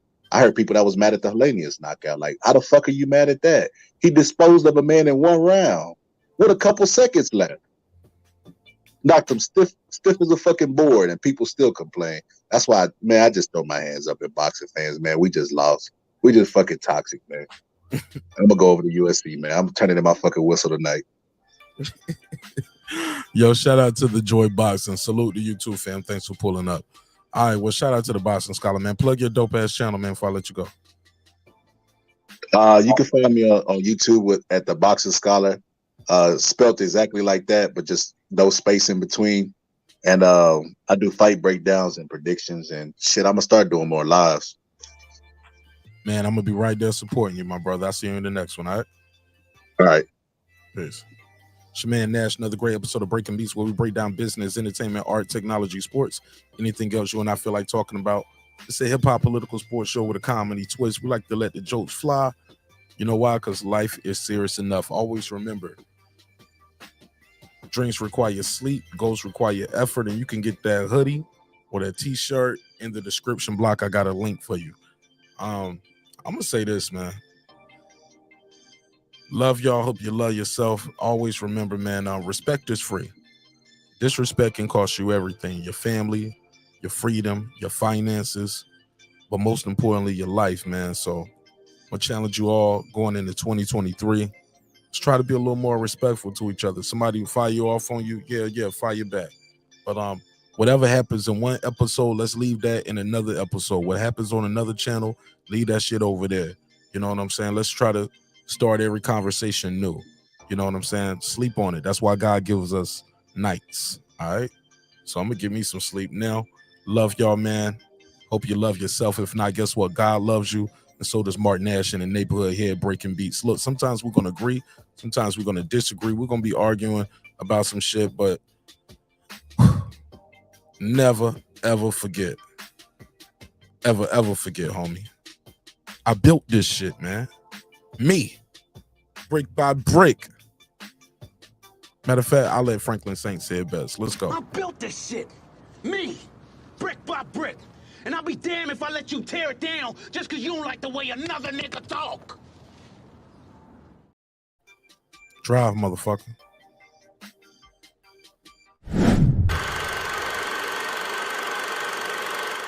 This that squad sound. This is madness.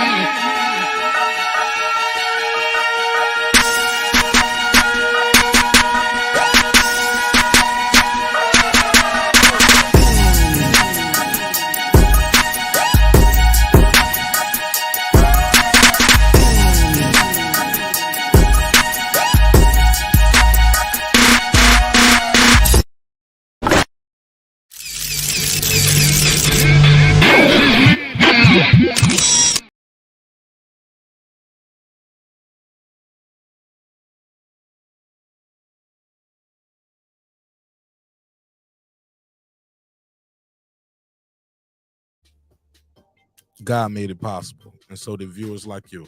I see you in the next one.